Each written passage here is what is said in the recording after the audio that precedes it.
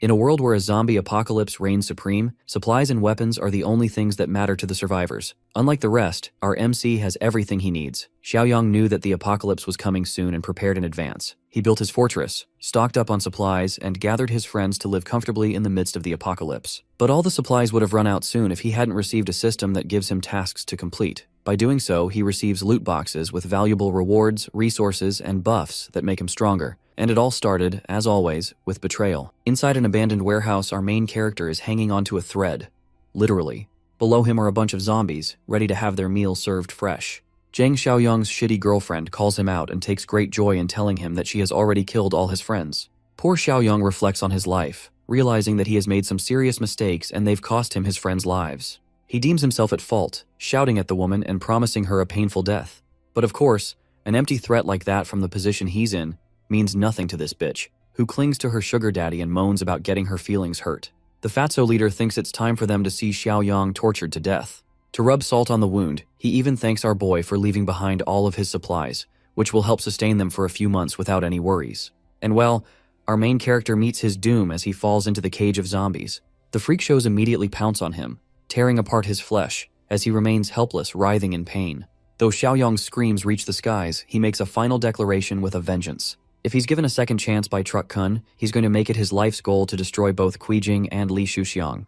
The regression isekai gods apparently heard his wish because in the very next scene, Bro awakens in his past self. In front of him is Kuijing, giving us a nice view of her dump truck to redeem herself. Being the gold digger that she is, she shouts at our boy for not adding her name to his property. Xiaoyang exclusively ignores her yapping and processes the situation around him. He quickly realizes that he's regressed to a time just before the apocalypse sent the world to hell. A weight of guilt looms over him, as he recalls the painful betrayal he experienced at the hands of Kuijing, the fake hoe who graduated from the University of Yapology. The betrayal resulted in his family's inheritance getting squashed, as well as his wealth getting destroyed. Damn, I don't even think a zombie apocalypse was necessary. This woman is a walking apocalypse herself. Let's talk about the specifics of what happened. Just like your typical zombie outbreak story, humans suddenly became infected with a virus and began hunting each other down. Thanks to Xiaoyang's excellent connections and reliable friends, he was able to form a safe zone to help the survivors. Everything was proceeding smoothly, until one day, the apologist arrived to seek shelter. She pretended to be helpless and lost, and because of her pathetic state, our boy took pity on her and invited her in. That became his most regrettable mistake he ever made. Playing the nice guy cost him. She easily took advantage of the situation and invited her own group inside the safe zone. The fact that this same woman is standing a few feet apart from him and shouting at him to give him money is all you need to know about how insufferable she is. Our boy is giving her the look of death and wants to strangle her, but he knows that there's no point rushing things right now. However, he does shove her outside because she just won't shut up. The door slams shut on Kuijing's face, and her confusion is satisfying to see. The same dude who she treated as her slave all this time suddenly has the balls to kick her out without any issues. Back to his apartment, Xiaoyang quickly glances at the calendar, realizing that he's only got a month in preparation before the world-ending apocalypse rears its head on him. Suddenly, something strange happens as a system screen pops up, activating the apocalypse system. His objective is to own a piece of land and prepare a year's worth of supplies. Something tells me the system must be taking inspiration from Genghis Khan. Did I mention the reward? It's 10 points, which can be exclusively exchanged for rewards at the store. Seeing the happy expression on his face, you can tell how Xiaoyang's feeling. He's really glad to discover his fancy new system that can help him manage through the apocalypse. Inside the store, there are only 3 items for now: an enhancement potion, a survival kit, and a protagonist supply box, which I find interesting. Each of them can be exchanged for different point costs. Things are already going better for him than he anticipated, as Xiaoyang quickly remembers just how miserable he was during this point in his life. Because he wanted to gather every tiny penny for Kuijing's dowry, he skipped out on his meals and starved himself to save costs. Imagine doing all of that for a girl that still ends up betraying you. Anyway, he grabs his phone, realizing he should order some food because the zombies won't let him have any of it anyway. That same night, the scene cuts to him savoring at the sight of his dinner, personalizing his expensive takeout experience. Bro is so eager to taste quality pork that the moment he takes a single bite, he gets the power of the gods and becomes shredded as hell. Just kidding, but that's definitely how it feels because of the amazing taste. So he starts munching down on the food like a Victorian child who hasn't eaten in days, and the next thing he knows is his phone blasting up. Xiaoyang checks it and realizes that it's a call from Kuijing's best friend, Wen Shuya. In typical toxic best friend fashion, she starts mouthing off at him on the phone for dismissing his girlfriend. The chick gets on his nerves so much that he hangs up on her. Instead, he focuses on his objective to acquire a piece of land. His current goal is to build a powerful fortress that can easily be defended, but also shares the facility of water and forests nearby. So the following day, our boy gets to work.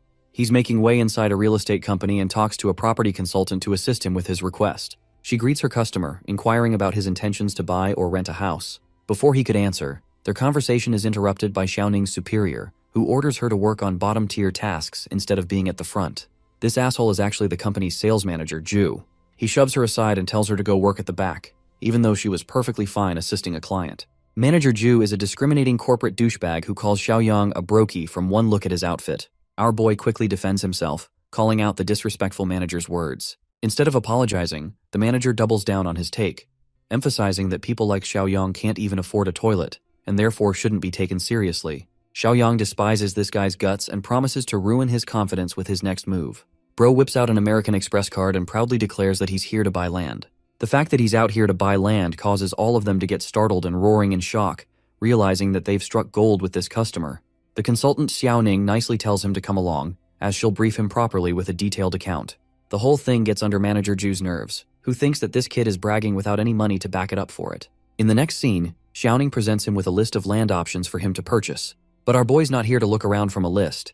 Instead, he plans to speak his exact requirements so they can get something for him. First off, he wants the place to be near the mountains with a fresh and flowing water source. A proper transportation system should also be there. And lastly, he'd prefer a factory or a big house situated upon it. With his exact requirements in mind, Xiaoning considers her options. Manager Ju decides to swing in with a recommendation in order to humiliate our boy. It's true that there's a plot in the East District, but it's incomplete and riddled with unfinished factories and other complications. That's why Xiaoning doesn't want to recommend it. However, this arrogant lad doesn't care. He thinks that Xiaoyang is intentionally litzing ridiculous requirements because a customer like him never has any intention of buying in the first place. To that, our boy raises a question, wanting to know if the East District plot really does satisfy his requirements. Xiaoning agrees, but reminds him about the unfinished factories and the project leader exiting the project. Checking the records of the plot, Xiaoyang quickly realizes that he might actually have something going for him. This is a nice plot, easy to defend with a barbed wire enclosure and difficult to approach or attack. The fact that there are unfinished factories is a bonus for him. Right away, he agrees to purchase the plot and sign the contract. The polite consultant lowers her head in agreement, but she's totally shocked that her customer is about to buy a place with unfinished factories roaming around. Xiaoyang doesn't exactly give a damn and wants the contract to be brought up so he can shove some shit in the manager's mouth. Hilariously, in the next scene, Manager Ju is screaming at the bill, questioning how the hell anyone could leave a giant deposit. It doesn't make sense to cover millions for a plot with a bunch of rundown factories on it. Here's the best part. Xiaoyang quickly turns up to remind him about the deal. Since he's purchased the plot, the manager has to eat a fresh load of crap. As Xiaoyang is walking away, even the other customers are ridiculing the manager, streaming his reaction and awaiting his performance. They're so ready to volunteer for the task. Let's go back to our boy. Recalling his two main missions from the Apocalypse system, he's just taken care of one by spending his bride money on purchasing land. His next concern is to stockpile a ton of resources for a year. As he's walking away, Shuxiang actually sees him and wonders what the guy is doing here. Fudgy the whale then glances at the ridiculous scene taking place in front of him. People have Manager Ju on his knees, and they're force-feeding him shit on a live stream. Damn, now that's a fate worse than death. The disgusting scene is replaced by a seductive one, presenting Jing in all her curvaceous glory. The woman suddenly receives a call from Shuxiang, who quickly informs her about Xiaoyang's visit to the real estate company. And yep, that definitely gets her going because her main question is, how the hell was he able to buy land and with what money? Shuxiang reports the exact deposit details and reports that this man probably spent his bride's money on it. Ping is pissed off after learning that the money she deserved is being used for his personal expenses. Instead of getting her riled up, Big Mac Attack tells her to just ask the guy himself and see what's going on. Her yapping goes on, and I'll gladly skip that part because who wants to hear that? Back to our boy, who is busy reflecting on his next idea. The big problem comes in the form of money, as he'll need a lot of it to cover for resources and work around building his base. His peaceful pondering is annihilated with a loud banging on his door. Bro probably thinks the FBI discovered something in his browser history. But no, it's just Dumb and Dumber, two of the most annoying women on the entire planet, and they're furious with the way Xiaoyang spent Jing's money. Completely confused by the situation, the dude wonders what the hell is going on. Jing does not spare him a chance to say anything and straight up accuses him of using her money to buy land. Not just that, she claims ownership over the land he just bought too. As you can tell, Xiaoyang finds her accusations to be ridiculous. First, he slaps her shoulder with a pile of cash, and then he reminds her that he's never going to allow a woman like her to spend even a single cent. In fact, he even brings up his knowledge of Xu Qiang and Kui Jing dating each other in secret, which ultimately surprises her even more. Worst bestie of the year chimes in to cover for her friend, acting innocent and stating that it's just a misunderstanding between a couple. However, our boy isn't convinced and straight up calls her a cheater for playing him against her sugar daddy. Slamming the door on her face, he tells her to get lost. Instead of feeling guilty over her actions, the one thing that bothers Kui Jing is how our boy was able to discover their secret relationship. That's how you know this woman is very messed up. She doesn't even care about the fact that she made a serious mistake. Her bestie is surprisingly also shocked, not knowing when the secret relationship even began. She's also disgusted that it had to be with the old bastard Xu Xiang. Even she understands that they've got no leverage against Xiaoyang anymore, so they'll have to return with another plan later on. Earlier I called this woman the worst bestie of the year, and you guys are about to know why. You see, she's a snake who has been waiting to shoot her shot. She's glad that the two of them are fighting, because she can sneak in and take Xiaoyang for herself. Anyway, let's not talk about those two horrible people and focus back to Xiaoyang, who came to visit the unfinished factory. The crew leader of the construction company explains that they'll have to renovate a number of things and install proper defense systems, and based on that, it'll take some time. Hilariously, with how many defense systems they're installing in place, even the construction crew member is like, "Are you about to fight God or something?" Our boy refuses to cooperate and simply orders the completion of the project within a month. The captain straight up tells him that it's not possible to end this in a month. Despite the numbers they have at their disposal, it won't be enough. But funnily enough, the same captain then tells him that the kid will have to pay more to finish his demands in a month. The project will be rushed, so they'll need a minimum of 20 million for the job. Without even despairing at the price, our boy simply smiles and asks to confirm it's really all they want. The leader expresses that Xiaoyang will also have to make an upfront payment of 5 million to get things started. Our boy is actually on board with the plan and explains that he'll get the money transferred in 1 week, as long as they don't waste time and begin right away. The captain is at a loss for words. He's probably wondering if Xiaoyang's the son of Chinese Elon Musk or something. Oh, and our boy emphasizes that if he skips out on the payment or crosses them in any way, he'll name the plot under their name in order to prevent the damages. The attractive deal gets sealed. But right then, the conversation is interrupted by Kui Jing's friend, who acts all buddy-buddy with him and grabs his arm, asking what he's up to. Already, our boy is pretty damn pissed off, knowing that in the previous life, this bitch was also involved in a scandal, and she helped Kui Jing to steal his family's property. He eventually plans to deal with her in his own way, but for now, Xiaoyang how she ended up here. The girl refuses to answer and brightly questions if this is the plot he's been working on. She wonders if he's going to use it to build a villa on top of it. Done playing the nice guy, Xiaoyang frees himself and tells her that it's none of her business. This pisses the bitch off even more. She can't believe that he's acting so rude, even though her heart is racing for him out of love. Focusing back to his project, Xiaoyang tells the construction crew to expand some space for the gate. Feeling ignored, she frowns at her inability to capitalize on this golden opportunity. She knows that Kui Jing's relationship is in shambles, but she can still play her cards and steal the land from our boy. I'm starting to feel convinced that our boy is a chick magnet for the worst women ever. Back at his apartment, Xiaoyang manages funds by using his house as a collateral. But even then, that's not enough to cover the initial payment. His biggest concern is getting a boatload of money. He even considers the idea of selling his place a few times to a few different owners, knowing that it won't matter when the apocalypse is going to come anyway. What are they going to do? Sue him in a zombie court? His peace and quiet is shattered when an annoying old man bangs on his door, shouting that Xiaoyang opens it at once. Apparently this dude is supposed to be his neighbor, Grandpa Li, who appears to have some money. The old guy is so rich that he owns the first 2 floors to his name, and now he's looking for Xiaoyang's place too. The only reason our boy didn't sell it in the original timeline is because he thought of this place as his eventual wedding house. But with how that turned out, and how this old fart is constantly shouting at him, he's starting to change his mind. Grandpa Li scolds the kid for going out clubbing, even though Xiaoyang completely denies such false accusations. Instead of continuing the meaningless argument, our boy simply surrenders the house to the old geezer's name, finally making the leap to have it sold. This brightens the annoying geezer's mood, as he's astonished to hear those words coming out of the kid's mouth. Xiaoyang emphasizes that there's a condition attached to it. Since his new place won't be ready for another 6 months to come, he'll require an upfront payment of 5 million so that he can personally pay off his house loan. It's actually a pretty smart strategy if he repeats this a few more times with different buyers. Xiaoyang intends to shut the door on him if he declines, but at the last moment, the old geezer caves in and accepts the conditions. However, he wants a contract to be set up so neither parties experience any issues. Of course, something as simple as a contract never bothered our boy, especially when he knew this geezer would die after claiming the house. Anyway, things are looking good so far. He'll soon get access to 5 million from Grandpa Li, and with the 3 million he pledged on his own, he now has 8 million to work with in total.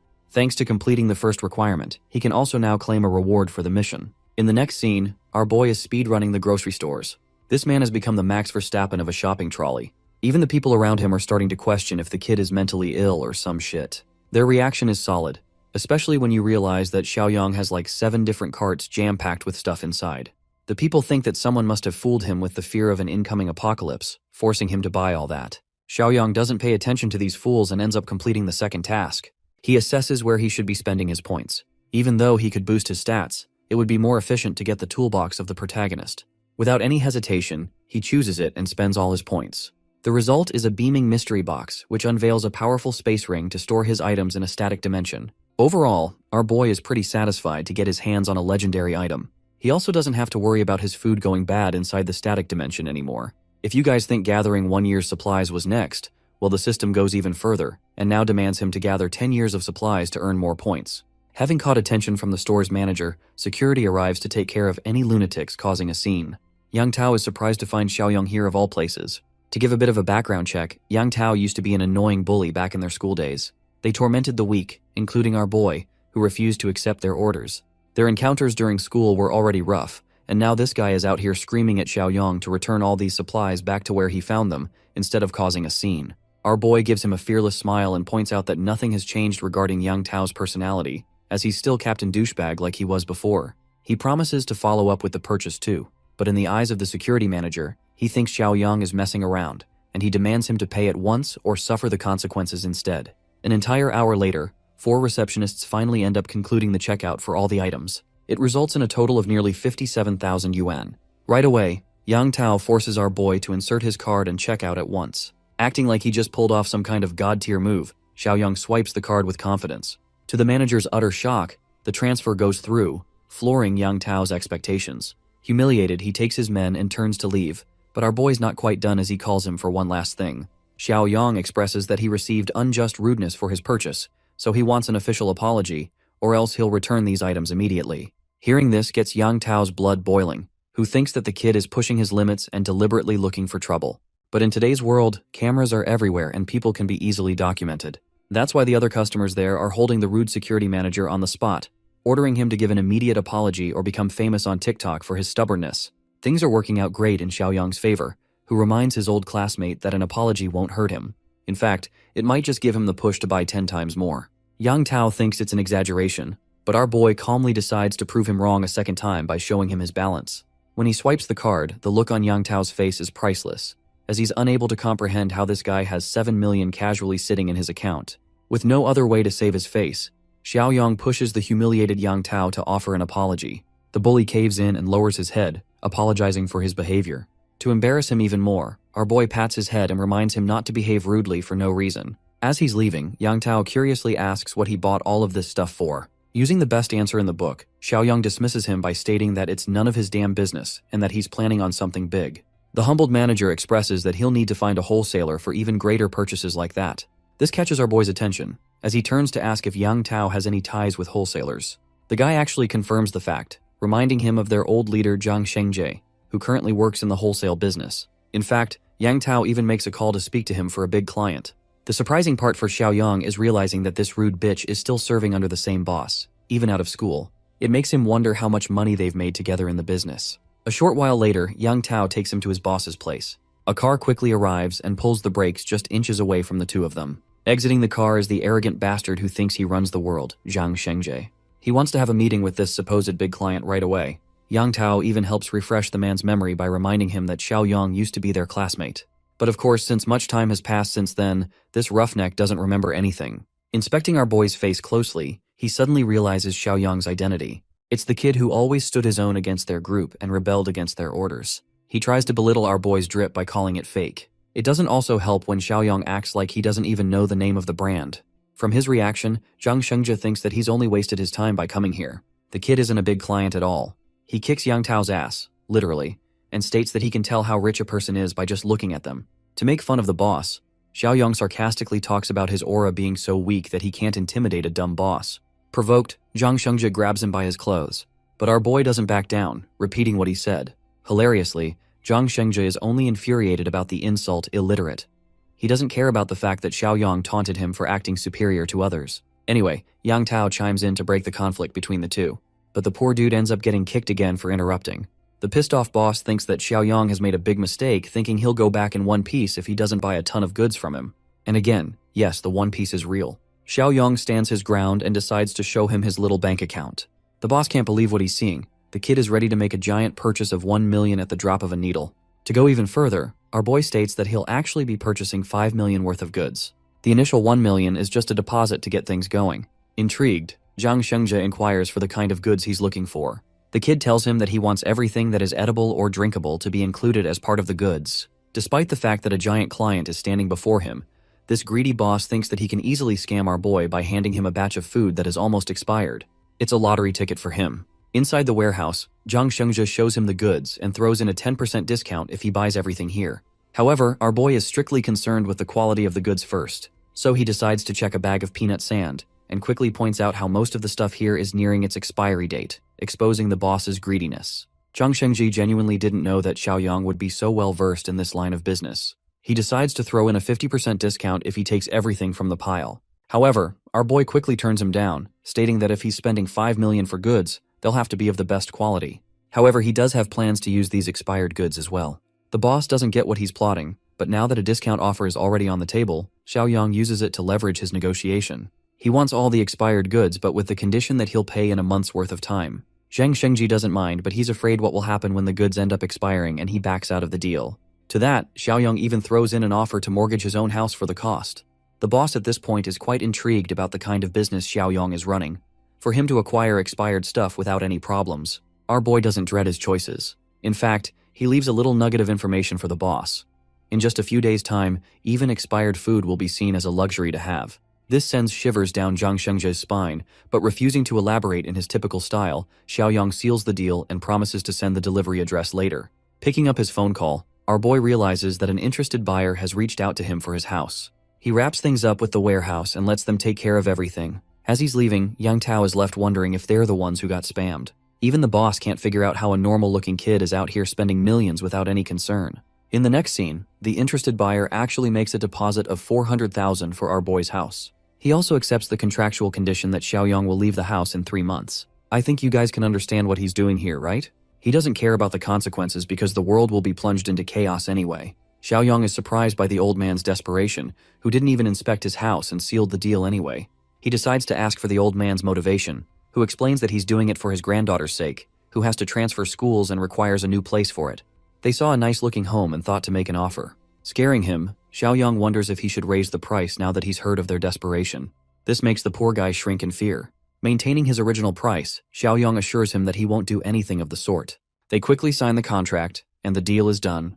The old man is grateful for the boy's kindness, and promises not to disturb him any longer. However, this situation is devastating for our protagonist, who thinks that it's a shame that innocent people like this old man and his granddaughter won't even be able to survive the gruesome apocalypse. Deciding to extend one last piece of kindness, he stops the old man and requests an address of their current location. In the next scene, Xiaoyang's back to the construction side, checking on his plot. Of course, the first batch of funds is clear, but the captain is hoping for the second batch too now. Our boy assures him they'll get the money soon, and asks for an update on the construction phase. From the looks of it, 80% of it has already been completed. They've installed reliable doors and structures to ensure proper defense. The warehouse is also looking good. It's already cleaned up too.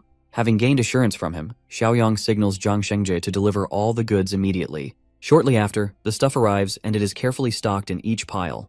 Just for the labor alone, the generous Xiaoyang is paying them 2,000 each for the task. While these guys are celebrating, our boy helps them categorize each pile efficiently, making sure the perishable items are stored without any inconvenience. By the evening, the sorting process is complete. Xiaoyang stares down at his magnum opus. At long last, he has officially stocked 10 years' worth of supplies, gaining 20 points on top of it. Once again, he inspects the system's store and realizes that another box has arrived in the list of options. The one good thing about the system is that he'll have access to these superpowers before the zombie apocalypse even hits the world. Spending 10 points, he purchases another mystery box, which unveils an ability known as the Mind's Eye. Its simple function is to detect hostility and ill intentions from other people, which is convenient when it comes to trusting people in the apocalypse. Replacing his earlier task is the new task, Armed to the Teeth.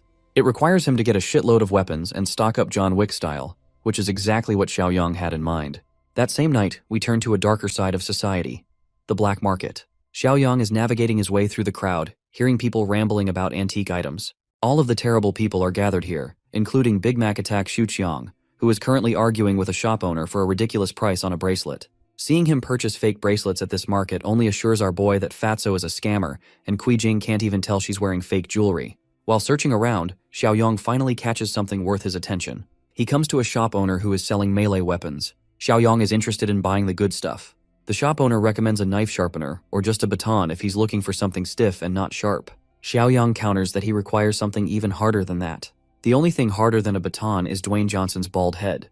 Anyway, the shop owner thinks his customer is messing around without actually being interested in buying. To his utter shock, the same kid transfers 200,000 right in his account, assuring the guy that he's interested in buying. Intrigued, the seller invites Xiaoxiang to keep watching his stall while they go off to speak in private. In the following scene, they're in his storage room. The man shows him a bunch of homemade guns that can go for 2,000 yuan. But they're not powerful enough to kill someone. Of course, Xiaoyong refuses them because he's going to be facing actual zombies, not chickens in the apocalypse. The seller then invites his attention to a replica revolver, which goes for about 5,000 yuan. Once again, the kid is serious and isn't impressed at all, especially when he's paid a staggering 200,000 in advance. The mention of an advance payment makes the shop owner shocked, because Xiaoyong isn't just here for 200 grand. No, that's just 10% of the original amount he's willing to invest on weapons. In fact, he'll be spending 2 whole million on them for the job. His outrageous offer makes the seller question the kind of life this guy's living. I'm telling you all, man's about to become the John Wick of the zombie apocalypse. Without further ado, he tells the seller to get on with it. Deciding to bring out the good stuff, the guy covers his house properly, assuring no one is watching them. He also assures Xiaoyong that he's come to the right place, as he can send him to a supplier who can help complete the transaction with high-quality weapons. The real meeting will happen in a couple of days. As he's walking out of the storage house, Xiaoyong ends up bumping into Fudgy Pudgy again, who finally understands why Xiaoyong is spending a comfortable life lately. He thinks that the kid sold off a good portion of his stuff on the black market to become rich. Little does he know, Xiaoyong is uninterested in his provocations and simply wants to use this idiot to test his newest ability. Activating the mind's eye, he first inspects the intentions of the seller, who appear to be in his favor. But for the fatso in front of him, not so much. Xiaoyong bites back by telling Xuxiang that just like those secondhand bracelets, he also took in Jing, who is worth all the fake shit he bought. Someone's gonna need an icing for that burn. One simple remark is enough to get Xuxiang's nerves flared. The seller wonders if they know each other. To that, our boy emphasizes that it's best to consider him an enemy. Since they've become good friends already, the seller offers his support to our boy, promising to beat the crap out of the old fart for messing with them. Xiaoyong leaves satisfied while Xuxiang is at the verge of tears, seeing a bunch of ruthless men approaching him with a baton.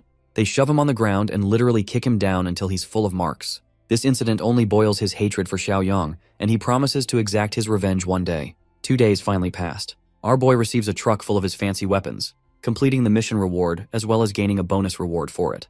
The bonus reward is a physical enhancement potion to help boost his stats. It's even got a multiplier of 2, so it's even more effective than what he can purchase at the store. Wasting any time, he loads the injection and chucks it into his body. Seconds later, he realizes that he's surpassed the average male's strength, which is at 5 points. Right now, he's at 7 points, allowing a 40% increase in physical might. Next up, he checks the store, which only has a survival kit and a physical enhancement potion for him. Deciding to maximize his strength stat, he goes for the physical enhancement potion and injects it again. By the end, our boy is stacked with 8 physical points, significantly boosting his power by 60% compared to the average male. To test his ability, he looks around and grabs a hardened rod. Xiaoyong kicks it so hard that it bends and leaves a crack in the nearest wall. With his current level of strength, zombies are going to be catching these mighty hands. Next up, he decides to store all of his weapons inside the spatial ring, which sucks all the crates inside the static dimension. Assessing his situation, Xiaoyong understands that the apocalypse will break out in 2 days. He has to tie up any loose ends now, which reminds him of the situation with the old man he met. Even though people betrayed his trust in the apocalypse, deep down, Xiaoyong is a good person who wants to help others when he can. That's why he intends to send their family a bunch of supplies to survive. But from then on, it's up to the people to manage their own. In the next scene, Xiaoyong arrives at the old man's place. It was difficult to find the exact location because of how downtrodden this place appears to be. As he's climbing stairs, our boy understands that the old man must be in a really terrible place in life. As he's knocking the door, he realizes that it's best to whip out the supplies he brought first, so that he doesn't have to deal with it. His magic ring materializes the rationing supplies just outside, and finally he knocks the door. The old man worriedly comes up, apologizing for the situation of the rent. But he's shocked to discover Xiaoyong at his doorstep. And not just that, the kid has brought tons of stuff alongside him. Our boy tells him that he doesn't have time to explain, so it's best if they transfer the stuff inside quickly. In the next scene, the crates are all placed inside, and the old man is pretty impressed by Xiaoyang's stamina. Our boy inspects his surroundings and thinks that the old man's apartment is well secured. He warns the old man not to spill a word of what he's about to tell him. Xiaoyang advises them to use the supplies smartly, because the world is about to experience a change. Suddenly, he glances at a photograph of the old geezer's beautiful granddaughter. To his utter shock, it's actually Shanshan, one of his friends that he made when the apocalypse broke out. To confirm her identity, he checks with her grandfather, who is surprised that Xiaoyang knows her name, even though they never brought it up in their conversation. Concerned, Xiaoyang immediately asks for her location. Turns out that she's in her hometown studying and in the process of transferring. In the original timeline, he found her with lingering regrets about her grandfather's demise, who risked his life to save her and died in the process. As his friend, Xiaoyang refuses to let the same outcome happen again. First off, he tells her grandfather that he's not going to be able to move into his house. This causes the poor guy to panic out of fear, but Xiaoyang helps calm him down by explaining the end of the world. A zombie apocalypse will break out tomorrow and no place will be safe from now on. That's why he wants the old geezer to pick up his daughter from school, and then they'll decide where they should stay. This is too much for the old man to understand all at once. Unfortunately, Xiaoyang doesn't have a choice but to help his understanding. He describes the situation to be similar to a famine. Starvation will be the norm for their once peaceful world. Xiaoyang practically demonstrates his point by sucking in all their furniture as well as the crates back to his ring. Shanshan's grandfather is at a loss for words, until our boy explains that he has special powers and the ability to see the future. That's why he wants them to be safe, and they must head to Shanshan's school right away. In the next scene, they're inside the car rushing to the school.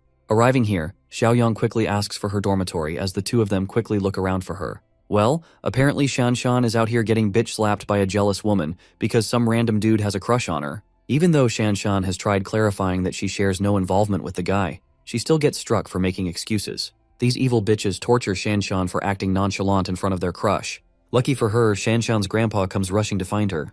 The helpless old man demands the woman to let her go. But to deal with them, a bunch of high school lunatics arrive, threatening the old man for getting involved.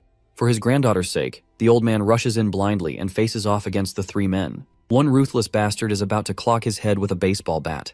Before the attack even connects, Xiaoyang grabs his arm and stops it. He taunts the guy for pretending to be a gangster, when really they're just a bunch of high schoolers. The idiots try to clown on him, but Xiaoyang beautifully answers by kicking the first guy so hard that his hair turns blonde. Just one kick dropped him to the ground, making the other two idiots question if they're dealing with a trained professional. They stupidly try to surround him, thinking that's going to make a difference. Our boy gladly welcomes the attempt. The dude with the club attempts to strike him from his blind spot, but completely misses his mark as Xiaoyang ducks with ease. Now that he's amplified his strength stat, his reflexes are on a whole different level, causing him to react faster. To return the blow with love, he grabs the guy's collar and smashes him into the ground, knocking him out immediately. As for the leader of the group, he tries sneaking up with a knife stab. Unfortunately for him, Xiaoyang maneuvers his fist to his advantage and brutally delivers a kick just below his thigh. Just so you know, getting kicked here by a real-life professional is bound to put you down with the worst kind of pain imaginable. Well, in these idiots' case, Xiaoyang has been successful in helping them take a nap. Next, he walks up to the girl who toyed with Shanshan. A bitch slap to the face reminds her that he's showing his support for feminism and exercising equal rights. Girl is literally seeing stars for a minute. Bro then grabs the other bitch and shows her how it feels when someone pulls your hair. He then puts a blade right up to her neck, drawing tears out of the fear in her eyes. And then boom, a sharp swing cuts through as the woman screams in pain. At first glance, it looks like bro just got his first body count kill. Even the reaction of Shanshan makes it seem like he really unalived someone. But no, he just gave her a little haircut. You know, how the barbers treat you when you say, just cut a little off the top, and then they end up running a fade check on you? Yeah, it's happening to her. She screams at him, promising never to forgive him for what he did. But let's be real, our boy doesn't give a damn and even acts like he did her a favor by taking off the extra weight.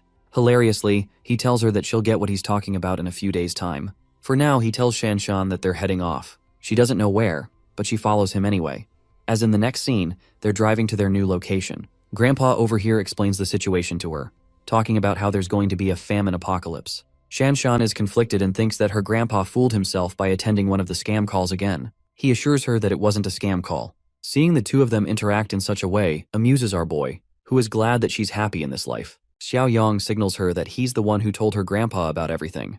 The Shanshan of this world has no idea who he even is. So he introduces himself properly again. She thanks her new brother for helping out with the bullies. But Xiaoyang isn't too worried about them anyway, since they won't be surviving in a few days. Still, the girl is lost and doesn't get what's about to happen to the world. Xiaoyang clarifies that he only describes the situation as a famine, because it's the easiest way for her grandpa to understand. This gives the poor girl some hope, making her believe that everything's gonna be fine. Bro quickly reaps her soul by replacing the word famine with an apocalypse, utterly shattering her expectations. Xiaoyang states that things should already be going south according to the news. Shanshan quickly checks her phone and sees a bunch of videos about some kind of rabies infection causing people to go mad and attack people. Her fear grows and grows when she watches even more videos, horrified to see the condition of infected people. Xiaoyang stands corrected once again. The apocalypse is about to begin. Shanshan learns that tomorrow will be the official breakout of the toxic smog, which will encompass several provinces. This dangerous smog will permanently alter the state of living beings. A good portion of the population will immediately turn into zombies, and from then on, they'll feast on those that are unaffected by the smog. Once killed, the uninfected become the undead, increasing their numbers. He's happy to know that Shanshan at least has knowledge of what zombies are supposed to be like. It's just that the situation is far too ridiculous for her to understand. But our boy thinks she'll come to find it reasonable soon, especially when the entire world will be plunged into chaos after 1 week. But right now, they're stuck with another problem: traffic. Xiaoyang is surprised to find the emergency lane also blocked.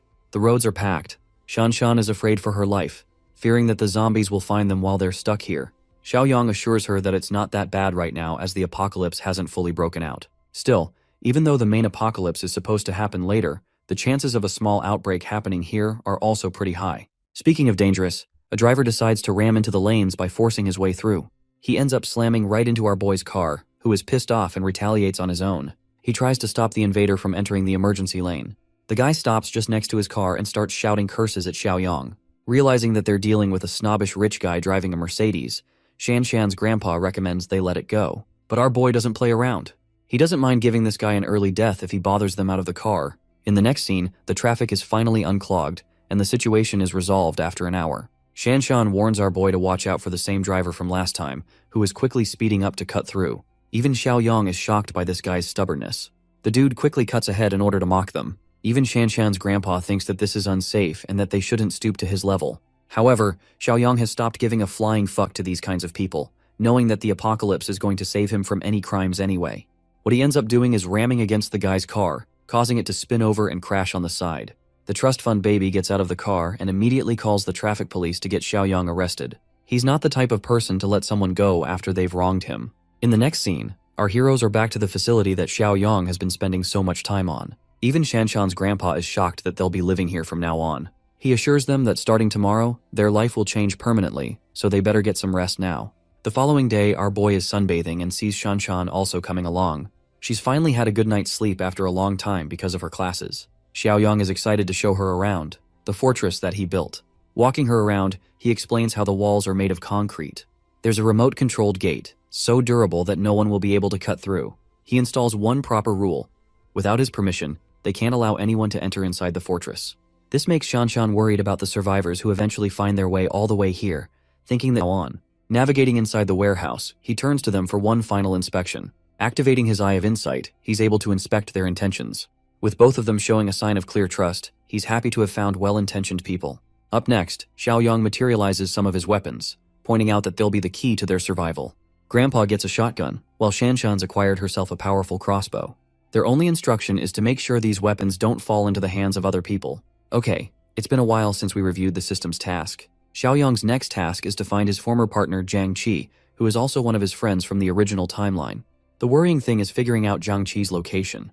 But not to worry, because the system points to the exact city his friend is living in. He leaves both Shanshan and her grandpa in charge, reminding them not to violate the rules he has set. Then he heads off to recruit another member into their main fortress team to strengthen and reform it before the apocalypse begins. The scene cuts to a studio called the KTV. A bunch of homies are hanging out here and enjoying some karaoke. They decide to take a bathroom break to relieve some tension. Here, Zhangshai ends up bumping into a pretty girl and apologizes for having caused unnecessary trouble. Of course, her boyfriend doesn't give a crap about their excuses and kicks him away. Jiang Qi's sent flying back. Knocked to the ground, his friend comes up to check on his condition. Nerd Eyes over here puts up a bold stance and stands up to the meathead who punched his friend, causing the guy to get even more pissed. He quickly grabs Jiang Qi's friend, toying with him. Jiang Qi begs for mercy, hoping for the man to spare his pal without causing any harm. While this is happening, a waiter watches the whole scene go down. He's already suffering from a cold and now there's a fight breaking out. Quickly, he tries to stop the fight by intervening. The annoyed wannabe rich guy acts like he's a big deal and grabs the waiter too, who gestures to the two kids to scatter away quickly. Jiangqi and his friend make a run for it while they still can. They go back to their karaoke room, having escaped the troublesome situation. Even the other guys are shocked why they came running like that. Captain Glasses tells them about the situation, how they bumped into a thug's bitch and ended up getting their ass beat for it. It's only thanks to the waiter that they were saved. Hearing this, the other two guys are riled up. They want to go back and beat up the dude for daring to mess with their group. Jiangqi helps him calm down, stating that there's point looking for trouble anymore. Well, things only get worse from here on out. Remember the waiter? Poor guy has been beaten to a bloody pulp. The rich thug has brought 3 more of his friends, and they're all here to beat up Jiangqi's group. The thug orders his men to seize them right away. Unable to put up a fight or cause trouble, Jiangqi and Nerd Eyes quickly drop low. There's only one guy confident enough to put up a fight from their group, and when he tries to break his silence, the thug leader smashes a bottle on his head. Chen Chong, and I'm not even being racist, that's actually his name, is left with a bloody head. The scene transitions to our boy, who stops his car just outside the bar, knowing that Jiangqi being here makes total sense. Chen Chong's down for the count, and if that's his blood on the floor, then someone needs to get this guy to the ER fast. The asshole thug leader seeks the validation of his girl, who thinks that they should punish the one who bumped into her. And that turns their attention to Jiangqi, who is about to get his ass kicked. Shockingly, Chen Chong dashes up from the ground and attempts to strike down the thug leader. If not for the other guy stopping him, he really would have smashed his face in. The thug leader is surprised to see such bravado coming from a college kid and smashes yet another bottle on top of his head. I'm starting to feel sorry for him. Chen Chong kisses the ground a second time and his friends cry out in worry. Watching him go down like that infuriates Jiangqi to jump into action. Unfortunately, they're quickly detained. The final member of their group is quivering like a puppy on the side. The waiter is struggling to maintain his senses, while the rest of the thugs are busy beating down Jiangqi's group. Unfortunately, his punch is dodged, so he doesn't even take one of them down. Something happens to the waiter. This guy goes crazy with his bloodshot eyes and flings into the battle like a damn animal. He chomps down on one of the men, chewing on his shoulder and horrifying everyone else. The thugs have no idea what's going on or why this waiter has gone insane all of a sudden. They quickly try to restrain him, but his monstrous strength gets the better of them. In fact, the zombified waiter turns back to chomp down on the other guy's arm. He's become a full-fledged animal as he overpowers the thug and knocks him to the ground. To everyone's shock, the same overpowered animalistic beast of nature is easily manhandled by a random guy. This random guy is none other than our boy, of course, who shoves his face into the screen and tells everyone else to stop fucking around. The thugs are astonished. Just now they were getting destroyed by the waiter, and yet one kid has him pinned against the wall without any trouble. The thug leader questions Xiaoyang's identity, who doesn't explain a word and addresses Jiangqi's condition, asking if he's clear of any bite marks. Luckily he is, but Jiangqi doesn't know why he's being asked such a weird question. Our boy tells him to quickly follow him as they've got somewhere to be, but the thug leader isn't quite done messing around with them and stops them. However, one of his own henchmen starts experiencing a strange headache after receiving a bite. Immediately, our boy comes to terms with what's about to happen. The infection is getting worse and his guy is about to turn. Xiaoyang asks if his shoulder was bitten off by the same rabid waiter. The lackey confirms this as a fact but doesn't understand the connection. Our boy internalizes that this guy was actually already infected. And now that he's received a bite close to his head, it's game over for him. Xiaoyang drags the zombified waiter, tosses him into the restroom, and slams the door shut. The wild beast keeps on ramming the door, but luckily, zombies at this stage don't have the intelligence to open doors. Turning his attention back to the thugs, our boy prepares himself for a serious ass-kicking, questioning Jiangqi which one he should take out first. The funniest thing is that Jiangqi doesn't even know him and fails to comprehend what's going on. Pissed off by the kid's audacity, the thug leader rushes to punch his arrogance down. Humiliating him with a simple motion, Xiaoyang grabs his damn face and smashes his head into the ground. The infected lackey from before rushes to attack him as well, but he's also destroyed with a single smack to the face, knocking him down. With the dude completely knocked down, his friend comes to ask what's going on, as a simple punch shouldn't have been so effective. His body twists and turns in pain as Xiaoyang invites them for the smoke, believing that only after catching these hands will they understand not to fuck with him. Turning to Jiangqi, he's given strict orders to head to the private room with his friends and wait outside. The guy doesn't put up a fight and just helps his friend exit the room. As for the thug leader and his fellows, they're done fighting around too, knowing they don't stand a chance. However, Xiaoyang isn't the type to just let anyone leave after they messed with him like that. He accuses the thug of being a drunk bitch who nearly killed his brother because of his carelessness. To give this guy a taste of his own medicine, he shoves the thug down and slams the door shut on him, sealing them inside.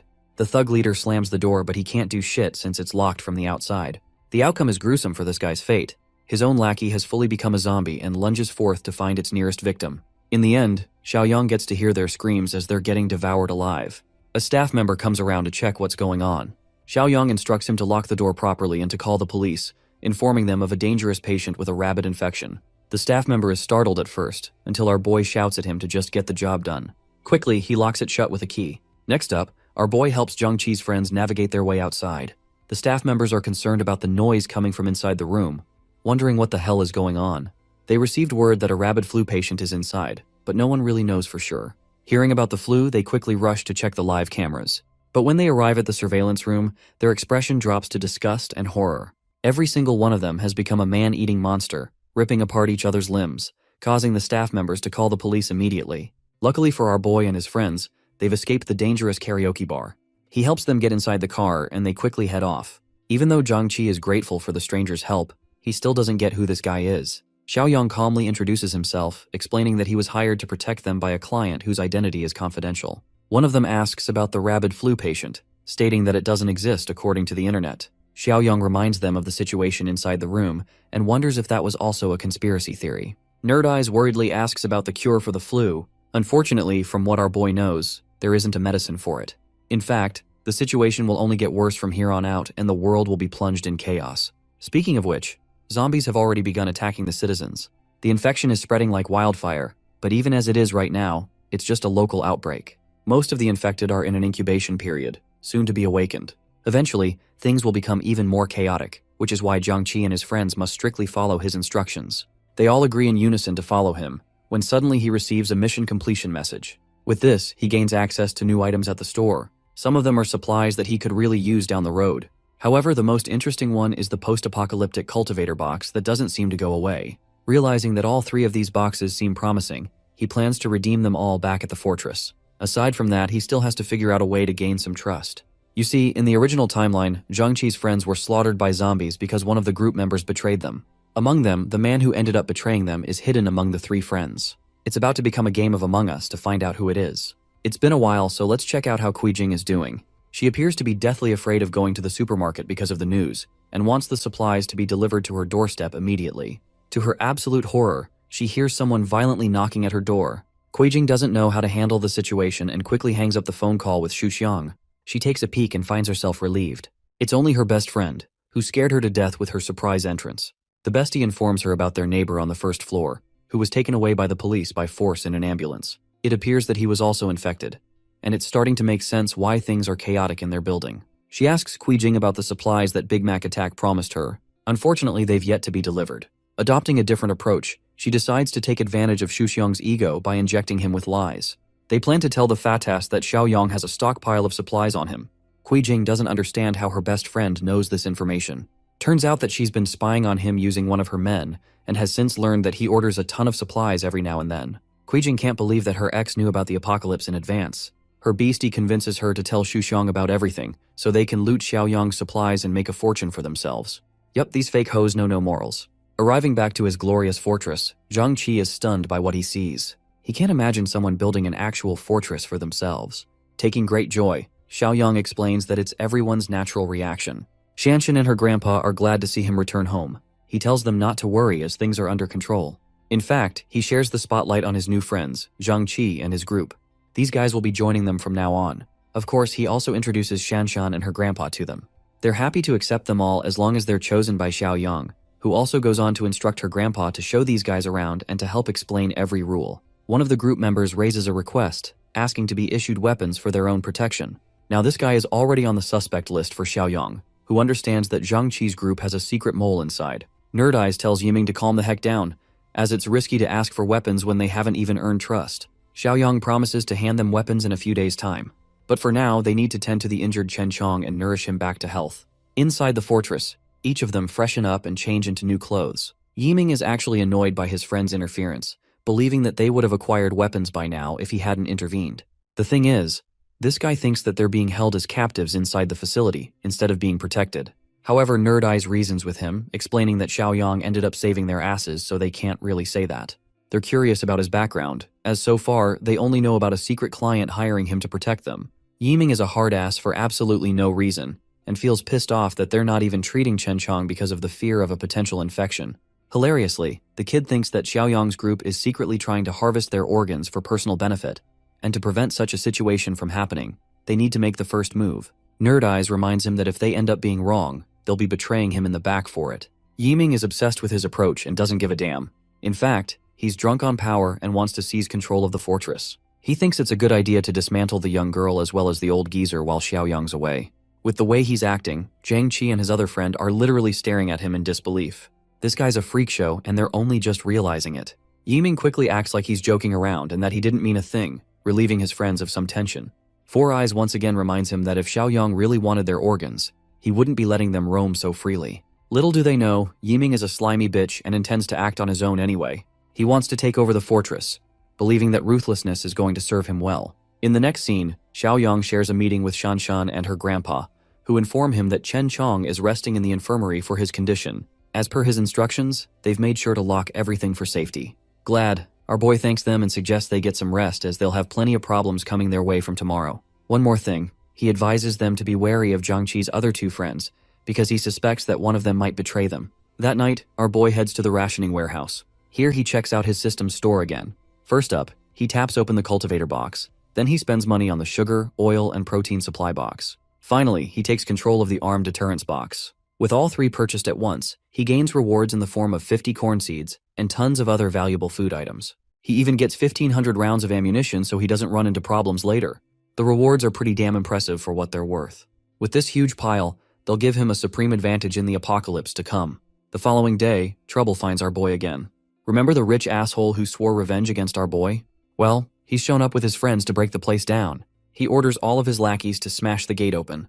But it's honestly pathetic when you realize that despite their best efforts, they can't even dent the thick gate. The boss is infuriated, unable to believe the integrity of the door. Whipping out their best gear, they decide to use Molotovs, sending them flying inside. It doesn't take long for the flames to erupt chaos. With the Molotovs dropping inside, Shanshan and the rest of the group quickly attempt to put out the fire. With this situation, she gains even more conviction in Xiaoyang's words, who predicted that things will get more chaotic from here on out. But you know our boy, he doesn't like backing down at all. This man brought a rifle to deal with anyone who stood in his way. He goes up to the watchtower and checks out the identity of their assailants. Shanshan's grandpa is the first one to realize that it's the same rich bastard from the highway. His men also spot them from the watchtower. The snob roars at them, demanding that Xiaoyang come outside or else he'll burn the place down. Responding with a cool head, Xiaoyang warns them that they have about 5 minutes to fuck off. His repulsive response ignites even more anger from the men, who threaten to use 2 crates full of Molotovs to burn the fortress. Suddenly, the system tasks our boy with another mission. Grandpa doesn't know what to do and recommends a warning shot. By the way, the mission objective is to eliminate the threat that is attacking the fortress. Our boy thinks that a warning shot isn't gonna cut it, especially when they're dealing with scumbags who are directly committing a crime. Knowing that these guys have no morals or consideration for people like them, our boy takes aim and believes that he can't allow them to continue to threaten the lives of others. Saying so, Xiaoyang fires off a shot, eviscerating a guy's arm, causing him to cripple down and shout in pain. Xiaoyang actually wanted to aim for the guy's head, but because he hasn't used a gun in a while, it'll take some time to adjust his aim. Anyway, the fact that he took off the guy's arm is enough to eliminate the threat. They run off like scared little bitches even though they're the ones who came for a fight. Xiaoyang doesn't want to prolong the situation, and knows that these guys will just show up at his door tomorrow, so he shoots every last one of them mercilessly. The few who escape to the vehicle quickly assist their boss to get inside, who screams at his driver to step on the pedal. I'm telling you guys, this man is actually John Wick, and it's refreshing to see a main character that isn't stupid. Despite their best effort to escape using the car, Xiaoyang shoots them down using his automatic rifle. With the way he's handling the gun with extreme proficiency, it makes the old geezer question about the kid's background. Well, it's a miserable ending for these bad guys. Their car is wrecked, and they're all dead. They brought themselves to the Grim Reaper, and the Grim Reaper delivered. Next up, Xiaoyang tells Shanshan's grandpa to use the rest of their group to clean up the mess. But then, a sudden thought takes over his mind. Since they're already in the early stages of the apocalypse, now would be a good time to let these guys rot out here and become training dummies when they eventually become zombies. So he stops the cleaning operation and prefers the dead men to be right where they are. What our boy doesn't know is that Shusheng is actually on his way too, along with Kuijing and her bestie. Kuijing is actually pretty annoyed by her friend's flirtatious behavior in front of the fat ass. At last, they finally arrived in front of the site. Kuijing intends to bring her bestie along, but suddenly she gets cold feet and doesn't want to come. She has to come along to act as a guide, or else they'll never know which factory is Xiaoyang's place. Refusing to come, Kuijing drags her outside by force, ignoring her whining. The two girls walk up to the place. while Xu Qiong signals his team to get ready for the main event. When he gets the signal, he'll start the car, and then his team will join in on the operation. Back to the girls. The evil bestie over here wants to know why she was dragged along. Kuei Jing reminds her that both of them share the same nature, so she is wary of her intentions. The evil bestie gives a sloppy excuse, stating that she intentionally behaves this way so they can manipulate Xiaoyang easily. To their shock, they see a bunch of dead bodies on the ground. It doesn't take a genius to figure out that there's been a shootout. Both of them stand terrified. They think it's a good idea to go back, but then quickly realize that this party must have also been trying to steal Xiaoyang's supplies. This makes them wonder if Xiaoyang also died in the resulting shootout. They care little about what happened to him as long as his supplies are still around. At first, they ponder going back and using Xuxiang to move forward. However, Kuijing recommends they move forward and sneak their way inside. The girls walk up to the main gate, but it's so thick and tightly shut that there's no chance they'll get inside. This makes them wonder if Xiaoyang ended up surviving after all. From up the tower, Shanshan addresses them and questions their intentions. They both pretend to be associated with our boy, acting like they're his friends. Shanshan quickly informs Xiaoyang about the situation, causing Kuijing to get even more frustrated, because she thinks he's found himself a new chick. Her friend reminds her that they're not supposed to show delicate feelings here, especially when they're dealing with armed individuals. Kuijing is actually fully confident in Xuxiang's ability to handle them, because he's brought guns of his own. The only problem is getting past the door, because everything else will be a piece of cake after that. Xiaoyang comes along to take a look for himself, and wonders what Kuijing and Wen Shuya are doing here. Right away, he uses his eye of insight to inspect their intentions. On the outside, these bitches are acting all cute, but he senses distrust and malevolent intentions from them. They act like they're worried about him, but our boy laughs at their sorry attempt for a joke. Not just that, he blatantly shares his knowledge of the Fatas Xuqiang also hiding nearby along with his lackeys. Both of these hoes have a surprised Pikachu expression, not knowing how the hell he was able to know. He doesn't even show them mercy and starts firing off a warning shot. Kuijing and Wen Shuya can't believe that he's actually going to such lengths. The evil bestie maintains a cool head and reminds Kuijing to stay calm, because they're dealing with someone with a gun. But of course, our boy doesn't want to kill the two of them right away. That would be too easy for the likes of them. Suddenly, one of the bodies of the dead men turns into a full-fledged zombie. But not just that, the rest of them are turning too. The same rabid flu they saw on the news is miraculously bringing the dead back to life. This is the moment of ultimate satisfaction for our boy, who wants these two bitches to suffer the ultimate demise at the hands of bloodthirsty zombies. Kuijing and Wen Shuya make a run for it, trying their best to escape the prowling murder machines. They pace their way back to Xuxiang, who has no idea what's going on. That's until he sees a zombie horde rushing after them. Both of these women are reduced to the brink of tears, begging the fatso to become their savior. Xuxiang didn't expect to run into the infected patients in the middle of nowhere. It causes a change of plans as he alerts his men to pull back. He doesn't even save the two women and completely disregards them. Kuijing is literally too angry to die. The scheming bitch throws her purse at her own best friend, causing Wen Shuya to trip on her feet and fall to the ground. Defenseless with nowhere to go, the zombies make quick work of her, tearing apart her flesh and enjoying their meal. While she's being torn apart, Wen Shuya curses Kuijing, swearing that she'll face an ugly death when her time comes. Making her own escape, the crazy bitch runs away, thinking she did the right thing. Witnessing such a horrific scene, Xiaoyang achieves system points for eliminating another threat, while Shanshan watches in horror. He also gains access to another mission to kill the lingering zombies around the base. Shanshan can't believe that the infection is so potent that it causes the dead to return back to life. With this, the apocalypse has officially begun. Xiaoyang tells her that mutations will run rampant, and the people who are infected will turn into zombies even after death. Sensing that he needs to update his team, he calls for an immediate meeting. In the next scene, they're all sat, discussing what to do next. Xiaoyang instructs everyone to stay vigilant and lock everything down completely, making sure that their bodies adapt to the source of the infection. If their bodies can healthily adapt, they'll be at less risk of a sudden mutation. Even then, Zhang Qi is worried sick for his injured friend. Chen Chong is still resting in the infirmary, and unfortunately for him, his infection is slowly taking over him. The city's up in flames, chaos is ensuing outside and ravaging the world. We turn to Zhang Xingzhe, who orders his family to stay home while he's going to go to the warehouse and collect all the supplies he has. He also strictly tells them not to open the door for anyone, but things aren't looking so great for them as someone's already banging on the door. Gesturing his family to stay quiet, he approaches the door with a golf club in his hand, ready to knock the shit out of any infected person. He realizes it's just Yang Tao outside and lets his guard down. That ends up being his ultimate mistake, because Yang Tao has brought his friends to beat the shit out of his boss. They kick him down as he demands to be let go of. Even though the boss showed consideration to Yang Tao all these years, his own lackey ended up betraying him in the end. Of course, Yang Tao reminds his former boss that he was disgraced and tossed around like a lapdog.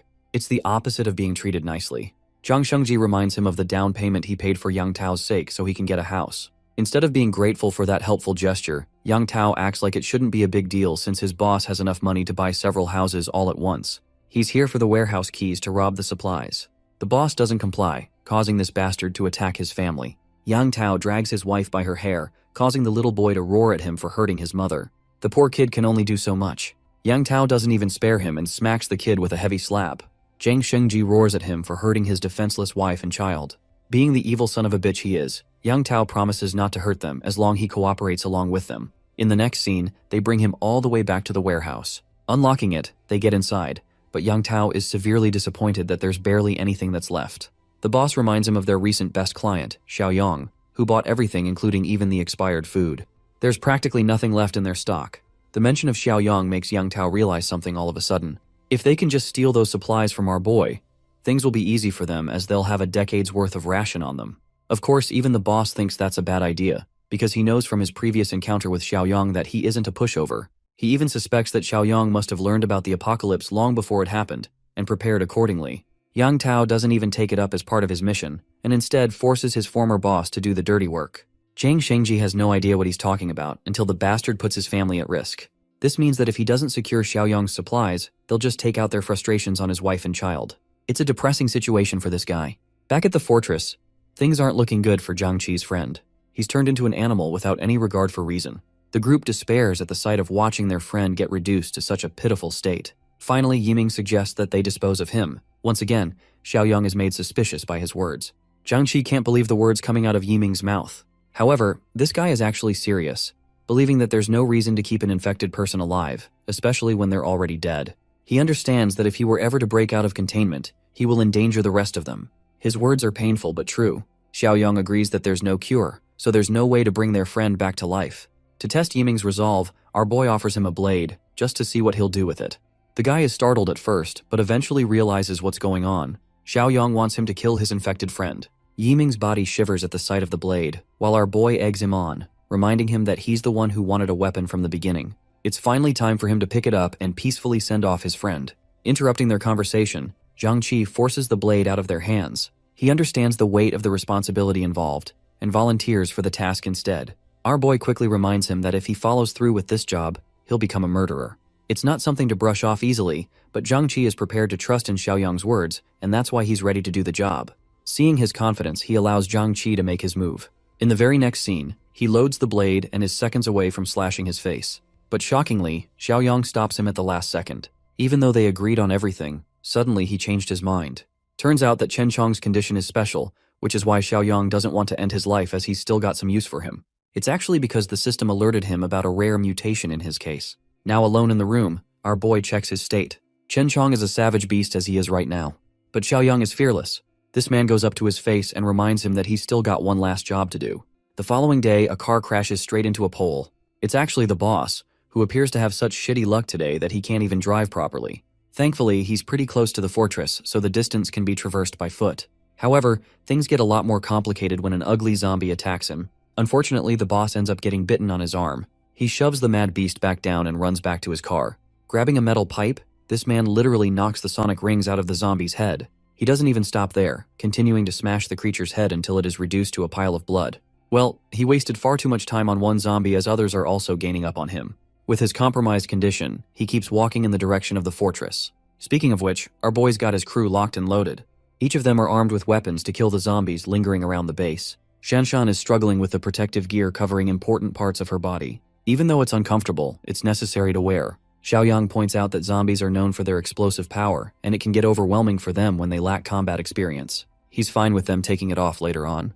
Outside the base, they're locking down on one zombie as their main target. Xiaoyang instructs his team to get ready as they're within range to strike. Suddenly, the zombie catches sight of them and initiates its attack. As it bursts towards our boy, Xiaoyang reminds his team of the instructions he fed them earlier. Everyone is tasked to cover for each other and maintain good distance. He quickly dodges the zombie's lunge and shows them a visual demonstration of how to create an opening after avoiding an attack. The best areas to strike are the creature's temples and nape. Think of it like Attack on Titan, the neck is their weakness. Surprisingly, Four Eyes is brave enough to smash his weapon into the zombie's face. But instead of cutting through with his blade, he only ends up hurting himself. I was glazing him and he ended up losing all of his aura in the same scene. Xiaoyang emphasizes that attacking the skull is useless. It's the least effective move they could pull off in a battle. It also gives the zombie a window to attack the dude, forcing Four Eyes to block with his blade. The creature really wants a piece of him while he's quivering in fear for backup. Xiaoyang is at least impressed with the way he handled his defense. Next up is Jiang Qi, who goes right in to target the monster's neck. The zombie is struck precisely at its weak spot, creating an opening for the rest of the team to keep on bashing it to death. Our boy highlights the importance of striking numerous times to ensure a successful kill. Jiang Qi looks back to ask how they're doing, to which our boy replies that they should know the answer themselves. However, a zombie is rushing to attack him from his blind side, causing Jiang Qi to shout and alert him. The mindless beast is inches away from biting his shoulder. But even then, Xiaoyang quickly turns back and grabs him by the head, displaying no signs of fear in his approach. Once again, he uses this as a lesson to teach them the importance of keeping an eye on their surroundings. The rest of them are amazed by his incredible reflexes and quick thinking abilities. Okay, let's go and see what the boss is doing. Boss is over here regretting his life's choices, as he spots a bunch of vehicles stopped right outside the fortress. This makes him wonder if Xiaoyang has already been killed by another party. Suddenly, he hears a bunch of people talking to each other. He recognizes one of the voices as Xiaoyang's and slowly draws near to see what's going on. Spying on the group from behind a car, he can't believe what he's seeing. Xiaoyang and his team are hunting down zombies without much struggle. Unbeknownst to this unlucky guy, Wen Shuya's zombified corpse crawls out from under the car and grabs his leg. This bitch really doesn't know how to die. She causes him to trip and fall. Left completely defenseless, the boss braces himself as the zombie hastens to feast on him. Right as she's about to kill him, her head gets blown to bits. It's Xiaoyang, who came just in time to save his life. The boss shoves her headless corpse to the side, while our boy questions what he's even doing here of all places. The boss explains his situation, but before he gets to say anything, Xiaoyang unfortunately spots his infected bite mark. He puts the gun over his head, stating that he's already a lost cause. The boss begs him to at least hear him out before shooting. Even though Xiaoyang is willing to give an ear to his request, he's not going to let this guy come near him. Filled with grief, even the boss understands that he's done for. The clock is ticking down for him to become a zombie, but the last thing he wants is for his family to experience the same tragic fate. He reveals how Yang Tao terrorized his family and is currently holding them hostage in exchange for Xiaoyang's supplies. Even though Jiang Shengji has done a lot of bad things in his life, he's never done anything close to what Yang Tao is doing right now. In any case, his family is innocent, but he knows that Yang Tao won't spare their lives. That's why he's begging for help, for Xiaoyang to take mercy and save his family. The situation is conflicting for our protagonist. He understands that Jiang Shengji is a selfish man, but at the same time, he did help out with the delivery of the supplies. What's more is that even though his team is well made, the ratio between men and women is unequal. Xiaoyang thinks that improvements could be made in light of that. He gets even happier after receiving a system mission to protect the boss's family, allotting him 25 points for completion. There's also his current mission, which is to kill all the undead lurking outside his base. Anyway, Xiaoyang agrees to take responsibility for the boss family. Hearing such words, the soon-to-be infected Jiang Shengji plummets to the ground, forever grateful for his actions. But now, it's time. Even the boss knows that he'll be infected soon, and he doesn't want to die a human's death. Understanding his situation, Xiaoyang orders Shanshan to grab a bike from the storage room. She doesn't get his intentions, but she goes to grab one anyway. As for our boy, he tells the boss to isolate himself from the crowd in a place where no one can reach him. Even though he doesn't explain the reason why, he thinks it's the best strategy to use before he becomes infected. Accepting his suggestion, the boss thanks him once again. In the next scene, we can see Jiang Shengji racing off on his bike. He's slowly turning into an infected, and his final thoughts before turning into one are those of his family. With him gone, Xiaoyang turns to the pile of zombies that they've all killed. Pouring gasoline on top of their corpses, he decides to burn all of them to ashes. The team has officially conducted a proper training session. Xiaoyang has become confident in their ability to fend off a bunch of isolated zombies without any problems, as long as they work together. However, with their current skill, they'll be unable to take on a small horde or even a zombie wave. That's going to need some time to adapt to. Xiaoyang tells his team to follow him, and in the next scene, they're facing yet another one of his storage rooms. Our boy uses the old geezer to watch over the weapons storage room for tonight, as he'll be heading over to the city. Of course, Shanshan's grandpa is worried that he's leaving off to a destroyed city. It doesn't make any sense for him to do that. Jiang Qi and Four Eyes volunteer to tag along for the mission too, but our boy refuses them, stating that it's a level of danger beyond their current skill. That's why he's leaving them to just protect the fortress until then. With that settled, a few minutes later, he's already in his car with his weapons prepared for the hunt. For the first time in forever, the store is empty, and even the refreshing option takes a while. This time, he decides to spend points to refresh everything. When he does, he is welcomed by a bunch of new loot boxes that he'd never seen before. Among them is the Black Tech box, a life-saving box, and an armed threat box. Also, with every manual refresh, the cost doubles, which means he'll have to be careful about how he uses the feature. Xiaoyang still thinks it's a good idea to spend all of his points on the fancy new crates. For now, he purchases only the black tech supply box, leaving him with 6 points left. He opens the box and discovers a physical enhancement potion, this time with a 5-point increase. It's an even bigger jump from last time. Reaching superhuman levels of strength, Xiaoyang injects himself with the potion. His body succumbs to the potion's effects, making him stronger than ever before. Our boy's destination is actually the boss's house. His wife and child are quivering in fear, hoping for Zhang Shengzhe to resolve everything. After a while, Yang Tao and his goons arrive into the room, while the defenseless lady questions what they're going to do next. Forcing his way upon the weapon, this piece of filth tells her that they're going to enjoy her while her husband's away. The poor woman tries her best to fend them off, begging them to stop what they're doing. We pick up the story with these thugs tearing Xiaoli's clothes without a hint of shame, while her desperate son struggles to shove one of them away. Right at that moment, the guy with the ponytail, known as Li, shows up, asking what all the noise is about. One of the goons answers, saying they're about to have some fun, and invites Li to join in. But the ponytail guy tells him that the job isn't finished yet, so there's no time for messing around. They better focus and get to work. The goon gets annoyed and asks why it's a problem, since they've done this kind of thing many times before. The ponytail guy gets pissed off to see this horny gorilla not catching the gist of the situation. He reminds the goon that he's messing with Zhang Shengzhe's wife and kid. He warns the goon that if she can't handle it and tries to kill herself, Zhang Shengzhe will have nothing left to lose. He'll come after them all, and nobody's getting out of that alive. He gives the horny gorilla some hope, saying that once they deal with her husband, they'll come back and work her to the bone, not letting her rest for a single day. The horny gorilla calls Li party pooper for ruining the mood, but he decides to take the advice anyway. With that, the goons start walking out of the room. One of them shoots her a creepy look, telling her to wait for her turn. The mother and son are left helpless, with nothing to do but cry. As night falls, the zombies start to roam the streets, and in these desolate roads, our boy is cruising in his car. He's deep in thought, reflecting on his recent gains. With 13 points in stamina, he's now got more than twice the strength of an average person, and his reaction time and control have improved significantly. He's zooming through the cluttered streets, drifting his car around corners, feeling the rush of adrenaline with every turn. The entire place is crawling with zombies, so our boy decides it's time to get out of the car.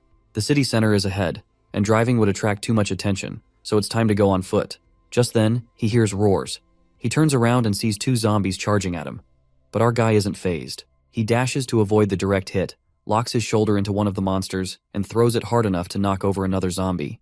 Quickly, he summons his sword and charges at them once again, going full throttle. With one swing, both zombies lose their heads in an instant. These zombies have become nothing more than punching bags for our boy to test his newfound strength and reflexes. He's amazed at how easily he's overpowering them now. There's no doubt in his mind that he's gained more than twice the physical strength of an average person. On top of that, his instincts have sharpened, and with his enhanced hearing, he can tell that the place he's looking for is only about 800 meters away. Meanwhile, a group of zombies is relentlessly banging their heads against the window door of a grocery store. Inside, the survivors are doing their best to fortify the front gate, piling heavy objects in front to keep it secure, hoping it'll hold long enough for them to figure out a way out. The terrified brat asks his father if they're going to die here, to which the father tries to reassure him, saying that these sons of witches can't get in, and even if they do, it's still a win because they'll be reunited with his mother. Of course, the father's words don't offer much comfort, and the brat starts crying even louder. The officer gets annoyed and can't believe what the father just said without thinking it through. He's irritated by the brainless nonsense this father told his son. But the sassy father shoots back, saying if he had enough brain cells to think before speaking, he would have been a property manager by now. By now, even the officer starts to worry that they might actually die here. Just as the tension peaks, they hear gunshots. One of the zombies clinging to the door has its head obliterated, and the brat falls to the ground in shock, while the father is left clueless about what just happened. The officer tells them to move the heavy stuff aside to see who's outside and warns them not to make any noise. As they carefully peek through the gate, they realize that all of the nearby zombies have been dealt with, so they cautiously step out. The brat starts shouting something about a mutant. The father quickly asks what he's talking about, and the son explains that it's a stronger and faster version of a regular zombie, just like in the comics, novels, and games. The father gets annoyed by his entertainment-obsessed son and snaps back at him, wondering how he can still be talking about games and stuff even in the face of danger. He's now sure that this is why his son always had the worst grades.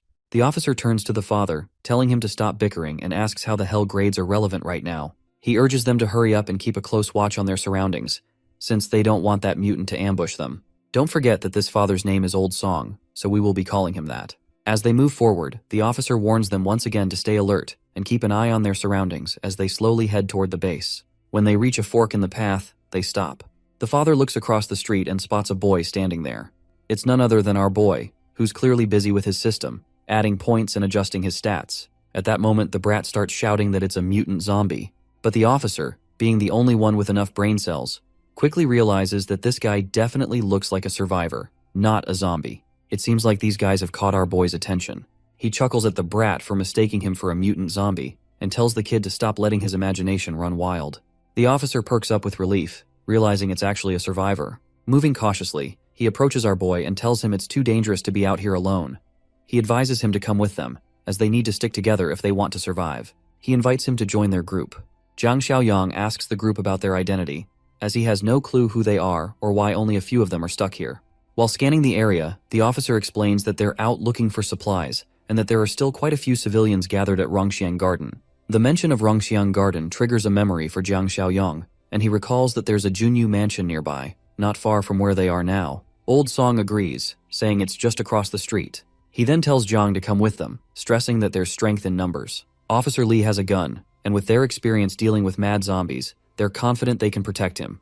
Seems like they just don't know about our boy's background, and even our boy does not try to boast his title and just humbly agrees to this. Later, they move forward cautiously. Old Song asks Jiang Xiaoyang why he wants to go to Junyu Mansion, wondering if there's someone important he's trying to find. Jiang Xiaoyang replies with a simple yes, and Old Song follows up with another question, asking if it's a relative or a girlfriend. Old Song reminds him that it's the end of the world, so whoever he's looking for is probably already dead, and he better prepare himself mentally for that. The officer grits his teeth and agrees, saying that even if they weren't killed by the Ravagers, they could have encountered those beasts. The mention of beasts catches Jiang's attention, and he asks for clarification. Officer Lee reveals that a group of thugs is holed up in the Buyu Mountain Villa area in the east of the city. To survive, they don't hesitate to harm other survivors, and they ran into them once, losing many of their companions at their hands. The man decides not to talk about it any further, reminding everyone that they must stay vigilant when encountering other survivors. Suddenly, the brat shouts for the officer to be careful. As the officer spins around, he notices a zombie lunging at him. The officer quickly takes it down with a few well-placed shots. Officer Lee pants heavily after the close encounter, his heart racing as he'd thought he was done for. However, it seems the gunshots have attracted the attention of nearby zombies, and the officer quickly falls into panic mode. But right at that moment, he spots an abandoned bus. Everyone rushes toward the bus. Jiang Xiaoyang grins as he thinks ahead of them. In his mind, running recklessly could attract even more zombies. But the bus, as a closed shelter, is perfect for defense. The only downside is that if it falls, there's nowhere to retreat.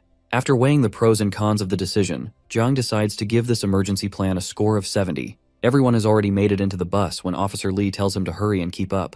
At that moment, Jiang Xiaoyang jumps into the bus, and Officer Lee quickly slams the door shut behind him.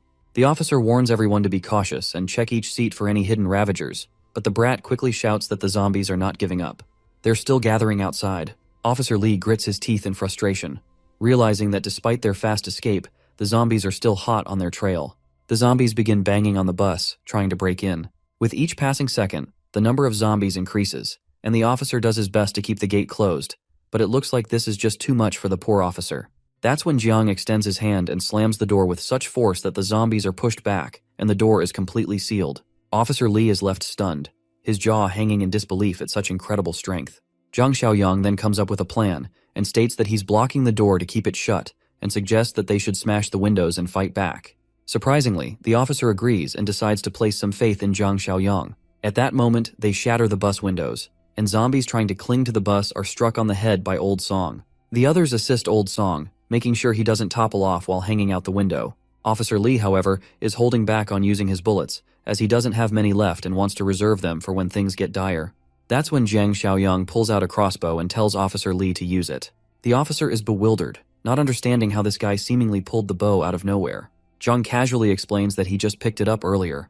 With that, Old Song and Officer Lee join in, using the crossbow and their own strength to clear out the zombies. After a while, they manage to defeat all of the zombies, and finally, they make it out of the bus they had been using as shelter. The brat, feeling absolutely confident and full of himself, believes they've just turned a dangerous situation into a safe one.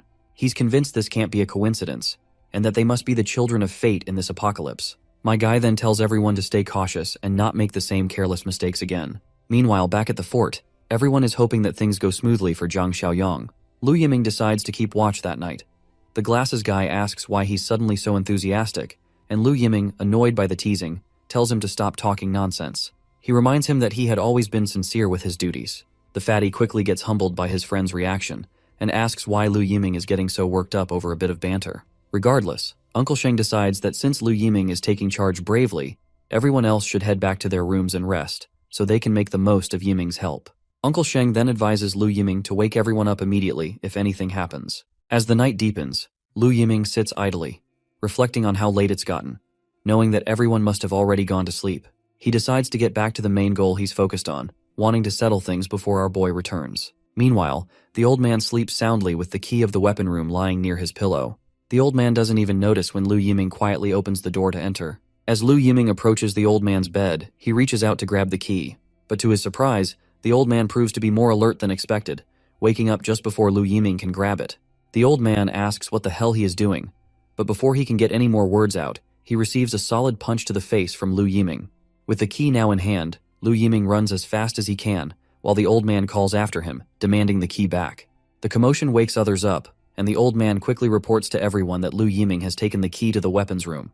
They all run as fast as they can to catch that bastard, but the idiot throws a bunch of stuff in the way while running. Everyone chasing him stops right there. It's pretty hilarious though, because they could easily jump over these obstacles, but they just stand there like game characters refusing to enter a restricted area.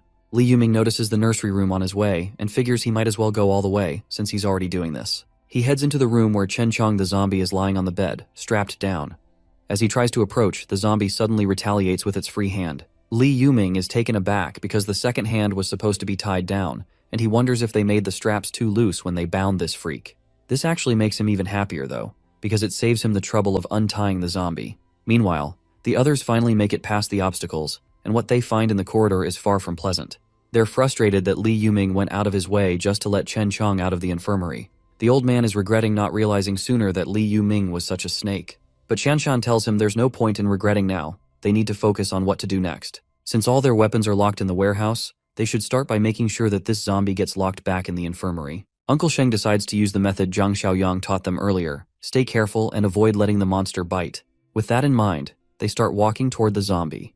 Zhang Qi quickly grabs the bastard by the neck, while the other two help hold its hands down. The old man contributes highest out of all, pointing towards the infirmary and telling them to drag the zombie back. With a countdown of 3, they push the zombie back into the infirmary and lock the door as securely as they can. Once the zombie is locked inside, one of them wonders if it's just him, or if restraining the zombie wasn't as hard as expected. Everyone else shares the same thought. But the old man reminds them that they've wasted so much time here, that little brat must have gotten all the weapons by now. Right at that moment, Lu Yiming shows up and questions the old man's audacity to call him a little brat. Sadly for everyone, the bastard finally has a gun in his hands. However, he seems annoyed by the fact that the storeroom only had one weapon, but he figures this one will be enough to deal with all of them. After he takes care of everyone, he'll take his sweet time searching for the other weapons. Lu Yiming points his gun at them, ordering them to move back into the room. Zhang Qi tries to reason with the bastard, reminding him that it was Zhang Xiaoyang who saved everyone and gave them a chance to live. But Lu Yiming reminds them that our boy always acts high and mighty. Saving their lives doesn't mean they have to serve him like slaves for the rest of their days. The old man also calls this bastard an ungrateful sucker. Meanwhile, inside the infirmary, Chen Chong seems to have his own plans, and it looks like he's about to intervene in the heated argument. But before anything can happen, the scene transitions to Rongxiang Garden, where Officer Li is giving precise directions to our boy, telling him how to reach Jinyu Mansion. He warns that the layout of the residential area is complicated, making it easy for zombies to hide, so he needs to be extra careful. Officer Li tells Jiang Xiaoyang that once he finds the people he's looking for, he should return to Rongxiang Garden to meet everyone. He advises Jiang to take the side gate of the community, not the main gate, for safety. Jiang thanks him and says he'll keep that in mind. As he begins walking his way towards his next destination, Old Song suggests helping him out, since he helped them fend off those zombies and saved their lives. But Officer Li reminds him that they have no idea what the situation is like inside Jinyu Mansion. If they accidentally walk into a horde of zombies, everyone will be dead in no time. Zero Song asks why they're letting Jiang walk into what seems like certain death. Officer Li replies that he's already warned Jiang as much as he could, so all he can do now is feel pity for him. He adds, though, that they shouldn't overlook the skills Jiang has. He's clearly capable. Meanwhile, outside, the area is crawling with zombies, and inside, the goons who are taking Zhang Sheng's family hostage are getting annoyed to see that Zhang Sheng has not come back. The other thug doesn't care and says he's held his frustration in long enough, so tonight he's letting it all out on his wife, otherwise he won't be able to sleep. Seems like these idiots are just waiting for a dead man to return. One of them, though, seems smart enough to realize that Zhang might be dead since he went out alone. The other disgusting thug adds that when they clap her, they'll make sure to tie her up so she won't have a chance to kill herself. They have no idea when things might go south, so they decide to make the most of the time they have left. Meanwhile, the lady trembles, hearing the goons plotting against her. Ponytail finally gives his friends the green light to go, but he tells them to be careful and not let anything happen to the woman, especially not while doing anything naughty. Suddenly, Ponytail notices something unusual outside. As we peek outside, we see that all the zombies have mysteriously dropped dead. While this reason may be unknown to that bastard, we know exactly what's going on. Ponytail decides to take a look outside, wondering if it could be a rescue team. But before he can go any further, his life chapter ends right there. As he steps outside, he's met with a dagger slash that cuts his throat clean off, and his head rolls over the ground. Meanwhile, the other thugs in the room are ready to claim their prize. They look absolutely thrilled and aroused as they start undoing their belts. They yank her son away from her and slap her hard across the face for yelling. They throw the kid aside, but the little brat has some courage and is willing to fight with everything he's got. However, they kick him out, not wanting any more trouble, and slam the door shut behind him, leaving the poor kid outside. At that moment, the headless body of Ponytail collapses to the ground, leaving the kid frozen in shock. But what stuns him even more is the silhouette standing over the doorway. But there is nothing to fear about because it's our boy, Zhang Xiaoyang. Jiang looks at the kid and asks if Zhang Shengji is his father. The boy stutters for a moment before managing to respond. Meanwhile, inside the room, the thugs have already started tearing the woman's clothes as she struggles to cover her up. One of them, cocky and smug, slaps her hard across the face, demanding her to scream out loud as they harass her. But the woman stays silent as she does not want her son to hear her suffer. Eventually, the thug just decides to go over her and then let his other buddies have their turns. But before he could do anything, the door slams open. One of the thugs thinks it must be the brat who kicked the door open, but before he can react, his head is cleanly sliced off, and he goes silent instantly. His friend, clueless about what just happened, asks why he's standing there like a fool and tells him to just kick the brat out. But what his friend doesn't know is that the guy has already lost his head and promptly collapses to the ground. The others are completely confused, not understanding what's going on. At that moment, Zhang Xiaoyang grabs one of them and slams him hard against the wall. The thug, who had been happily undoing his belt, stutters, asking Zhang's identity. But Zhang doesn't bother with an answer. Instead, he delivers a solid kick to the thug's face, knocking him out cold and finishing him for good. The scene transitions back to the fort, where Li Yuming is holding his gun against everyone. He tells them one last time to move, or he will shoot. The old man tells the others to just do as this bastard says and move to the room. However, Shanshan decides against this idea. The old man, though, insists she follow his orders since Li Yuming has the gun, but reassures her that he'll think of something later. Li Yuming just smirks disgustingly and reminds them that there's nothing to figure out. He threatens them, saying they haven't seen his ruthlessness and decisiveness yet, and that he will definitely establish his dominance. He decides to take the old man down first, since he's the one yapping the most. The other two standing behind the old man try to talk him out of it, but just as they're speaking, they hear a sound. Suddenly, the lock on the infirmary door begins to move, and with a loud swing, the door opens. To everyone's shock, it's Chen Chong, who had somehow used the key to free itself. They find it ridiculous that Chen Chong managed to unlock the door himself in his berserk state. It's clear that Chen Chong has a bone to pick with Li Yuming, and he locks his deadly glare onto the bastard. Li Yuming quickly points his gun, determined not to let a monster who can open gates at will live. He pulls the trigger, but to his despair, the gun jams, and he realizes he's about to get screwed. Before he can react, the monster lunges at him, tearing him apart and killing the bastard who's kept everyone on edge for the past few chapters. Not only does Chen Chong take out Li Yuming, but he also drags his lifeless body toward the infirmary. No one knows what's happening, and all they can do is watch in complete disbelief. Chen Chong, on the other hand, grabs the key to the infirmary door, tosses it aside, and he locks himself in, leaving everyone standing there bewildered. Meanwhile, Zhang Xiaoyang is done taking down the thugs and finally frees the wife. He then calls the kid over to him, but the protective mother holds her son close, asking Jiang what he plans to do with him. Jiang doesn't bother explaining and simply tells the kid to come over. The kid finally decides to trust him, assuring his mother it'll be all right. When he reaches Jiang, our boy hands him a dagger and tells him to kill these bastards. The thugs quickly realize what is coming for them next, so they start begging for their lives. Even the mother tries to protest, saying he's just a child. But Jiang states that he's no longer just a kid, and that everything changes from this moment. He tells the kid that, from now on, he's the one responsible for protecting his mother, so he needs to gather his courage and eliminate the monsters who hurt her. The disgusting smirks of those thugs flash in the boy's mind. Fueled by all his anger and courage, he charges at the bastards, and in the end, he takes them down, finally avenging his mother's suffering. The mother looks horrified as she watches her son, while the kid himself is consumed with anger. He knows that even after killing these bastards, his father isn't coming back. In a moment of grief and frustration, he asks Jiang if his father is pushing up daisies now. Sadly, Jiang responds with a somber yes.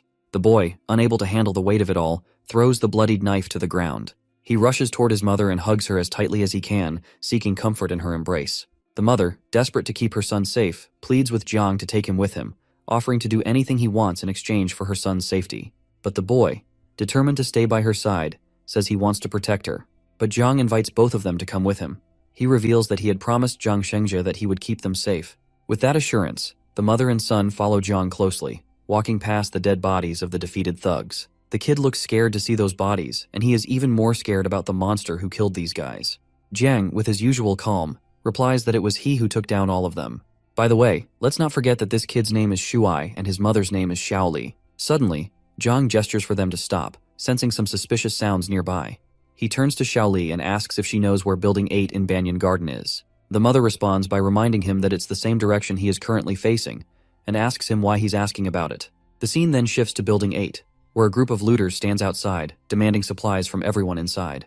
They assure the residents that they will spare them if they surrender their resources. Inside, our team is hiding in the apartments, debating whether they should give in. Officer Lee quickly shoots down the idea, saying that the looters are animals who won't keep their word and will kill everyone except the women. The thugs outside continue shouting, giving everyone just 10 minutes to cooperate or risk being killed. Inside, one of the women thinks about going outside to beg the looters to spare them, but the other protests, refusing to become a plaything for those animals. But the gorilla silences both of them, telling them not to worry. He assures them they aren't planning to surrender and tells them to guard the hallway, confident that the looters won't be able to get past them. Meanwhile, the gang leader of looters outside smirks to himself, thinking about how well armed they are. His lackey, however, knows their strength isn't enough to force their way in, as the leader of the survivors inside is armed. Not to mention they are hiding, making it even harder to force their way inside. But the leader just smiles as he says they don't need to force their way through. Instead, he orders his men to cut off the water supply to the first-floor apartments and waits to see how long they'll hold out. While these thugs plot their tactics, Zhang Xiaoyang stands nearby, watching these guys sneakily. Shuai innocently asks if these are bad people, to which Jiang responds positively. It's both humorous and ironic that Shuai is asking such an innocent question, especially considering he's the one who just killed 3 grown men with a dagger. One might expect some solid character development from the kid, but he still seems to have his childish charm. Jiang then reminds Shuai that these are the same kinds of people who bullied his mother, and that's why they need to be dealt with. Meanwhile, Officer Lee tells everyone to guard the stairs and stay hidden, as he plans to check out what these guys downstairs are up to. Officer Lai then walks over to the window and sneaks a peek outside, noticing that all 7 of them are armed, with 3 of them packing guns. But then, a loud bang echoes through the air, catching Officer Lee off guard. The rest of the group is just as confused, not knowing what's going on. As we know though, these guys are getting ripped apart by bullets from Zhang Xiaoyang, and one of their men goes down. The others are left clueless about who just took them out. That's when Officer Lee spots Zhang Xiaoyang, gun in hand, making his way forward. My guy starts doing open fire, and one of the goons takes a direct headshot. When they spot him standing in the middle of their ring, they start shooting back with their pistols. But Zhang just keeps walking forward, unfazed, as not a single bullet even comes close to grazing him. This only makes him smirk at the sight of these amateurs. He raises his gun, aiming at the boss of the lackeys hiding behind the concrete block. But his bullets hit the block instead. The frustrated boss shouts at his lackeys, telling them to start firing while our boy is busy shooting him. The lackey eventually stands up straight, fully determined to take Jiang down himself. But Jiang quickly shifts his aim, pointing the barrel of his gun directly at the guy, and with one or few bullets, he blows the bastard's head off. The leader of the squad sneers from behind the concrete block, feeling smug as he thinks Jiang must be out of bullets by now. Confident, he decides to make his move, aiming his gun at Jiang. But Zhang Xiaoyang meets his gaze with a cold, unwavering stare, standing tall right in front of the guy. As soon as the thug pulls the trigger, Jiang moves his head with lightning speed, avoiding the shot. He grabs the thug's arm, the one holding the gun, and in a fluid motion, aims the same gun right under the bastard's neck. Without hesitation, Jiang pulls the trigger, sending a bullet through the guy's head. And just like that, the entire squad of criminals has been taken care of. Jiang then rummages through the leader's dead body, searching for anything useful. After that, he makes his way into the building, only to find that there are still some goons left from the squad. The remaining thugs launch themselves at him without a second, desperate to take him down. But Jiang doesn't even flinch. He stays rooted in place, unfazed. And all that breaks the silence are 3 quick gunshots, each perfectly placed, dropping the thugs on the spot. Watching all of this, Shuai is over the moon with excitement, clearly impressed with how our boy handled the fight. He can't help but admire him even more. Right then, a system task appears in front of our boy, revealing his next objective, which is to recruit survivors from Rongxiang. Completing this task promises a reward. Zhang Xiaoyang asks about these people, and Officer Li responds, explaining that they're from the Biquishan villas, located to the south of the city. Officer Li then quickly calls over the two yellow-jacketed men, Liu Chao and Chen Ji, telling them to brief Brother Yang about Biquishan since they ran over from the south. The two yellow-jacketed guys reveal that the people there are a gang, armed, well-resourced, and holed up in Biquishan villas, taking in nearly all the survivors from the south. This makes Zhang Xiaoyang pause, thinking back to his previous life. He wonders if Biquishan could be where Li Shuxian and Quijing's settlements were, and whether it could be them who took over. He asks the yellow-coated guys if they're implying that Biquishan is the only settlement left in the south now. The yellow-coated man replies that it wasn't always the case, but the gang had weapons, and the smaller settlements couldn't defend themselves. As they took over each place, they killed half the population, and then abducted the young and pretty women, and anyone who was willing to be complicit.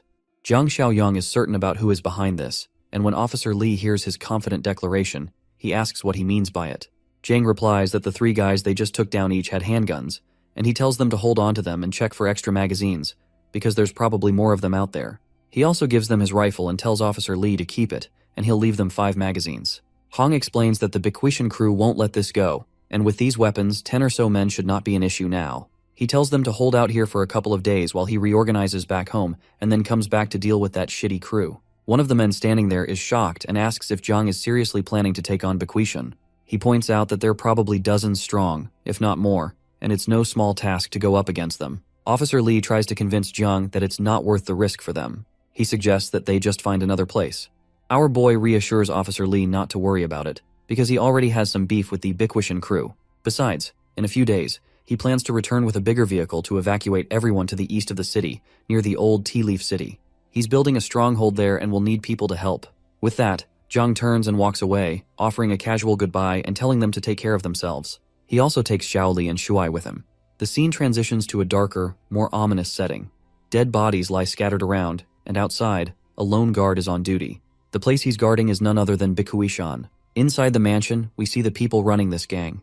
Wenge, with his orange hair, is the boss of this place, and he asks why they haven't dealt with the supplies at the Jinyu Entertainment Center yet. Xiaoli, the overweight man, responds during a meeting, saying he's already sent people over, so they should be back by now. But little do they know, those people have already been wiped.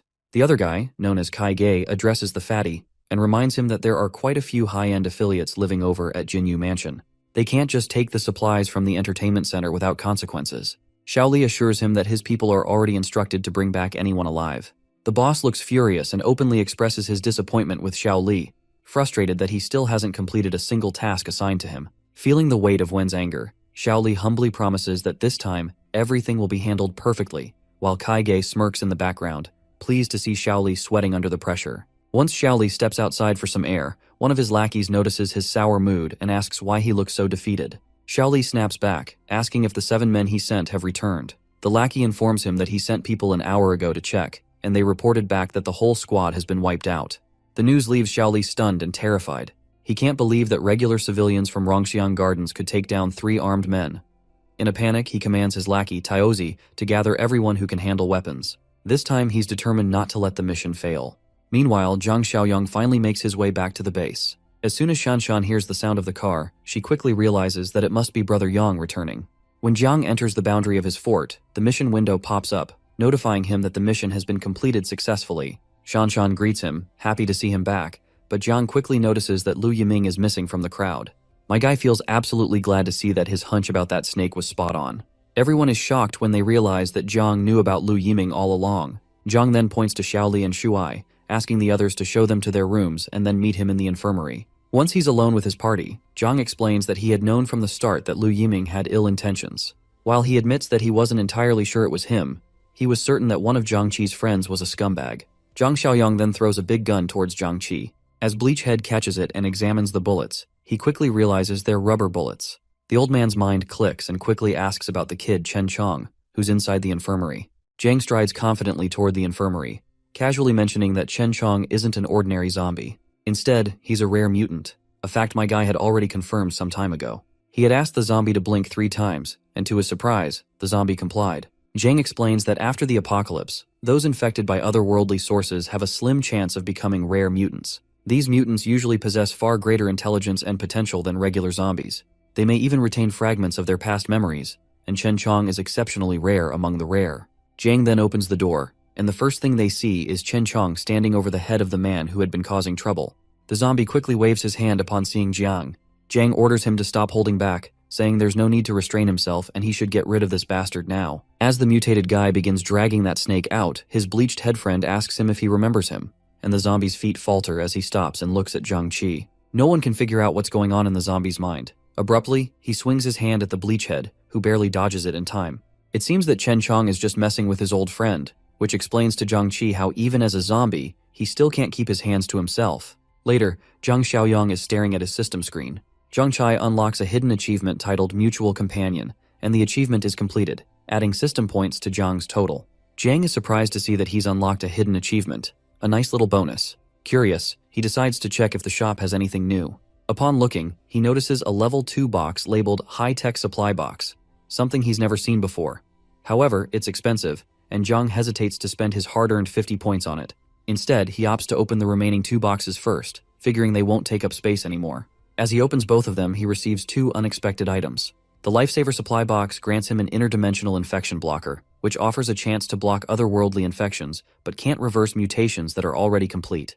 The Armed Deterrent Supply Box surprises him even more as it contains a Barrett M82, a powerful sniper rifle, along with a bundle of bullets. Jiang is amazed at his crazy luck. Not only does he receive a game-changing weapon from a level 1 box, but the infection blocker is a real deal breaker. The idea that it could potentially stop someone from fully turning into a zombie excites him.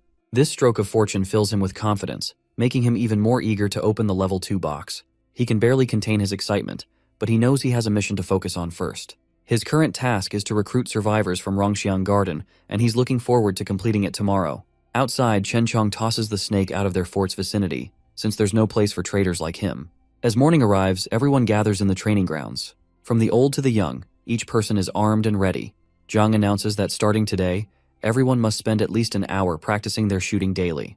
They begin firing at target bottles, and each hit creates a flash of light. It's impressive to see the cans visibly hit, but not exploding from the shots. Zhang turns to Uncle Sheng, instructing him to have Zhang Qi gather everyone and clear a few more rooms, as he plans to bring back survivors from Rongxiang Garden today. The old man promptly agrees, ready to carry out Zhang's orders. Jiang also orders Chen Chong to accompany him on the escort mission, knowing the mutant zombie's strength and abilities will come in handy. Later, they finally find an abandoned bus, currently overrun by mindless zombies. But Zhang clears the zombies with ease, and Chen Chong helps by throwing the creatures out of the bus as well. Once the bus is cleared, Zhang hands Chen Chong the bus keys, telling him that he can take off his mask if he wants to now, as there's no need to restrain himself. However, he adds that once they reach Rongxiang Garden, he should make sure to put the mask back on so he doesn't scare anyone. The mutant guy acknowledges the order with a growl. Meanwhile at Bikuishan, Xiaoli is gearing up to depart for Rongxiang Garden, accompanied by a group of lackeys. This time, Xiaoli is personally leading the charge, determined to take down Rongxiang Garden once and for all. He refuses to believe that he's going to lose, not with the numbers and weaponry he has at his disposal. Their truck roars to life and speeds out of the compound, headed for Rongxiang Garden. After cleaning up and hijacking a random bus filled with zombies, Zhang Xiaoyang hopped on the driver's seat and quickly got to work. He saw a few more zombies clogging the highway and did not even think of stepping on the brakes for a single second. Our boy mowed through those mindless monsters like the gigachad that he is. With his enhanced reaction speed, he used the bus to drift and swerve through the plethora of abandoned cars blocking his personal freeway. Back in Rongxiang Garden, the high-rise building seemed peaceful from the outside. Inside, the group of survivors led by the reliable cop, Big Bro Lee, are currently munching on their rations, careful not to burn through their limited supplies all at once. Their mealtime was interrupted by the loud sound of a car engine coming from outside. The kid reckoned that Brother Xiaoyang must have come back to rescue them. Thankfully, Big Bro Lee has a good head between his shoulders. He grabbed his AK-47 and signaled everyone else to be silent while he checked out the situation first. With utmost caution, he slowly peeked his head above one of the windows with a clear line of sight outside. What he saw was not their savior but a group of thugs hungry for revenge. They are checking their weapons and looking for building number 8. Upon confirmation, the thugs took arms, and upon confirming their target location, Li Shuxiang ordered his men to move out. Big Bro Li was stressed out. Just when he thought they could leave their hiding spot to join Brother Yang's fortress, the bastards from Bichwei Mountain showed up. Old Song raised his pilfered pistol, ready to face the scumbags who just can't learn their lesson. Now that they have a few guns distributed among the group, the survivors have gained quite a bit of confidence. Big Bro Li yelled at the fake tough civilians to not get cocky, Right outside is a whole battalion that outnumbers and outguns them by a mile. He reminded everyone to stick to the plan, and as he headed to the rooftop, he set up an ambush. Outside, the Beachui Mountain Battalion gauged if they had reached the optimal distance to terrify the survivors holed up in the building. Led by Li Shuxiang, they collectively raised their scoped weapons, carefully aiming at the numerous windows of building number 8. Old Song peeked through the window and immediately screamed at everyone inside to be careful and take cover. The silent morning was interrupted by the sound of automatic weapons firing wildly into the high-rise. Every window within range was shattered, pushing Old Song back deeper. After the first wave of warning shots, Shuxiang ordered one of his lackeys to hand over the megaphone. While he negotiates a deal, the others must keep aiming and wrecking the windows with the intent of shooting anyone who dares to show their face. Shuxiang arrogantly spoke to the mic, demanding the attention of the survivors hiding inside. Before he could put another threat or another word in, the lackey right beside him got his skull pierced and his brains scrambled by a bullet. The thugs froze in fear. They were not expecting to be targeted by hidden snipers at all. The next thing you know, another bastard fell to his ass after receiving a clean shot to the leg. Up on building number 8's rooftop, the muzzle of the AK-47 spreads the smell of gunpowder in the air while the thugs scramble to find cover. Big Bro Lee has posted up in an optimal spot with a clear vision of the enemies. Beachui Mountain never could have anticipated that the survivors would have long-range automatic weapons in stock. Shuxiang blamed the intel they received for the fact that the survivors only had one pistol. Even if they pilfered the weapons of the 7 idiots that died last time, there should only be 4 pea-shooters. The panicked thugs turned to their boss for their next move, afraid of getting picked off by the unseen threat. The simple answer was to retreat. You see, these bastards are not exactly the sharpest tools in the shed. They took that order literally and scattered like headless chickens running out of cover instead of waiting for the signal to run together. As you would expect, running in the open streets with a deadly sniper is a recipe for disaster. The cop on the rooftop was as ruthless as he was accurate with that AK. Shuxiang berated his dumbass lackeys for running to their deaths. He counted down to 3, and the remaining bastards retreated as if their lives depended on them. That's because it did. While his lackeys skedaddled in a panic, Boss Lee remained hidden in his cover wall. It did not take the sniper on the roof to adjust his aim and kill off the retreating thugs one by one, racking up headshots and body shots one after another. From the beginning, Boss Lee's strategy was to use his men as fodder until the sniper ran out of ammo so he could safely run back to his car. A certified scumbag move. As he expected, the sniper had run out of ammo and had to reload with a fresh clip for a bit. Shuxiang's fat ass managed to reach the car safely.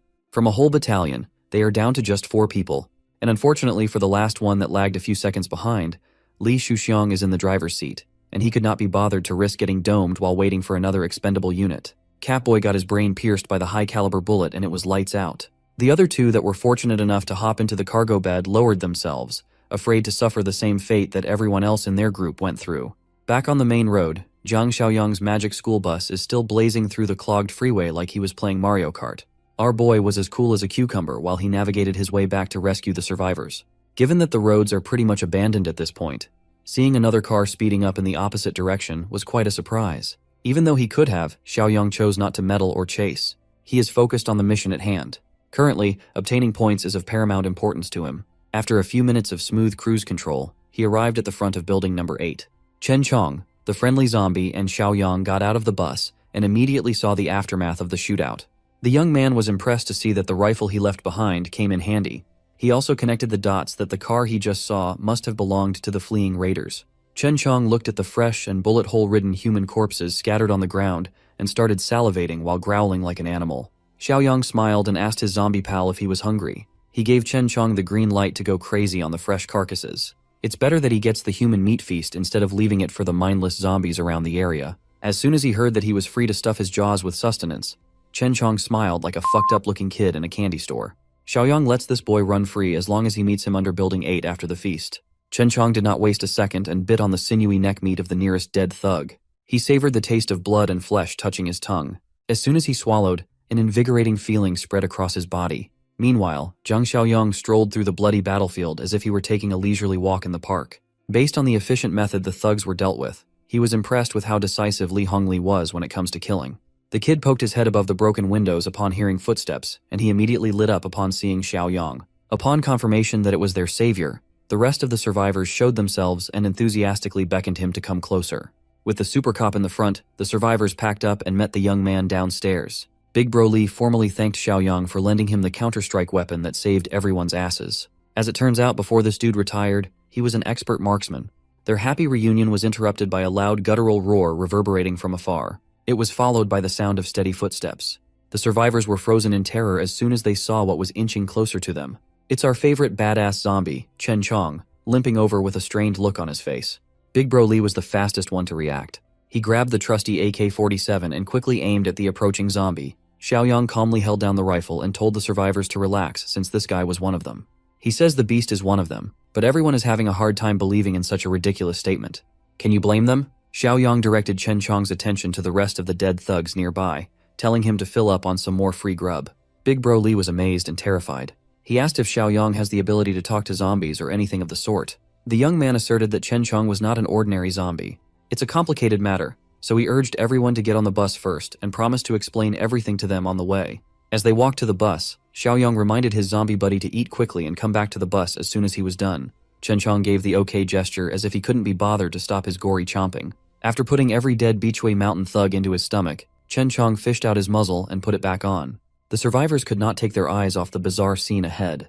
The kid could not even fathom how one of these mindless berserkers would even have the lucidity to put a muzzle over their mouths on their own. Xiaoyang warned the kid not to let Chen Chong hear him call the specialized mask a muzzle if he didn't want to get hit.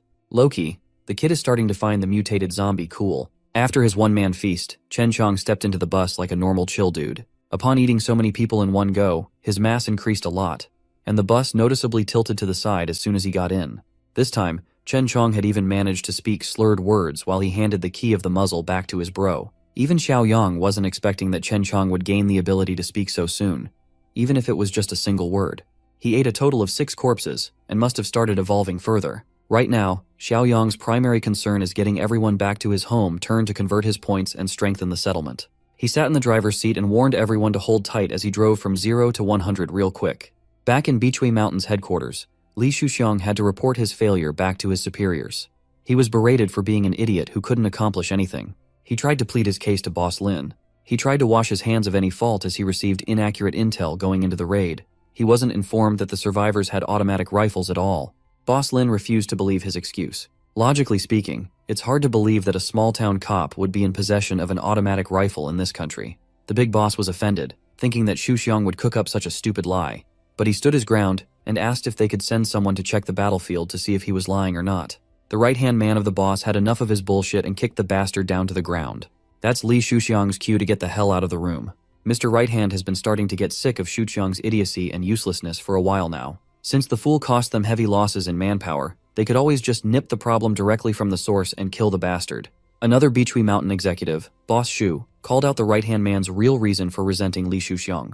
This perv right here has been eyeing Shuxiang's girl for a while now. The pervy fox proposed that they share the bastard's girl amongst themselves to think of her as shared property. Boss Lin smiled. He seemed on board with that idea, but insisted that they do not have to rush. They have to find the perfect opportunity first. Unbeknownst to the corrupt thugs, Li Shuxiang never left.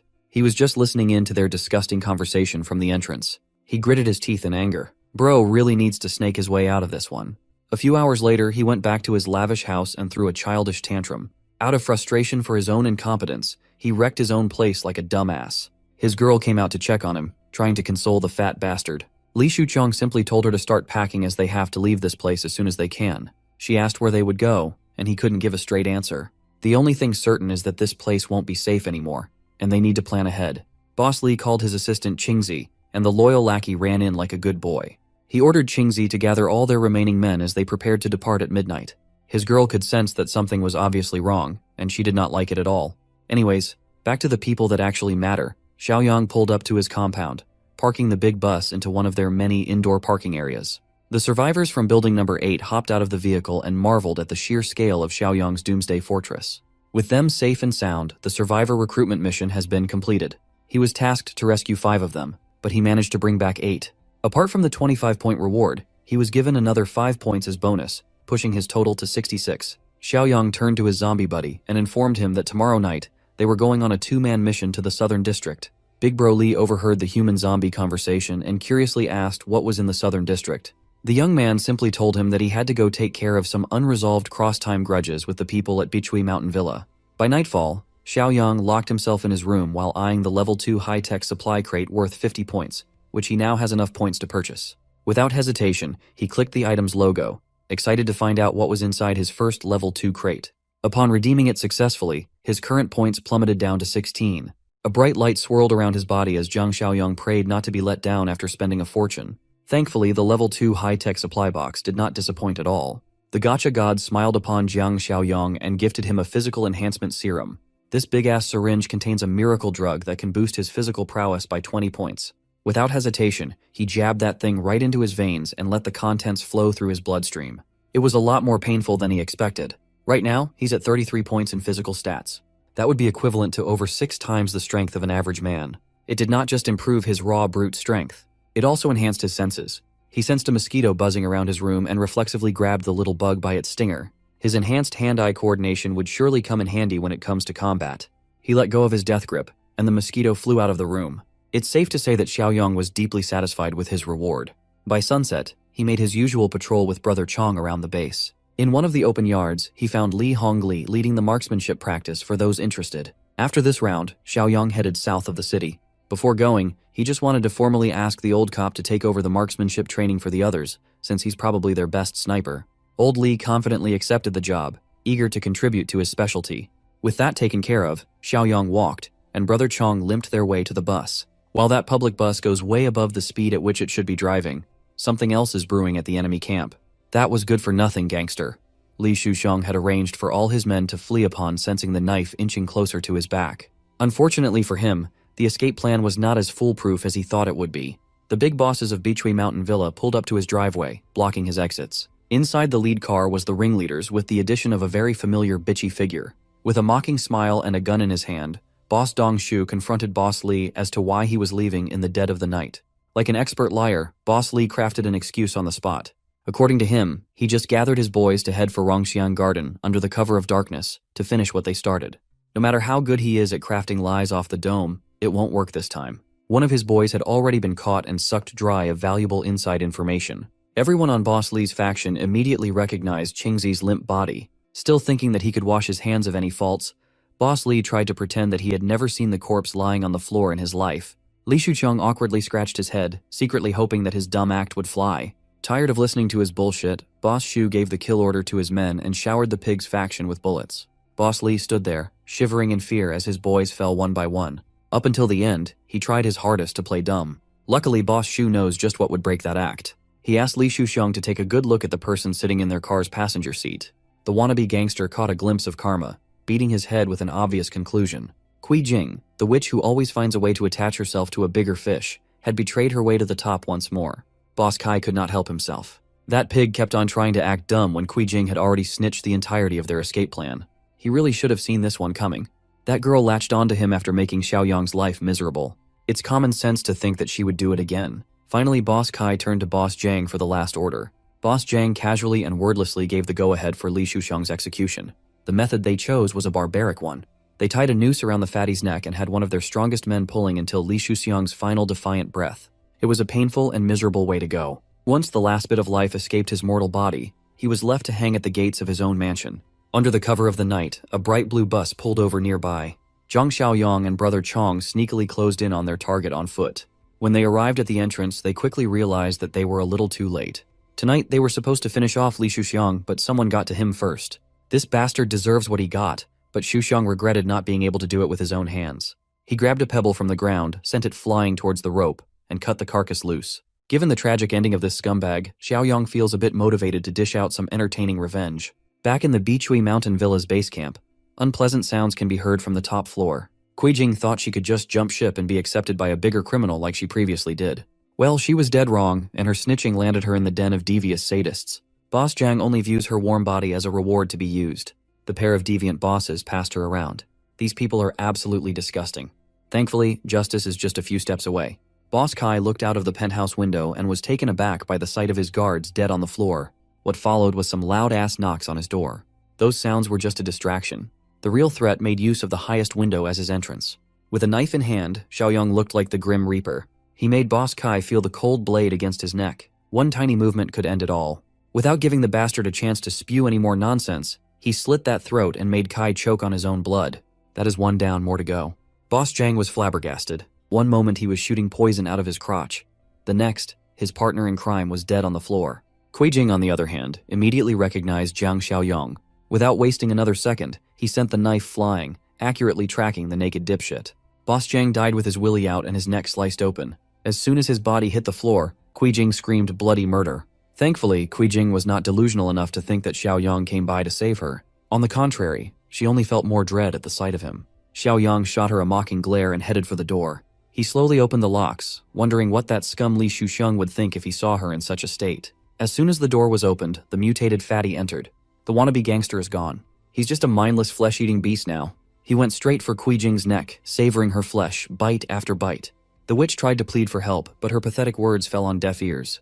With that taken care of and his revenge fulfilled, Zhang Xiaoyang closed the door on the pair who betrayed and killed him in his past life. Outside, he coordinated with Brother Chong regarding safe corpse disposal. These fallen guards would be a nice succulent meal for his mutant buddy. However, Brother Chong's belly is still full because of their previous excursion. Tonight, he can only eat one corpse at most. Still, that's better than nothing. While Brother Chong indulges, Xiaoyang's enhanced hearing causes him to pick up some intriguing sounds from afar. In a building just outside of Bichui Mountain Villa, a group of scared survivors has been gathered against their will. Looking over them was a fearsome chef and a creepy goon. The goon picked up a little girl, choosing her soft and tender meat to be their next dish. The chef scoffed at the goon and turned down the little girl. She's just way too skinny. He wanted the plump little boy hugging his mother in fear instead.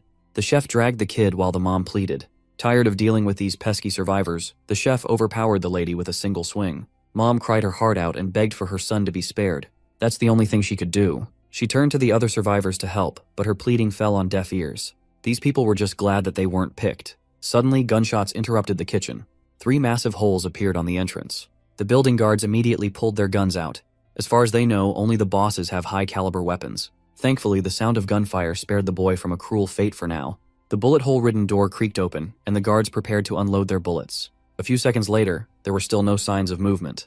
Growing impatient, the chef ordered one of the guards to go out and check. The armed guard carefully inched his way into the door. As soon as he reached the kill zone, Brother Chong grabbed that bitch by the neck. Without exposing himself, he already took out one of the armed goons.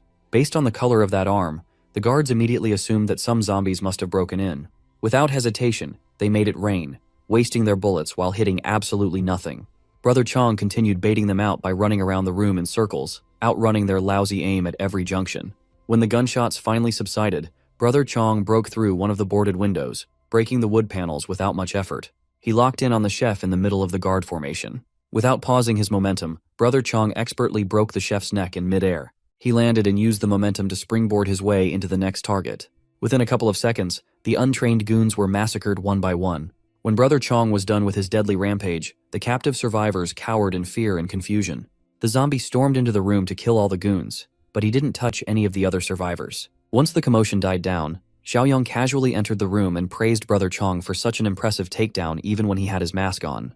The mutated badass hoarsely replied that his mask makes his moves look even cooler, and he's not wrong at all. Brother Chong for president. Hearing the zombie speak only served to perplex and scare the survivors even further. Kids hugged their mothers tighter, and everyone made sure to keep their distance from the odd mutant.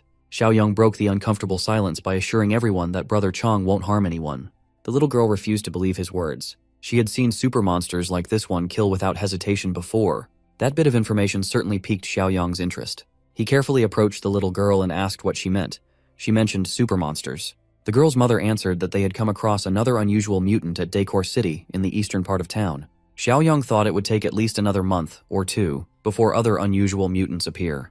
To make matters worse, Decor City is not that far from their base camp in Old Tea Leaf Town. He gave Brother Chong a heads up about the possibility of another rare mutant nearby. You see, depending on the individual, mutants can retain varying levels of sanity and memory. That makes them more efficient and fearsome than a typical zombie. However, unstable mutations usually result in heightened violence. Hearing the route that he could be heading down made Brother Chong worried for his future. Sensing his concern, Xiaoyang assured his mutant buddy that he's one of the lucky ones who managed to retain his reason. Besides, with Xiaoyang around, he won't lose his sanity. Xiaoyang turned to the survivors to ask if there were more survivors in the villa area. As far as they know, a few are locked up in the sales office and the basement. Since it was the nearest one, they headed for the basement to check for other survivors. When Xiaoyang opened the steel door, the smell of blood assaulted his nose. Everybody recoiled at the bloody sight hiding behind that cursed door. This must be where those Bichui Mountain Villa bastards store the people they slaughter for meat. Now it makes sense why there are no other gathering spots in this part of the city. Still, the rate at which they kill people doesn't make sense. Well, some of the survivors saw the goons regularly transport unknown quantities of meat out of the city. Xiaoyang could make a rough estimate of the kill count based on the leftover corpses down in the basement. With such large quantities of meat, they could be engaged in some shadier stuff. Seeing as the basement is not a place to live, the only place left to inspect is the sales office. It's about a kilometer from their spot near the south gate. When survivors flock into the villa, they are first locked up in that area. Those deemed useless are sent to the slaughterhouse. Suddenly, Xiaoyang was prompted by a series of missions called Subpar Utopia. He must expand and improve the community score as much as possible. The goons stationed at the sales office are still clueless about the fact that the kingdom has fallen. They only heard some gunshots and thought that the bosses were probably using live people for target practice again. Under the guise of darkness, Brother Chong easily dispatched the lousy security. Currently trapped in the sales office, there were a few unfortunate ladies. Based on the lack of clothing in this room, one can assume the worst. They heard the commotion outside. Some of them have accepted their fate, and some of them still have a little fight inside. When the door opened, instead of some sleazy goon from the villa, a young man with a sharp and determined gaze walked in. Xiaoyang invited the ladies out, adding them to the mass of survivors he rescued tonight. They walked out of the office sales building, the ground littered with blood and corpses of the morally bankrupt goons. The young man promised everyone a safe place to stay, a real home instead of this hell on earth. His only condition was that everyone must work and contribute to the betterment of the community. These survivors have already experienced the tyranny and depravity of the villa. Anything would be better than their current living condition. With that settled, Xiaoyang led everyone to his ride. Everyone boarded the bus. Thankfully, he brought a big enough vehicle for everyone this time around. Not long after the rescue, they reached the base camp. Shenshan and Zhang Qi were waiting for the boss to come back. Seeing as he didn't drive the bus directly in, Zhang Qi stood by to see what the boss wanted to do first. Xiaoyang introduced everyone to his fortress. Right now, he can't just let everyone in without a proper vetting process. Thankfully, the survivors understand that it would be wise to be careful in these harsh times. For now, they will be based on temporary prefab houses protected by iron fences. It's not as secure as the main fortress, but compared to everywhere else in the city, it is heavenly. There are many unfinished buildings and open spaces in this old tea leaf town. Over time, constructions will continue, and conditions will keep improving. Hearing his sincerity, the survivors extended their gratitude to their savior. The night wrapped up, and the next day came. A fleet of cars and trucks pulled up to Beachui Mountain Villa's driveway. The lady boss of the fleet had already grown impatient. That bastard Zhang Qingwen or any of the dipshits she put in charge were not responding to her calls at all. She can tell that something must be up.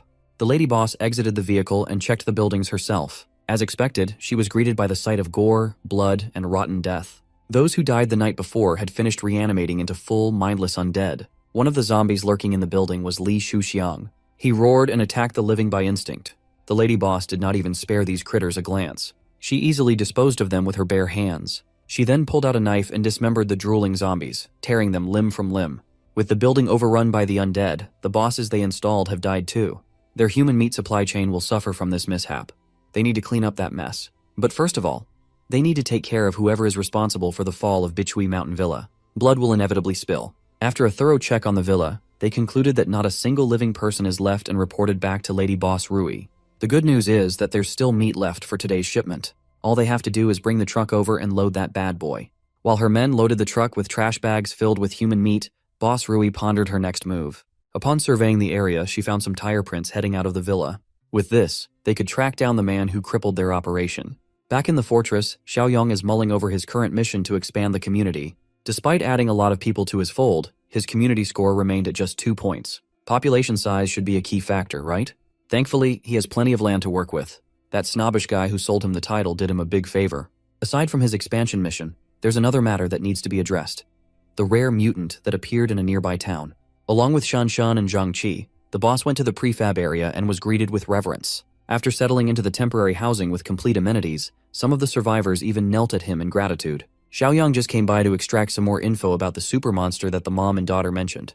Mom expounded that they encountered the anomaly at the Horenfa market in Decor City. Back then, their group was trying to scavenge some supplies but encountered the beast instead. Several people were killed while she grabbed her little girl and escaped in the midst of chaos as everyone got separated. They ran non-stop until they reached Beachui Mountain Villa. They thought they were saved, only to fall into the grasp of worse monsters. Now that he knows the precise location, Xiaoyang headed for his wheels. Shanshan and Zhang Qi tried to discourage him from taking such a massive risk. They have plenty of supplies on deck after all. Well, he's not heading out to get some loot. Decor City is less than 2 kilometers away from its base. He can't let such a massive threat in close proximity continue to exist. Hearing his declaration, the survivor who encountered the super monster herself also tried to stop the young man from going. Xiaoyang assured everybody that he knew what he was doing. He only needs Brother Chong by his side so they can pay that thing a proper visit. Currently, a group of competent-looking stragglers is roaming Huarenfa in search of supplies. They found a big supermarket and were excited at the prospect of looting a bunch of stuff. It would be wise to rein in their expectations. The supermarket might already be cleared out. And so, the stragglers entered the supermarket, confident in their group's capability to move freely in the apocalypse. As soon as they sneaked inside, they were met with complete and utter darkness. Once their eyes adjusted to the dark, it became clear that the supermarket had been looted, but far from completely. To account for other survivors or hidden zombies, the group stuck close together and made some noise. Afterwards, they kept their ears and senses open for any movements. A few seconds later, a few loose zombies emerged, and the stragglers kept their cool. They dealt with the undead expertly. Engaging with utmost care, they dispatched the monsters in a coordinated assault. Most of them were glad to see just a few zombies. It's fair to assume that the main horde must have been drawn away by the last group who tried to loot the place. Still, this group was experienced enough to not let their guard down as they proceeded to scavenge. Unbeknownst to them, a much more intelligent beast is hiding in the shadows, biding his time like a hunter circling his fresh prey. As the stragglers head deeper into the supermarket, they thank their lucky stars for giving them enough supplies to last for years. While everyone else was foaming at the mouth at the sight of foodstuffs, their leader was drawn to the bed display. She finally let her guard down and excitedly hopped on the soft mattress. Some of them joked about settling down in the supermarket since it has everything they could possibly hope for. While the group tours the abandoned supermarket, two of the chief members go out for a smoke. They reckoned that no matter how badly they wanted to settle down in this mall, it was just not ideal. The place has too many entrances, making it hard to defend. With so many supplies, it would also be a hotspot for other raiders. Thankfully, there's a two-story building nearby that seems pretty suitable for settling down. Unfortunately for these stragglers, settling down requires being alive. The hunter had finally stepped out of the shadow, beginning his hunt for the tender flesh of the living. One of the stragglers managed to yell for help, attracting everyone else's attention. He ran back inside as fast as he could, but it was impossible to outrun a super mutant. The beast dug its sharp claws from its back through its chest. With one swift and brutal motion, the mutant tore the poor guy like he was made of paper. The stragglers were stunned in terror. Someone yelled retreat, but everyone felt their legs weaken. The group fought through the terror and moved their legs. Their pathetic attempt at escaping was a tragedy. They fell one by one, starting from the slowest runners in the back.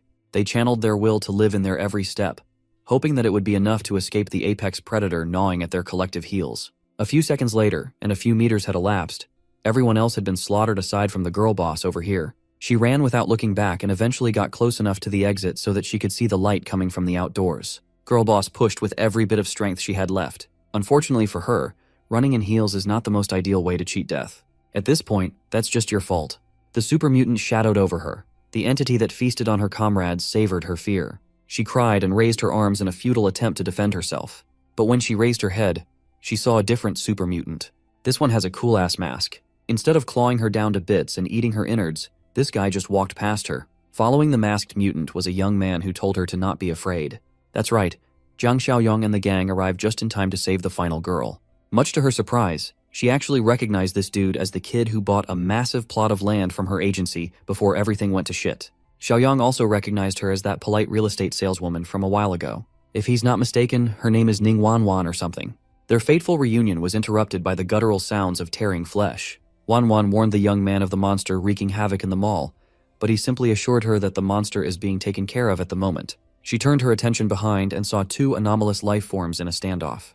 The mall mutant sees Brother Chong as competition, but our friendly mutant simply sees this opponent as an obstacle to being toppled. This is the first time meeting someone of the same kind for either of them.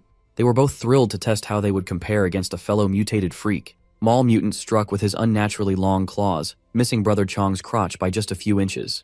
He wonders if eating a fellow freak would speed up his evolution or something. While Mall mutant laughs, Brother Chong unleashes a roaring strike. The force behind that fist was so powerful and hefty that it planted Mall mutant's head deep into the tiled floor.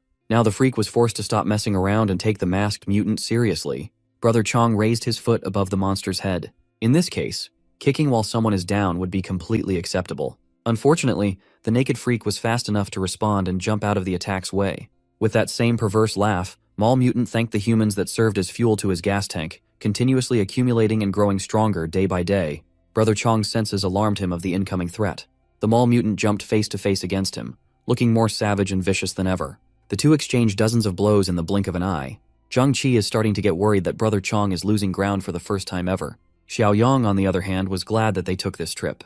If they had left this Mall mutant to hunt for a bit longer, it might have grown to become completely unstoppable. To tip the odds in their favor, the young man stepped in and manifested a fucking AK-47 out of thin air. He casually asked Brother Chong to hold the beast down for just 1 second so they could finally wrap up. As usual, the ever-reliable super mutant did as he was told and focused on keeping the mall mutant from using its speed. The sound of gunfire echoed all over the mall. A singular bullet pierced through the monster's forehead, cracking its skull and turning what was left of its brain into mush. Nevertheless, a single gunshot to the head is not enough to put an end to the super mutant's terror. Still, that shot managed to hurt the beast. Now he's completely shifting targets to the young man with the gun. Chang-Chi could not believe his eyes. He had never encountered a life form that stayed alive after a clean headshot. If a single bullet won't do, why not add one more? And then some more? And then just put that thing in full auto to do its magic. With high-caliber bullets chunking the mall mutant, the beast looked like rotten green cheese. When it finally fell, it shivered as the last bits of life left its body. Xiaoyang proposed that Brother Chong should try eating the super mutant. Who knows? Maybe it'll provide a hefty power-up. Much to the young man's surprise, removing a dangerous element such as this beast also counted toward improving his community score and advancing his current mission. Since they're in a relatively untouched supermarket, they might as well pick up a few things. They can't leave empty-handed now, can they? This is where Xiaoyang's storage ability comes in handy. There's no need for hauling truckloads of supplies. He can just suck it all up and transport it in a separate dimension. It's a little crass, but instead of letting the straggler bodies turn into zombies, they might as well give Brother Chong some dessert after munching on his main course. While Xiaoyang was away, some rats were trying to play. Boss Rui and a few of her subordinates have set off to follow the tire tracks and scout the enemy. From afar, they carefully assessed the stronghold's capacity and capabilities. Boss Rui's loyal hand evaluated that the fortress has a decent number of people, but they are poorly armed. Their only advantage is that sturdy warehouse. If that's all they have, it's a mystery how they took down Zhang Qingwen, Lin Guangkai, and the entire Bichui Mountain Villa. Boss Rui reckoned that the rats must have used sneaky tactics. They must have lured a horde of zombies in or something. Filled with arrogance, Boss Rui is already thanking the heavens for spoon-feeding her some juicy prey and a new base. For now, they must head back, regroup, and gather all their weapons and people before striking when the fortress expects it the least. The scouts turned around and drove off. Opposite their route, Xiaoyang's group is heading back. Zhengqi tells Wanwan that their base camp not only has mattresses but also hot water for proper showers. It's not every day you see other cars on the highway nowadays. The group tensed up as they prepared their weapons. 2 cars heading in the opposite direction, none of them slowed down. But for a split second, Zhang Xiaoyang and Boss Rui's aura checked each other. A new mission has been initiated. For Villain Nemesis Volume 1, Xiaoyang must resist the invasion to be rewarded 50 points. He immediately had a gut feeling that the invaders must be those people suspiciously driving around the area. To confirm, he sought Shanshan in the watchtower to ask about any sussy activities around their perimeter. As far as the young woman was aware, there was a car that passed by in the distance, but did not get close enough to ring any alarms. That's enough confirmation for Xiaoyang to act. So, he called for Uncle Sheng and Old Li to gather everyone for an important announcement. Meanwhile, the southern suburb coal plant business is running smoothly. With the help of a choppy radio broadcast, a group of survivors found themselves trekking towards the plant. The broadcast claims that this is a safe zone where a settlement is seeking manpower for development. The group of survivors were vigilant. If they survived this long, they must be capable. Finally, they spotted a car driving towards their destination. The car pulled up. Boss Rui and her goons, fresh from their scouting mission, welcomed the survivors lured in by the optimistic radio broadcast. As soon as the survivors saw her assets, all common sense left the room. They just wanted to be a part of whatever she was running. Boss Rui also knows how to flaunt and use her womanly charms to drop any sort of resistance. With a smile, she invited the group into her base camp. While they were walking towards the coal plant, the survivors exchanged a knowing, perverted look. They were escorted into the camp and were wide-eyed at how spacious and tidy everything looked. They finally have a place they can call home. One of the survivors excused himself, claiming that he had to use the restroom. Boss Rui offered to take him to their indoor bathroom, and the poor bastard immediately folded. She did not just lead him to the urinals. Boss Rui stayed over while the guy peed. Her eyes lingered on the package the whole time, seemingly scanning the goods. Seeing this as an invitation, the survivor asked Boss Rui to stop being shy and sample the product if she wanted. He bragged that he was super strong, but all it took was one lightning-fast step and a stab for his lewd words to stop coming. Boss Rui was efficient with her kill. The poor bastard never saw it coming. Initially, she was actually interested in including him in her group if he was a good catch. But after seeing what he was packing, killing was a no-brainer. Imagine dying to have a little pecker. Outside, her underlings have also taken care of business. Every single survivor that was lured by the radio broadcast bled like a pig. Back in the fortress, everybody had heeded Zhang Xiaoyang's call, gathering to discuss the upcoming war. Old Li asked who would be dumb enough to be targeting them. Well, right now, the enemy is unknown, and they could face an attack at any moment. To prepare, Zhangqi and Brother Chong must stick to the boss to clear out the unfinished building southeast. They have to temporarily stash the refugees there. If they stay in the temporary housing area, they will be exposed during an attack. Shanshan and a few others volunteered to join in. Even the twins, who looked nothing alike, were in. Swept up by the air in the room, even Lil Shuai volunteered to join, much to the annoyance of his mother, of course. Eager to contribute, Ning Wanwan also offered to help with the clearing operation. While they venture out, Uncle Sheng and Old Li will hold the fort and guard the base. Everybody else will gear up. And so, with Xiaoyang leading the charge, a small army was formed to mow down any obstacles to the upcoming war. Upon entering the southeast building, all hell broke loose as the army picked and popped every zombie in the vicinity. It was an intense hunt, one that would develop their killer instincts for what was to come. After the first wave, Xiaoyang signaled for a break and a check on everyone's condition. Once more, he warned them that the coming days would be turbulent. For now, they will settle inside the southeast building for thorough clearing. When the refugees were invited in, they voiced their willingness to help in the fight. The more he thinks about it, the more Xiaoyang thinks that an increase in their fighting numbers would be good. So, he promised to send over some handguns and bullets later in the day. When the enemy attacks, the southeast building and the fortress will coordinate through walkie-talkies. Back in the coal plant, Boss Rui is overseeing their discreet cannibalistic operation. Her number 2, who looks like a Full Metal Alchemist character, and number 3 are just eager to get their share of the new meat. Boss Rui is still pissed off by the fact that Beechway Mountain got wiped out.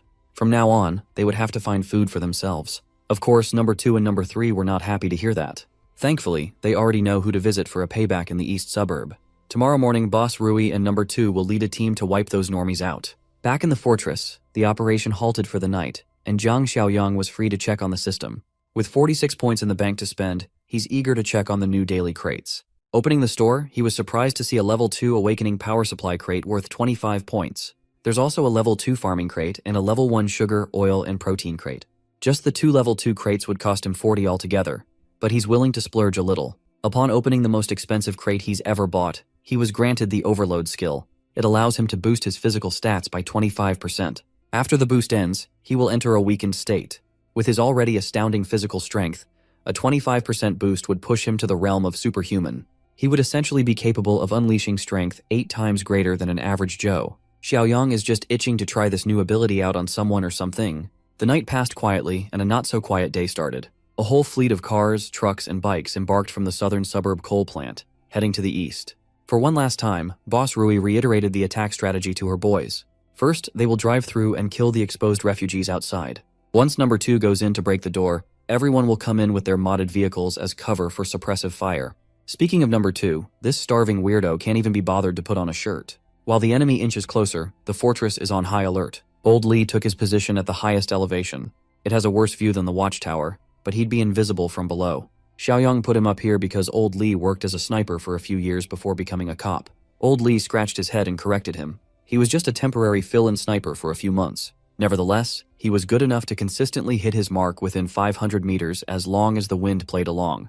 That would be good enough to play a crucial role in battle. You see, Xiaoyang tasked Zhang Qi to bring something incredibly heavy up to the rooftop. The young man eagerly opened the heavy crate where a pristine Barrett sniper rifle was cozily stashed. Old Li was taken aback. How can a young man even get his hands on something like this? Refusing to answer, Xiaoyang explained that they only have 10 rounds in total, so it must be used sparingly. Old Li took the big-ass gun, feeling its literal weight and the heavy responsibility that comes with it. Everyone else is ready and posted up in their respective positions. According to Xiaoyang, the enemy might appear at any moment today. Shanshan, keeping her eye peeled at the top of the watchtower, spotted something unusual and quickly relayed the info to everyone. Looking through his scope, Old Li confirmed that a fleet of enemies was coming in hot. Back in the modded car, Boss Rui's goons were puzzled at the disappearance of the refugees outside the wall. Instead of stopping and observing before going in, Boss Rui ordered his boys to put the pedal to the metal and push without stopping. They're close enough to be spotted. Stopping now would just kill their momentum. And so, the fleet charged forward, aiming to take cover by the wall. As soon as enemies entered their effective range, Shanshan gave everyone permission to open fire. Everybody spread around the wall, pulled out their blickies and AKs, and rained hellfire on the intruders. The foolish coal plant people did not account for such heavy firepower. Instantly, bullets pierced through windshields and flesh. This was supposed to be a surprise attack, but they were the ones who were startled. Boss Rui refused to believe that her brilliant plan was exposed so early. It was too late to pull out now. She had to throw caution to the wind and ordered her goons to keep charging while most of them dropped like flies. For what it's worth, it was somewhat effective. They reached the bottom of the wall with some troops still alive. The important thing is getting number 2 and his gigantic automatic saw close enough to the gates. When he was met with the stubborn door, number 2 hacked and slashed his way through the thick metal. Shanshan relayed the presence of this anomaly, trying to break their door to everyone in the vicinity. The people in the watchtower raised their rifles and put their trigger fingers to work. To make sure that number 2 could do his job, Boss Rui and her goons returned fire with their pea shooters and submachine guns. Under heavy fire, the inexperienced bunch up in the watchtower were effectively pushed away. Even Fatty Xiaokai was hit in the shoulder. Thankfully, it doesn't look lethal. The enemies have decent firepower and aim. It would be extremely difficult to suppress them a bit longer. Some of the oldies tried to rally the young guns. They just have to hold their ground. They have enough ammo for a dragged-out war, but that won't be the case for long. The automatic saw is about to cut through the main gate. Once the gate is broken, they would be at a disadvantage. Thankfully, the calm and collected boss has a plan to deal with what comes after the breach. Xiaoyang quietly exited the fortress, hiding his presence. Then, the madman ran outside like he was bulletproof or something. Boss Rui's faction had already burned through half of their ammo supply, and number 2 had yet to punch through. He needs just a few more seconds to break the entrance open. The sound of the gate being breached exploded. Shanshan and the watchtower group quickly descended to provide support below. Meanwhile, Boss Rui is smiling deviously. It was rough, but she's finally in. Now it's time to see how these rookies handle the terror of an evolver strengthened by human meat. Using number 2 as a moving cover, she ordered her boys to follow and stay close behind. The anomaly ditched his automatic saw and muscled his way to make the opening bigger. With a clear sightline of the enemies, Xiaoyang gave old Li a heads up for his time to shine. Controlling his heartbeat and breaths, Li Hongli locked in on the big guy. Once that big-ass head came into view, old Li's crosshair snapped like he had an aimbot. Number 2 roared. He sounded more beastly than human. The survivors who laid eyes on the monstrosity would agree. As soon as that beast breached the gate, they were demoralized. They tried their hardest to deter the charge, but the bastard had impenetrable skin. Their measly bullets were ineffective.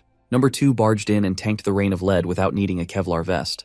No matter what the caliber, it just bounced off to the side, leaving a meager mark. Even those marks were quick to vanish with number 2's unfair regenerative abilities. Boss Rui was quite pleased with the reaction to her hulking shield. She reckoned that this bunch must be seeing the power of an evolver for the first time in their lives. Finally, the go signal was relayed to Li Hongli at the rooftop. He has supreme confidence in his aim and his destructive bullets. The Barrett buckled at the strength of its shot. One press of a trigger was all it took to erase the monster's head out of existence, turning its face into a mush of blood and brains. Number 2, who was seemingly invincible, fell to his death. Boss Rui and the goons were flabbergasted. The big guy was their only form of cover. Who would have expected that this little community could get their hands on weapons of this caliber? With the biggest deterrent out of the picture, Xiaoyang finally made his grand entrance, flanking the intruders with his trusty AK-47. He started open firing, waking up the enemies from their shock. It was like shooting fish in a barrel for the young man. Boss Rui was well aware that they were in this precarious situation solely due to her miscalculation. She underestimated the enemy, and now they must pay the ultimate price. Still, a woman like her refused to go down without a fight. With a submachine gun in hand, she fired back while bolting towards the exit. With gritted teeth, she desperately tried to fall back. Upon seeing Xiaoyang's killer eyes, she finally recognized him as the kid they passed by in the car the day before. To make sure that she gets out of this shit show alive, she grabbed one of her goons. Without as much as blinking her eyes, she used that poor bastard as a human shield. Xiaoyang noted that with this woman's inhuman reaction speed, she must be an evolver too. After making one of his boys eat a bunch of bullets, she hurled the poor bastard on the gunner, blocking the exit. Xiaoyang had to dodge to the side and was forced to stop firing. That few seconds was all Boss Rui needed to make a run towards her car. Of course, old Li refused to let a straggler go after these intruders disrupted their peaceful way of living. He locked in with the scout and announced that throughout heaven and earth, his Barrett was the only honored one. This dude thinks he's Gojo. Instead of hitting a clean headshot, he had to settle by taking her incredibly fast legs. The sudden loss of one of her limbs tripped Boss Rui up inches from her getaway vehicle. Li Hongli felt ashamed that he missed a kill shot. While he was readying another round, Boss Rui's underling helped her to get into the car. Unfortunately, these two seemed well versed in escaping deadly situations and were able to swerve away with their tails tucked between their legs. Xiaoyang ordered everyone to stop firing. He doesn't really mind if these dumbasses come back for round 2. He's just pleased that his system mission has been cleared. He was rewarded with 50 points, which significantly boosted morale. In addition, the second volume of the Nemesis mission has been unlocked. Now it's his turn to go on the offensive and attack the cannibals' base for another easy 50. Everybody in the fortress celebrated their massive W. As for casualties, they have a few people injured by gunfire, but no one died. Those injured were sent to the medical room for swift disinfection, while enemy corpses were moved to the cold storage for Brother Chong's dinner. Since the base is back to a relatively safe level, The refugees will be allowed back to their housing. As soon as he had some alone time, Xiaoyang checked the points he had amassed in just a single mission, and he was excited to splurge again tonight. Back in the southern suburb coal plant, the remaining survivors of the war retreated with only 3 people and 1 less leg on Boss Rui. Number 3 welcomed them with confusion and worry. Obviously ashamed, Boss Rui admitted that she was careless. They never expected to be under heavy weapon fire. She snapped at her goons and demanded human meat so she could refuel and heal. Hearing her bark orders like it was business as usual, a cruel and sly grin crept up to Number 3's mouth. She continued mouthing them off, calling them useless fools who can't even follow simple orders, and claiming that everyone here is not even worth Number 2's toes. Number 3 finally had enough of her bullshit. The boss had fallen to such a vulnerable level, and she still dares to belittle them. Boss Rui made a gigantic mistake yet again. She did not expect a rebellion at all. Panicking, she tried to order her men to take Number 3 down, but no one moved a muscle. Even the 2 survivors who dragged her to safety pretended not to hear her. With Boss Rui missing a leg and Number 2's death, Number 3 can easily usurp power for himself as the strongest. Besides, he's already planted the seed of rebellion on everyone. The brothers of the coal mine had long since been dissatisfied with the way she ran things. Now they have the perfect opportunity to change leadership. Even now, Boss Rui still thought she could make the boys stand down. But as they crowd around her with malicious intent, her bossy attitude quickly crumbled. With Number 3's lead, the coal plant bastards unleashed their frustrations on their cruel boss. They laughed and cheered as they bashed Boss Rui's entire body with their metal pipes. They jeered at her miserable groans and screams. Since she's still an evolver with an inhuman body, this torture went on for a long time. When she finally croaked, Number 3 could not stop smiling while he wiped her blood off his hands. One of the goons called him Boss 3, and he nearly pummeled that guy to death. From now on, he won't tolerate goons who won't call him by his new title, Big Boss. Well, the boys are wondering about their next move as a group. With the witch and Number 2 out of the picture, the coal plant's combat strength has been greatly reduced. Everyone's biggest fear is not the eastern fortress but the one they call the Tentacle Man. Big Boss decided that they would just abandon the plant and seek refuge with the West Steel Group, a merger of sorts. A day later, Zhang Xiaoyang and a few select members of his battalion sneaked off behind enemy lines. Just as he expected, those pests are camped in the coal plant. He warned Zhang Qi and Old Li to lower their volume and stay close to him while they sneak inside the premises. After surveying the area for a while, they noticed that there was no human activity inside the camp. All they found was that hateful woman leading the charge yesterday. It was evident that she was killed by her own people. While the other 2 were appalled, Xiaoyang already expected as much. Curious, Zhang Qi asked about the big guy who had broken the door. That beast was obviously different from Chen Chong, yet he had absurd powers. Xiaoyang had broached the topic of evolvers with his people before. Even Old Li was quite curious as to how one becomes a so-called evolver. Without mincing his words, Xiaoyang shared that one can evolve by eating humans. This tidbit of shocking information would make anyone shudder. Xiaoyang elaborated that to gain an ability like a mutant, the most direct and simplistic method is cannibalism. Since he also has inhuman abilities, Zhang Qi asked if he had also gone down that awful route. Going forward, do they have to cast away their humanity and eat other people too? Xiaoyang stopped his buddies from jumping to any more absurd conclusions. While cannibalism is the most direct method, it's not the only way. Fishing something out of his pocket, the young man showed them some sort of glowing red rock. Ultimately, evolvers and zombies are all mutated life forms, and mutants only need to absorb exotic energy to grow stronger. Ordinary people have innate exotic energy within them, but it is scarce and dispersed in their flesh and blood. Evolvers and rare mutants, on the other hand, condense their exotic energy into cores. As the apocalypse progresses, even normal zombies will start forming exotic cores. Even if that's the case, eating zombie meat sounds like a surefire way to turn into one. Well, ordinary people can't outrightly eat zombie meat. Only mutants like Brother Chong can do that to grow more powerful. While they were talking, Volume 2 of Xiaoyang's Nemesis of Villains mission was automatically cleared. It looks like those coal boys no longer pose a threat to his community.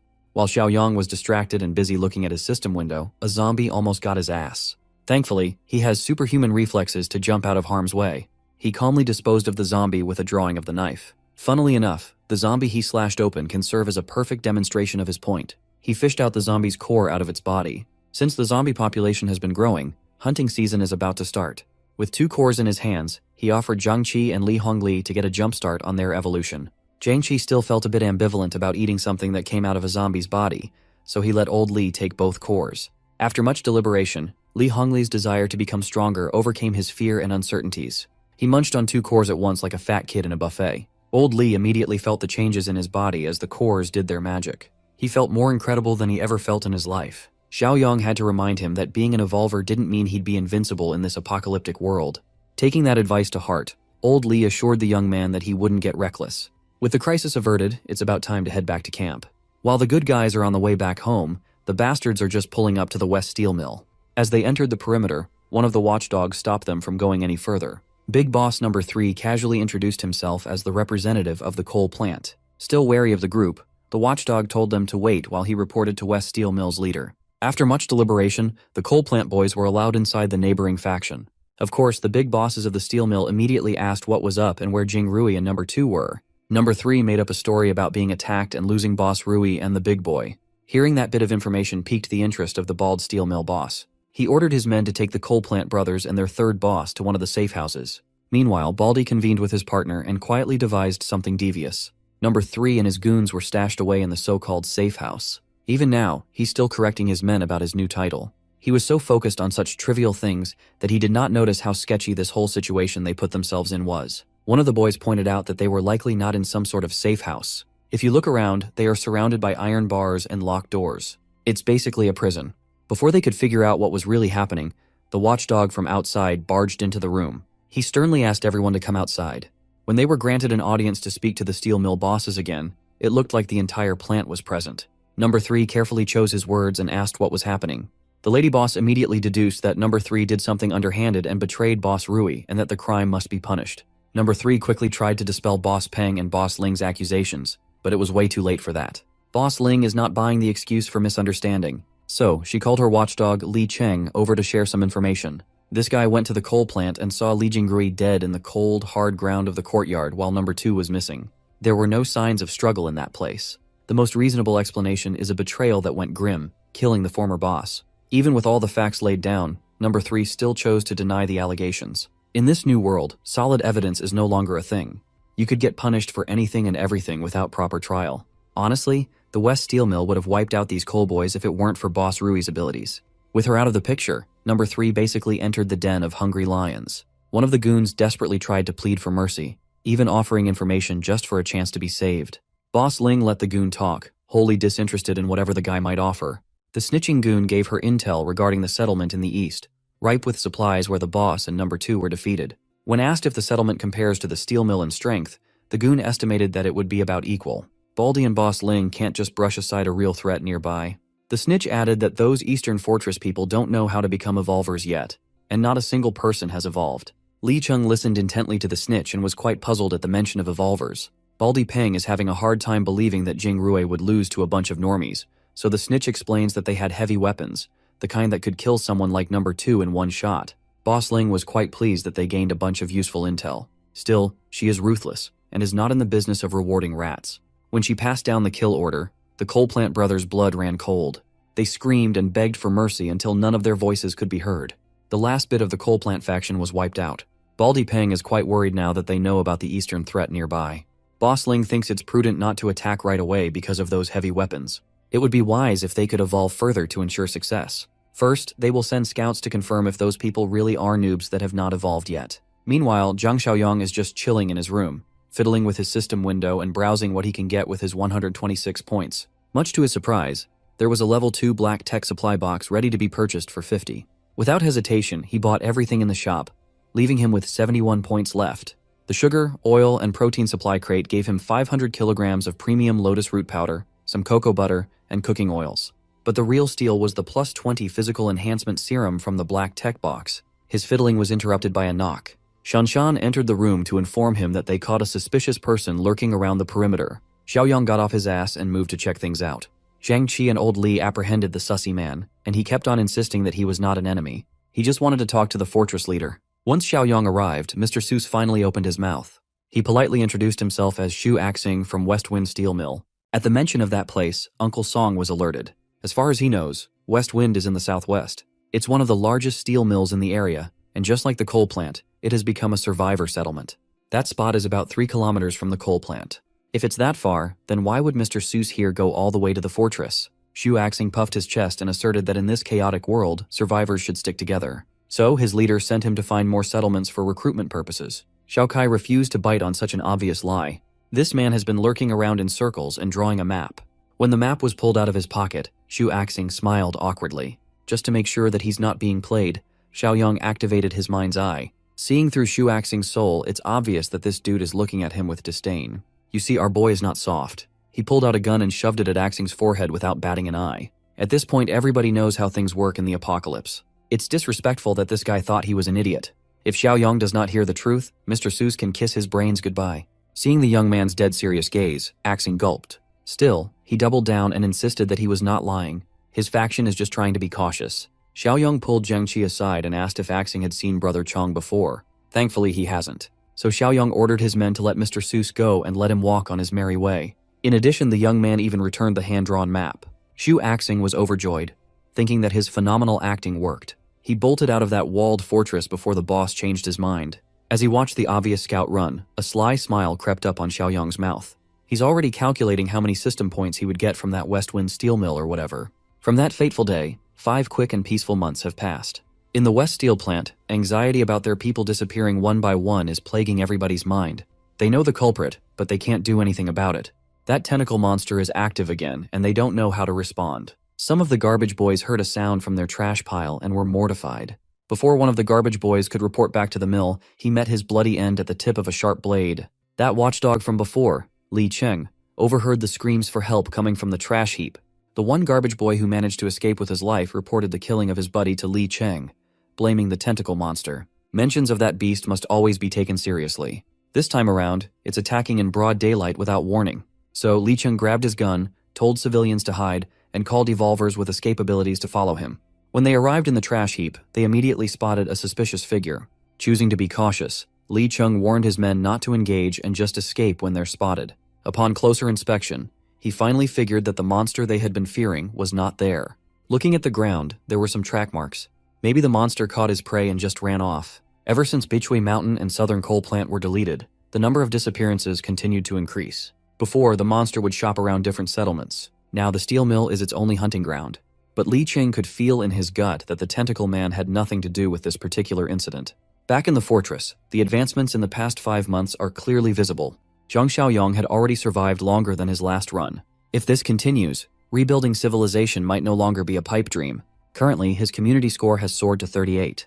It has been months now, but the system mission to take care of the West Steel Mill still hasn't appeared. In those months, the rest of his inner circle was hard at work. Seeing that Shanshan and the boys are back from their outside mission, Xiaoyong flexed his superhuman abilities a little bit and jumped from the top of the wall and into the ground. Zhengqi reported that the hunting operation was a success. With their current strength, there's no way someone could fight or track them. Little Shuai had also started joining in hunts with the grown-ups. Wan Wan has been looking after him in the field, and he's growing up to be a formidable fighter. Today, he even took down a zombie on his own. As a part of Villain Nemesis Volume 3, the Fortress Battalion has been going out hunting zombies to eliminate threats and help potential allies while taking every mutant core they come across. Until now, Xiaoyong has been confused by the potential allies part. Maybe it's referring to the West Steel Mill. Since the system is not giving him the go, Xiaoyong decided to take the initiative and infiltrate the mill by himself. Of course, old Li was against the idea. Uncle Song has been dealing with multiple scouts snooping around their territory for months now. It is highly likely that they have bad intentions. Xiaoyong assured the oldies that with his strength, even someone as powerful as Brother Chong would never be able to hurt him. Besides, they might as well find out whether those people are friends or foes now. Uncle Sheng, old Li, and everyone in his inner circle will be in charge of the fortress and the nearby town housing refugees. Well, the fortress will be fine, but everyone is just worried about their leader. Without this young man, the settlement will crumble. Back in the steel mill, Li Cheng has returned from his sweep of the trash heap. He just wanted to talk to the bosses, but he was barred by some guards from entering. Li Cheng snapped and grabbed the guard by the throat, lifting him up in the air. When he realized that his temper got the best of him, he snapped out and regained control. He put the guard down and immediately apologized. Truthfully, Li Cheng is getting worried about his constant outbursts as of late. Over the past few months, he's been losing control of his emotions. When the bosses heard his voice, they granted Li Cheng permission to enter. Li Cheng cautiously entered the boss's room and found the absolutely shredded muscle, Mommy, Boss Ling, alone in her office. Li Cheng proposed a different theory that would explain the recent surge of disappearances in their area. After carefully examining a recent crime scene, he found a woman's footprints. What he's saying is that they might be attributing the deaths and disappearances to the Tentacle Man when there's a different killer on the loose. Boss Ling did not shut his theory down right away, but advised him to keep a lid on it for a while. One Tentacle Man already has the entire settlement terrified. They can't afford to increase the people's anxiety to the point of being too afraid to even step outside. Li Cheng tried to oppose the boss, but seeing her face zooming so close to him, he folded and blushed like a schoolboy. He awkwardly excused himself, bidding Boss Ling goodbye. Li Cheng is a strong man, But when it comes to his boss, he just can't seem to think straight. Out of a different room from Boss Ling's office, a voice mocking her for being careless rang. She snapped back that she would gladly hand the job to someone else if her methods were criticized. The voice in the other room belongs to Baldy Peng, who is currently chopping up the corpse of that garbage boy from earlier. These days Ling does the killing and Baldy does the cleanup. They throw the heads of their victims away and eat the body's meat. Meanwhile, our boy is busy slaying zombies, cleaning up the streets one undead at a time. Now that he's nearing his destination, he needs to keep a lower profile. He pulled out a pair of scissors from his dimensional storage and did the most diabolical thing. This dude started cutting his own hair with his eyes closed. Then, he grabbed a bunch of dirt from the ground and smeared that thing all over his face. Just for finishing touches, he even brought out the ultimate disguise tool, a pair of glasses. For someone who deliberately tried to look crappy, he was not half bad at all. When he walked close enough to the vicinity of the steel mill, one of the patrolling guards took notice. Of course, a stranger wandering around the perimeter is subject to hostility, but he greeted the aggression with a smile. He claimed to notice signs of human activity from afar, acting as though he was just glad to see other survivors. Upon figuring that he must be a lone survivor, the patrolling guard changed his tune to that of excitement. First, the guard asked him how he managed to survive the deadly lands for so long. Xiaoyang spun a story about how he was a part of some 10-people settlement that was eventually overrun by a brutal zombie horde. Every one of his comrades died, leaving him a sole survivor. When asked about his strength, he gladly shared that he's quite a bit powerful. After surviving multiple zombie attacks, he's gained a lot of experience dealing with the undead. Of course, the guard was just probing if he was an evolver or not. Since he did not mention anything regarding evolution, the patrol guard gladly welcomed him into the mill. On the way, the guard explained that Xiaoyang would undergo a test that he must pass first. Just from this initial interaction, the young man could easily deduce that this steel plant is a den of snakes. As they neared the door to the mill, Li Cheng took notice of the stranger being led inside. The patrol guard fumbled and claimed that he was just taking the lone survivor to somewhere secluded for a security search. Li Cheng is a no-nonsense kind of guy. If they're doing a body search, it's better to just do it right here and right now. So Li Cheng took over and asked the stranger to hand all weapons over before going inside. Xiaoyang pushed back a little, claiming that he was a bit reluctant to go unarmed into unknown territory. Li Cheng understands that people can be foul in the apocalypse, so being cautious is a good thing. However, it's the protocol for outsiders to either be disarmed or kicked out. Keeping up with his reluctant act, Xiaoyang handed his blade over. Don't worry, he has about 1 million of these inside his pocket. Afterward, Li Cheng gave him a thorough body check to make sure there weren't any concealed weapons. Xiaoyang was a bit surprised to see someone with a bit of moral backbone in this rotten place. It's certainly a bit different than the savages at Bichui and the coal plant. Seeing as this stranger survived the outside world with only a dagger in his person, Li Cheng curiously asked if he was an evolver. Xiaoyang played dumbly and cited that he felt a lot stronger as days went by. Just to make sure, Li Cheng escorted him towards the boss first. For now, Xiaoyang has to wait in the so-called reception room. Honestly, it looks more like a holding cell. He could tell that the doors were reinforced, fitting for a prison cell. A few minutes later, Boss Ping opened the cell and cautiously walked his bald-ass head inside to ask the stranger his name. Xiaoyang stumbled on his words and introduced himself as Jiang Ye. That is awfully close to Kanye, my guy. Baldy Ping just came over to confirm if this Jiang Ye fellow truly was an evolver. The fastest way to do that is to measure his physical capabilities. So, Baldy Ping launched a hatchet flying to his face.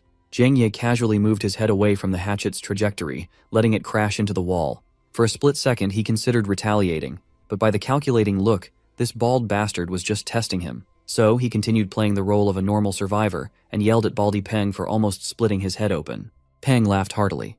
That slick dodge pretty much confirms that the new guy is a capable evolver. If he had not, he would have died right then and there. In that case, his death would not even count as a loss. Since they are both evolvers, Baldy Peng prodded him on the method he used to become one. He implied that he knew about the cannibalism path, and Baldy Peng warned him about keeping a tight lid on the method. Only a few people in the camp know the secret, and they don't want that kind of knowledge to spread among the shitters. If Baldy Peng catches a whiff of a leak, he will know who to kill. To demonstrate how easy that would be, he charged and motioned to crush Jiang Ye's neck with his bare hands. It's a good thing this was an empty threat. If this bald fuck tried to bum rush him with a weapon, he would have fought back. It could have been really bloody. Still, killing this baldy now would make it hard to get his whole 80 points as a reward for the mission. Peng was quite impressed that Jiang Ye reacted fast enough to draw a weapon. While the kid has above-average skills, Baldy claimed that he's on an entirely different level, so thoughts of opposing him should just be buried deep. After their tryst inside the holding cell, Baldy Peng ordered his underlings to treat the Jiang Ye fellow with respect. Give him a change of clothes and wash up before a follow-up meeting with the rest. After he washed up, the clean and dapper Jiang Ye was brought to the meeting room with the other evolvers. Baldy Peng introduced Huang Ling as his co-lead, while Li Cheng and Huang Bin were the two settlement officers. The latter, Huang Bin, will be in charge of showing the newcomer the ropes. Boss Ling praised Zhang Ye's luck in finding the strongest settlement in the area. Here, survival is no longer a concern. Still, to eat well, one must contribute their value to the group. Zhang Ye solemnly swore that he would do his best and follow orders. Everything is going smoothly. He arrived at just the perfect time for Huang Bin's patrol. After picking out Aqiang and Axing for the patrol, the party rolled. Aqiang was quite displeased to see that the new kid was assigned to their group. Since Zhang Ye knows the secret of evolvers, he can only be assigned to this troop. While they were patrolling, old Axing could not take his eyes off the new kid. He cannot shake off the feeling of familiarity. Huang Bin was actually being fair to the new guy. He even explained what their settlement was like. You see, in the steel mill, the only people who know about the consumption of human flesh are Baldi Peng, Boss Ling, and their current troop of 4. Axing is Baldi's cousin, and Aqiang is Boss Ling's nephew. They are bound by blood, so if the secret leaks, it can only come from the mouth of an outsider. At this point, Zhang Ye has become quite uncomfortable with Axing's discerning gaze. This was the old man that Zhang Qi and the group caught lurking around the fortress a few months ago. Casting that aside, that other dude, Li Cheng, is also an officer. He is very talented and powerful, but he has no idea about the method of evolution. If there's anyone who must not find out about the active practice of cannibalism, it's him. If Li Cheng finds out, there will be 2 corpses displayed in the mill. This conversation gave Zhang Ye quite a lot of info. The bosses must suppress Li Cheng deliberately for fear of his monstrous talent, which surpasses everyone else. Upon arriving on the outskirts of the mill, Huang Bin ordered everybody to halt. They have arrived near a small settlement that has 7 members. Huang Bin's crew had been scouting these survivors for 4 days now, and there were no signs of evolution among them. When asked if they were hunting, Huang Bin laughed at such a barbaric notion. Instead of hunting, he prefers the term raising. Since Zhang Ye is an enlightened evolver like them, they want him to change his mindset instead of being a rigid fool blinded by morals. As evolvers, these fools see themselves as no longer the same species as ordinary people. They hail themselves as apex predators at the top of the food chain. So the plan is simple. Subdue this small settlement, raise them like cattle, then slaughter them later. In truth, they don't even need the entirety of the settlement. Bring back a fix, or 6 should be fine. The rest will be dealt with on the spot. For now, the new kid should just watch and learn while Huang Bin and the crew do their magic. The small settlement has enjoyed months of peaceful life. They work day in and day out to improve the group's living conditions. While in the middle of renovating their camp, nightmarish figures swiftly came into view. A horde of zombies somehow found their way into such a secluded area. Each one is hungry for fresh flesh. The group grabbed all their weapons and prepared to fend off the immediate threat. Unfortunately for them, having guns but choking the trigger pull is a surefire way to lose your life these days. While his comrades fell one by one, the builder trembled in fear of being the next victim. Meanwhile, Zhang Ye and his new troop just stood on the sidelines, watching and listening to the dying screams of agony. Huang Bin justified this method as necessary, considering the limited resources. They simply can't afford to bring in more alive mouths to feed. Now that the zombie horde had trimmed the number of survivors by a bit, the time had come for Huang Bin's crew to do their thing. A woman cried and screamed bloody murder as the grotesque monsters bared their fangs near her. With a single swift slash, those pesky flesh-eating beasts were dispatched and beheaded in a split second. The woman was stunned. She thought she was done for. Yet now he's looking at her savior, offering a helping hand. Huang Bin's weapon of choice was the hammer, and Axing wielded dual daggers. They were efficient and lethal. After wiping out the horde, Huang Bin led the introduction as the evolvers of Westwind Steel Plant. The survivors had no idea what an evolver was, but they were just happy to be saved. A single fight was enough for Zhang Ye to gather valuable data. According to his estimation, Huang Bin's crew is roughly on par with Zhang Qi's subgroup. Suddenly, his hair stood on end as a voracious presence made itself known. Zhang Ye turned around and saw an open room in a nearby building. Seeing as there was nobody up there, he chalked it up to his overactive imagination. Huang Bin snapped him out of his thoughts with a directive to help with the cleanup. Still, he could not take his mind off that presence up in that abandoned building. Little did Zhang Ye know he was right to feel a foreboding sense of anxiety. An abomination is hiding in that place. The clueless survivors willingly shared some vital information. There are still some supplies in their warehouse. Zhang Ye was left to supervise the supply collection, while Huang Bin's boys arranged for a small truck to be transported later. Aside from the supplies, he also has to pile up the bodies of the freshly killed survivors. While those who were lucky or unlucky enough to keep their lives followed Huang Bin like he was the Messiah, this setup actually works quite well for Zhang Ye. It's perfect timing to do his own thing. While walking towards the steel mill, the survivors kept singing Huang Bin's praises and expressing their gratitude. One of the clueless girls turned to Aqiang to ask if they had a bath in camp. The creep swiftly grabbed onto her and bragged that the mill had hot water and body wash for deep cleaning. Suddenly, the mood turned for the worse when Axing's spidey senses started tingling. Huang Bin took notice of the old man's reaction and raised his guard. He yelled at everyone to stay alert, hoping to get ahead of whatever was about to come. Akyang continued sticking to the poor girl even though she was clearly feeling creeped out. Axing might have a sharper intuition, but he can't pinpoint where the danger is coming from. Akyang chided that the old man was just feeling paranoid for nothing. But Shu Axing trusts his instincts. Something is definitely out there. As if it was a self-fulfilling prophecy, Axing was the first one to fall from the threat's sneak attack. Something sharp pierced through his neck. The poor guy didn't even know how he died. Huang Bin freaked out. He could recognize that killing method anywhere. The tentacle monster is upon them. The tentacle retreated, leaving a tense atmosphere in its wake. The next thing you know, the grotesque beast had already invaded Huang Bin's effective combat range.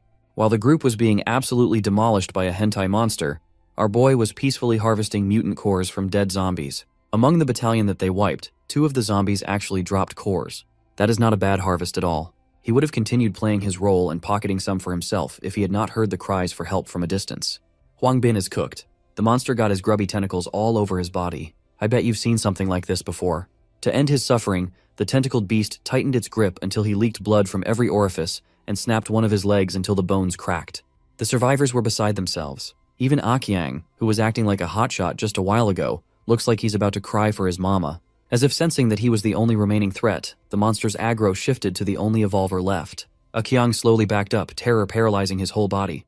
To save himself from a grim and agonizing fate, he grabbed the wrist of the girl he was trying to riz up and chucked her into the tentacles to keep the beast busy. Well, the monster is not one to reject easy prey. Now, I know you've definitely seen something like this. Only this time it wasn't squishy sounds and moans. It ended in painful and crushing suffocation. But this is not the end of the line for Miss Survivor. Her real savior just made a flashy entrance, slicing the tentacles and smothering her to bits. Perhaps Zhang Ye and his trusty knife would stand a chance against the monster that everybody is so afraid of. Zhang looked at the tentacle man from head to toe, and he wasn't really impressed or petrified. Well, that's because this is just one of the tentacle monster's sons. At least, that's what the steel mill people call them.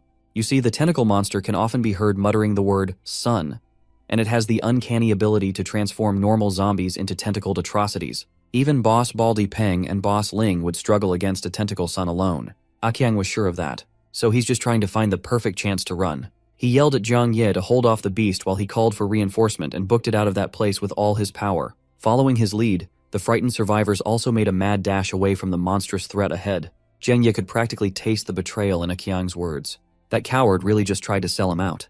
The tentacle's son finally recovered, and he is pissed at Zhang Ye for those deep cuts. The newly regenerated tentacles wrapped around Zhang Ye's body, and he just let it happen without resisting. He's actually quite fascinated at the concept of some evolved mutant siring sons. He has the right to aura farm and acts nonchalantly simply because he has the strength to back it up. He wants to test this interesting but disgusting specimen in front of him. The two played a game of tug-of-war using tentacles as the rope. It popped into Zhang Ye's head that he'd never been in a situation where he could use the ability he had awakened a few months before. Today might be a good time for some limit testing. He dug his heels down to the ground, his stability unparalleled. Finally, he activated physical overload, pushing his stats to a terrifying degree in one go. The boost from overload was busted as hell.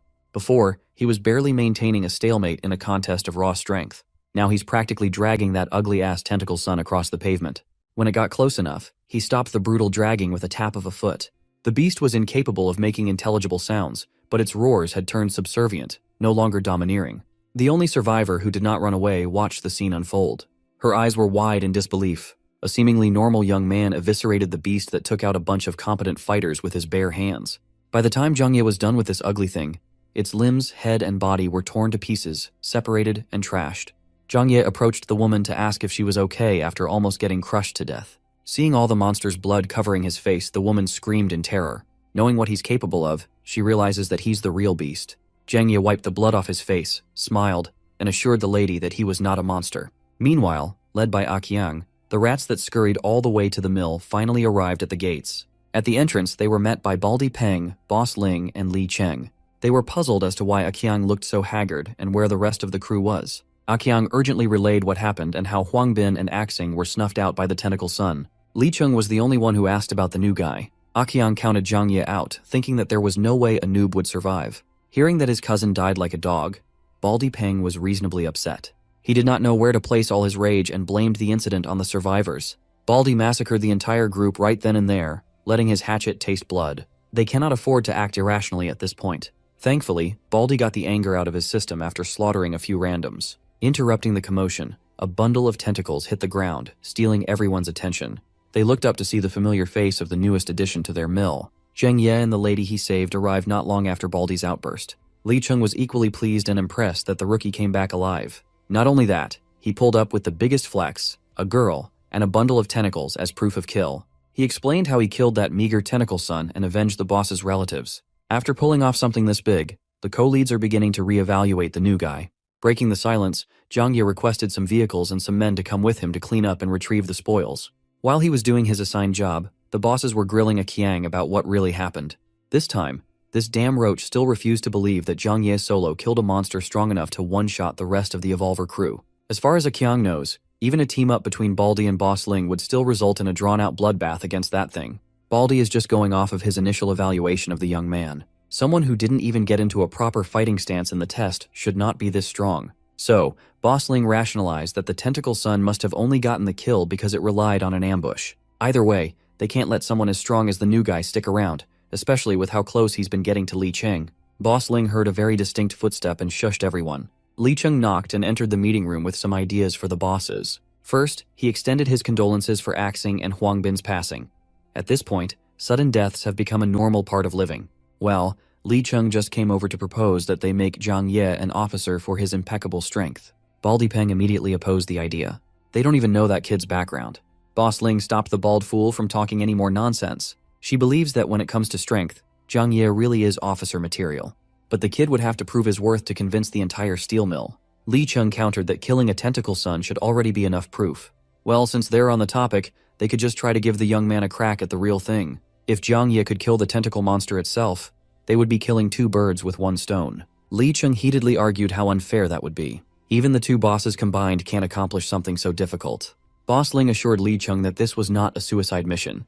The entire steel mill will mobilize and take action. It's time for them to eliminate the problem once and for all. As soon as he returned from hauling supplies and dead bodies, the bosses gave Zhang Ye the rundown of what was going down. He was quite surprised that these people were willing to devise a plan with him at the center when he'd been here for such a short time. Boss Ling tried to appeal to his pride, telling the young man that he might be the strongest fighter in the settlement. Baldy Peng added that if the mission succeeds, they are going to give Zhang Ye here the third leadership seat. He then sarcastically asked Li Cheng if it was okay for the new kid to surpass his rank. Li Cheng gritted his teeth and gave his approval. With everything settled, the plan is set to proceed in 2 days. Zhang Ye was quite impressed with their acting skills. He might have fallen for their sincere proposal if he did not have the ability to read their dirty souls through mind's eye. We've spent enough time in the steel mill. Back in the Eastern Fortress, everyone was freaking out. Their boss, who's undercover behind enemy lines, is giving them a call. Old Li and the rest of the gang picked up the walkie-talkie and listened intently. This dude, Xiaoyang, posted up on top of heavy machinery for maximum aura while relaying the plan to take down the mill. In 2 days' time, they will convene at the South Suburban Park. It is finally time to wipe out the remaining threat in the area once and for all. Old Li took charge of the finer planning. Everyone agreed that Uncle Sheng should stay out of the risky mission on account of his age. Furthermore, he is essential in holding down the fort. This upcoming mission has higher stakes than the ones they have done before. The premier fighters must bring their A-game. Brother Chong, Shanshan, Zhang Qi, and everybody in that crew are going to be crucial. In the corner of the room, little Shuai asserted that he wanted to come and fight too. His mom immediately shut him down. War is for grown-ups. A kid has no business getting involved in such a desolate business.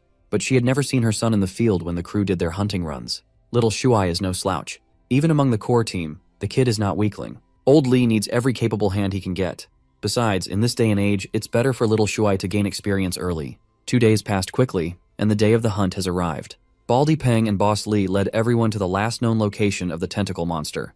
The disguised Zhang Ye asked what they should do to lure the beast out, and Baldy urged him not to rush, for they had a solid plan. Right away, Zhang Ye scanned the entire perimeter without being noticed. He turned his attention to a nearby building and saw the signal he and the fortress crew agreed on. Up on the rooftop, the crew is armed to the teeth and is keeping a close eye on the situation from the skyline. They can't afford to get any closer as the boss specifically ordered them not to get too close to the park before acting. For now, all they can do is set the ropes up. Once the action starts, they will strike from the sidelines.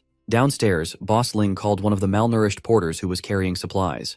The kid looked up to the muscle mommy and asked what she needed. With a cruel smile, she simply ordered the poor child to go inside the park. The porters were brought here to carry supplies and loot. Li Cheng cannot just stand aside while the boss is obviously trying to do something vicious. In Boss Ling's eyes, there's no better bait than a young boy.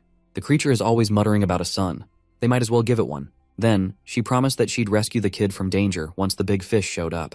The malnourished porter was terrified. No one wants to be monster bait. Do you want a monster bait? Baldy Peng had to step in. He grabbed the kid by the collar and threatened to commit a bald-on-bald crime if the kid pussies out. With his evolver strength, he threw that poor boy deep into the middle of the dark park. The throw was so forceful that it must have injured the kid quite a bit. Up in the building, old Lee stood alert as things were starting to move. He finally gave the signal for everyone to scale the building using the ropes. In the middle of the park, the malnourished boy stood up and stumbled while calling for help. His pleas fell on deaf ears. Then, a roaring voice muttering "Son" boomed all over the area. Finally, the final boss monster had made his appearance. The tentacle monster looked like the one Zhang Ye skewered, but this one looked more human-like. His eyes glowed with defiance and killer instincts. Li Cheng yelled at the bosses to stop twiddling their thumbs and rescue the boy now that their target had shown up. Seeing as no one was making a move, he motioned to run in himself, only to get stopped by a firm hold. Boss Ling refused to let Li Cheng go under the excuse that Zhang Ye must make the first move. Any attempt to attack now would be considered credit stealing. Zhang Ye smiled at the absurdity of that idea. The masks of the heroes and villains are finally melting off. Before the tentacles could reach the bald-ass head of the kid, Zhang Ye was already zooming in with superhuman acceleration. Thankfully, he outpaced the tentacles, grabbed the boy by the shirt, and tossed that bald bugger out to safety. Li Cheng caught the alley-oop. He must have thought that bald head was a basketball. The beast was enraged at Zhang Ye's actions. Well, with his disguise glasses off, Zhang Xiaoyong is finally back. The tentacle monster gripped his body and pulled him in. Now that he's getting a closer look, Xiaoyong realized something odd. Once the kid was out of danger, Li Cheng was amped to jump into the fray. But before he could lend the young man a hand, he was apprehended by the horrible bosses. If they don't act now, Zhang Ye will die. Li Cheng still can't understand that this is precisely the point of this mission. Boss Ling finds his stupidity a little funny. She thought the young man would at least drag out the fight with the tentacle monster to a draw. Seeing as how he's trapped and squeezed to stillness, his previous kill might just be a fluke. Li Cheng's dumbass never saw this scheme coming at all. Again, he's a dumbass. Instead of letting the devils explain, Zhang Xiaoyong took the floor instead. Without mincing his words, he divulges the cannibalistic practices of the steel mill bosses. Once again, Li Cheng has no clue what he's talking about. He's a dumbass. As if on cue, the Eastern Fortress crew went trigger-happy and opened fire on the opposing evolvers. Their automatic rifles and handguns lit up the park as they hit the steel mill people from the side. They split up into two groups. One held back the evolvers while the other assisted Xiaoyong against the tentacle monster. Little Shuai led the charge of the latter group with a Molotov cocktail in hand. This kid is a menace. He threw that thing with all his might, and the monster reflexively swatted it with his tentacles. That action spilled the oil, drenching the beast and spreading flames. Instead of flinching in pain, the tentacle monster just stood there, looking at the little boy who threw the burning bottle. It was as if a significant portion of his humanity rushed back into his brain at the sight of little Shuai. His attention completely left the human he was holding with his tentacles. Meanwhile, the kid is cursing the beast for tanking his flammable bomb. Hearing little Shuai curse enraged the tentacle monster more than anything. Since he can articulate words clearly, the crew is definitely up against some evolved mutant. Thankfully, they have someone like that on their side as well. Brother Chong sprang into action. His legs were fast. They were fast enough to make the tentacles miss and hit nothing but pavement. Meanwhile, the steel mill villains have now been forced to retreat and take cover behind trees. They watched in disbelief while a different mutant went toe-to-toe against the one they all feared. The concept of a mutant fighting alongside mutants is utterly ridiculous to them. Brother Chong was doing a good job at dodging, but he was not getting close enough to dish out attacks either. For a second, he was cornered and forced into a tentacle prison. With his brute strength, he easily broke free by tearing those phony tentacles to bits. However, all those suppressive maneuvers were just a distraction. The real attack was coming from behind. If it wasn't for his comrade's warning, the main tentacle would have made a large gaping hole in the back of his skull. After an intense exchange, the mutants reset to catch their breaths. Seeing Brother Chong have a tough time, the captured Xiaoyong laughed and teased his mutant buddy. Baldy Peng's mind was boggled. The brat they picked up a few days ago is joking with a dreadful mutant. As if to absolutely break common sense, Xiaoyong proceeded to tear the tentacles holding him like they were made of paper. Qiang made himself useful by pointing out the fact that one of the ambushers referred to Zhang Ye as Xiaoyong. Old Axing mentioned before that the party leader of the Eastern Fortress had that exact name. Now everything had clicked. The young man played them like fools, and this hunt was a counter setup. That means the steel mill crew is being hunted by the main combat force of a powerful stronghold. Boss Ling scanned the enemy's lineup and stressed over how to get past this trap. She estimated that the strongest individual amongst the fortress crew was only on par with Li Cheng in strength. But when it comes to firepower, they are unbeatable. Furthermore, the biggest obstacle is Zhang Xiaoyong himself. The cherry on top of that fucked up cake is that masked mutant who's roughly equal in strength to the tentacle monster. Boss Ling calculated that victory was virtually impossible. Even if they try to fight back, heavy losses would be unavoidable. But she has one idea that might work. For now, Baldy Peng has to hold the fortress crew off. These two have a lot of experience working together. Covering for each other is what they are good at. Baldy threw his hatchet with superhuman force, causing it to heat up like a meteor. When it landed on the fortress crew's side, it made a massive explosion that kicked up a hefty amount of dust and debris, limiting their vision. Baldy Peng did not stop there. He continued randomly firing off heavy-duty attacks while the normies provided cover fire. This sort of chaos was very effective in neutralizing Old Lee's group, forcing them to cover their asses. While everyone was focused on their targets, Boss Ling had her eyes on someone else. The youngest member of the fortress. That kid on the front lines. Xiao Kai was the only one who noticed the incoming threat and used his hefty body to shield the boy. He tried to raise his guard up to his head, but the muscle mommy's long legs were way too fast. Fatty Kai was sent stumbling away. He was not a match for an elite evolver. Finally, Boss Ling's diabolical plan is within grasp, and the central piece is one grab away. She snatched little Shuai by his little collar, alerting everybody else. I know she's horrible, but can I go next? This is the worst scenario. Little Shuai does not want to be a burden to everyone as a hostage. He tried his hardest to break out of Muscle Mommy's grasp to no avail. To stop him from squirming and trying to escape, Boss Ling delivered a solid punch to his face. The one most affected by this act of violence was none other than the tentacle monster. He yelled for his son as his rage brewed. Brother Chung took this moment of distraction as an opportunity to close the distance and get into an attacking position. While he was perching on the tentacle monster's shoulders, he felt something odd. The beast was ignoring him. Xiaoyang told Brother Chung to just let go of the big guy. This instruction only served to confuse the mutant even further.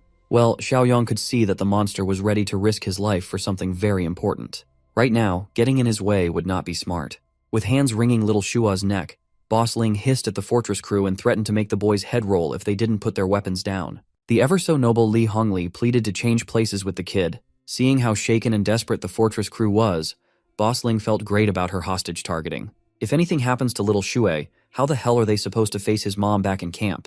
Boss Ling repeated herself. All she needs is a complete surrender of weapons and for the ambushers to move back at least 100 meters away from her boys. Old Li chose to play it safely and lowered his gun, advising everyone to do the same.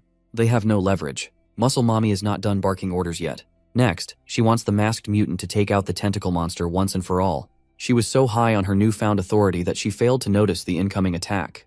The tentacle monster homed in on her position like a heat-seeking missile, forcing the boss to let the hostage go and jump away to safety. A few of the trash goons just happened to be on the tentacle's way. They were rightfully eviscerated. Baldy Peng watched in horror as another one of his evolver men was reduced to a bloody pulp. Boss Ling was under the impression that the masked mutant was pinning the main threat down. When she looked up at Jiang Xiaoyang, the young man was just smiling at her with glee. Beside him was the aberrant mutant, and they were just standing around, barely paying attention to the fight. Li Hongli yelled at little Shuai to make a run for it, but the tentacles had already surrounded him. Xiaoyang assured everybody that there was no need to freak out. Little Shuai is in safe hands, well, more like safe tentacles. Of course, no one had a clue about what he was talking about. All they can see is a little boy caught and grabbed by the deadly tentacle monster. But it was different somehow. This time, the beast was handling the little boy with care and softness, while he called the kid, son. Xiaoyang chimed in, bragging about keeping his word to keep Zhang Shengji's wife and son alive and well. Yep, we've met this grotesque monster that everyone's been dreading before. Zhang Shengji must have the same type of mutation as Brother Chang. Upon recognizing the features of his dad that still remained in the monster's image, little Shuai's tears flowed. Baldy Peng watched from the sidelines and called bullshit on such a K-drama plot. They need to get the hell out. So he issued a retreat order. Unfortunately for his bald head and the rest of the steel mill people, they made an enemy out of something out of this world. While holding his boy with utmost tenderness, Shengji's tentacles extended for blood-soaked revenge. Baldy Peng was the first one to get caught and constricted. He yelled at the nearby Boss Ling to help him out and cut the tentacles off. They've always had each other's backs, but not this time.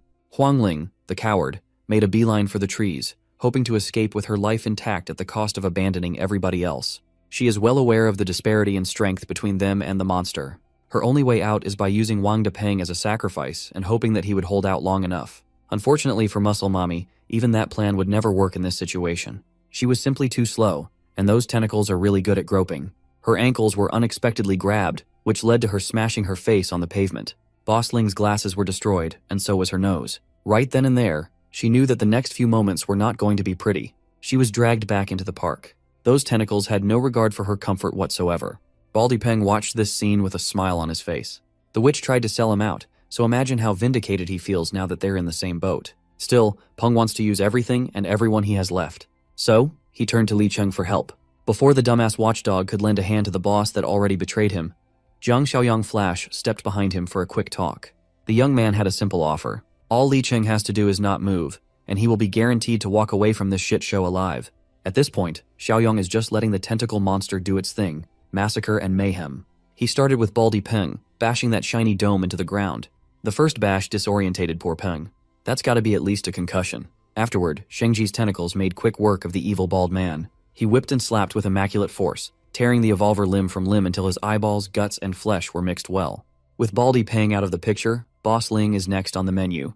The tight grip of the tentacles really accentuated her muscular figure. All those gains cannot help her now. Her fate is up to Shengji's dark, grubby, and slimy appendages. Boss Ling's death was slow and cruel. Slowly and painfully, the grip of the tentacles increased in strength until she bled in every orifice. The crush continued to increase in pressure until she was reduced to what can only be described as meat paste. Shengji punished her with the worst death for daring to take his kid hostage.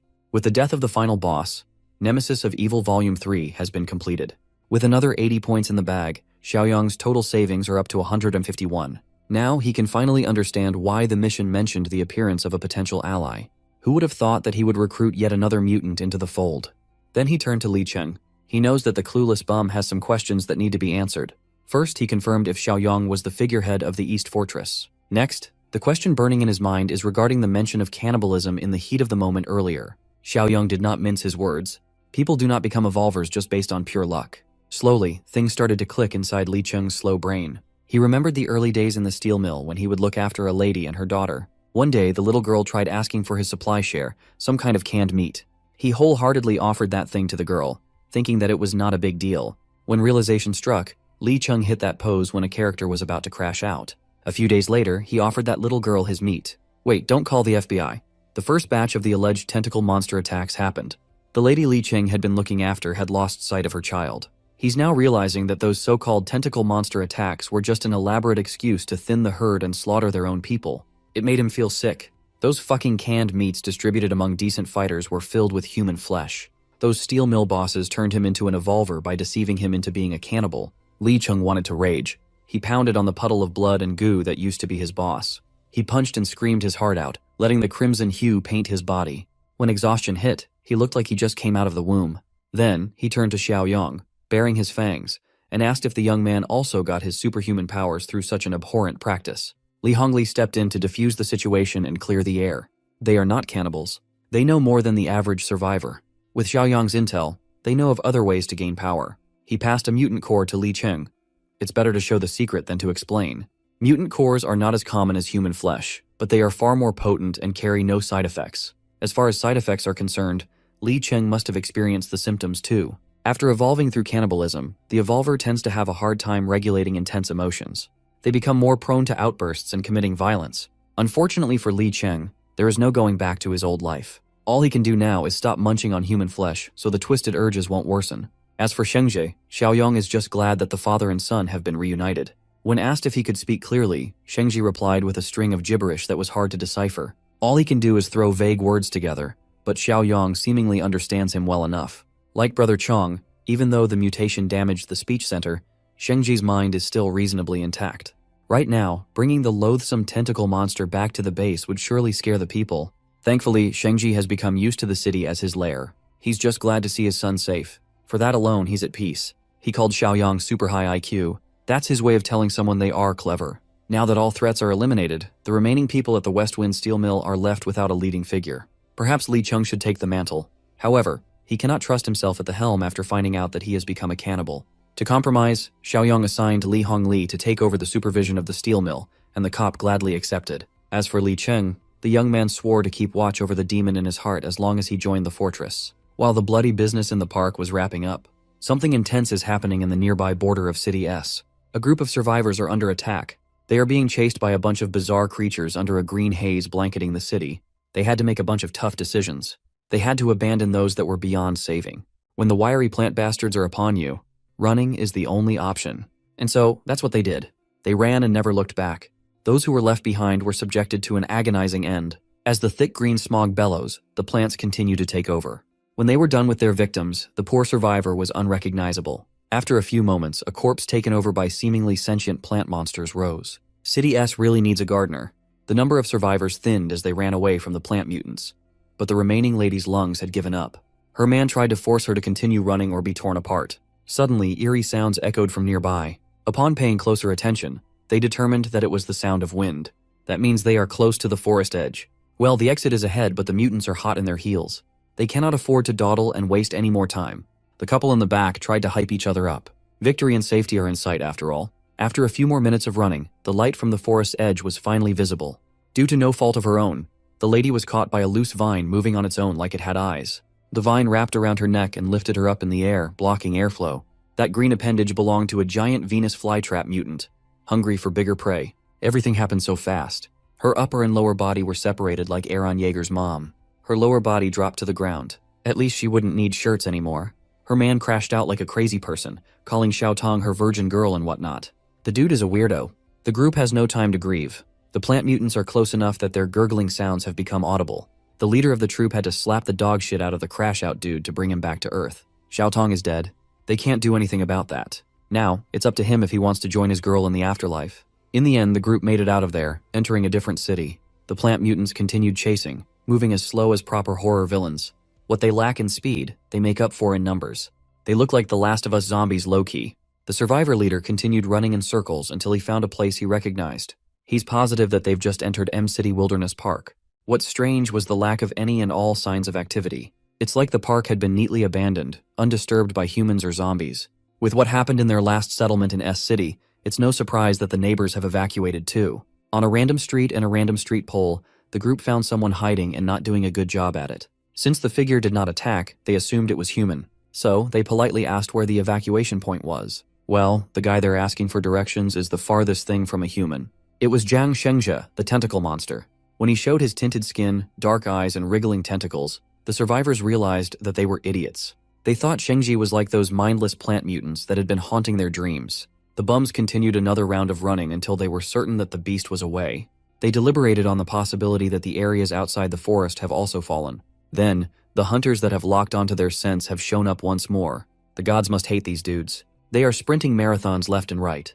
This time, they are surrounded on all sides. Every angle had been blocked by a coordinated encirclement. Hopeless, the survivors started breaking mentally. If they just stayed in the forest, they could have pulled through and lived for a few months. Maybe Xiaotong would still be alive. As the plant mutants close in on their doomed position, the boys are presented with a tough choice. It looks like their leader is choosing to take matters into his own hands. Instead of being torn apart by alien creatures, he might as well do it himself. Thankfully, there is no need to do all that. Shengji's tentacles zoomed across the streets, handily deleting the heads of those frail plant mutants. This is his territory, and he won't allow foreign encroachment on the park. Back in the eastern fortress, Zhang Xiaoyong is emptily staring at his kingdom under the bright moonlight. His utopian mission has progressed quite well. Right now, his community score has grown to 62, and store points are up to 231. At this point, he can be considered rich.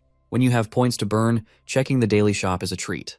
Right now, he can buy a level 2 armed deterrence box for 20, a level 2 black tech box for 50, or a level 3 superpower awakening supply box for 100. Xiaoyong is rarely ever surprised, but that last choice knocked his socks off. Without hesitation, he spent his points like a madman and cleaned out the shop. Armed deterrence contained an armored jeep. Black tech gave him another physical enhancement serum. Finally, the superpower awakening box contained a level 1 enslavement mark. The skill allows him to enslave one life form. He doesn't see the need to use it right now. Brother Chong, Brother Shengzhe, and Li Cheng are still stable. After all that spending, a chance to earn points presented itself. The mission. Weed Control Volume 1 has officially begun. He thought the mission was a literal gardening job, but things became clearer when Brother Shengji relayed updates about that encroaching army of plant mutants. Later that night, the people of the fortress gathered outside the wall to cautiously look at the tentacle monster. Shengji escorted the party he just saved to the east to meet the big boss. He's dragging a plant mutant corpse for examination. From the crowd, Shengji's wife and son ran up to him with glee. While he has no problem saying the words son, the word wife must have been wiped from his vocabulary. He called her "marry me."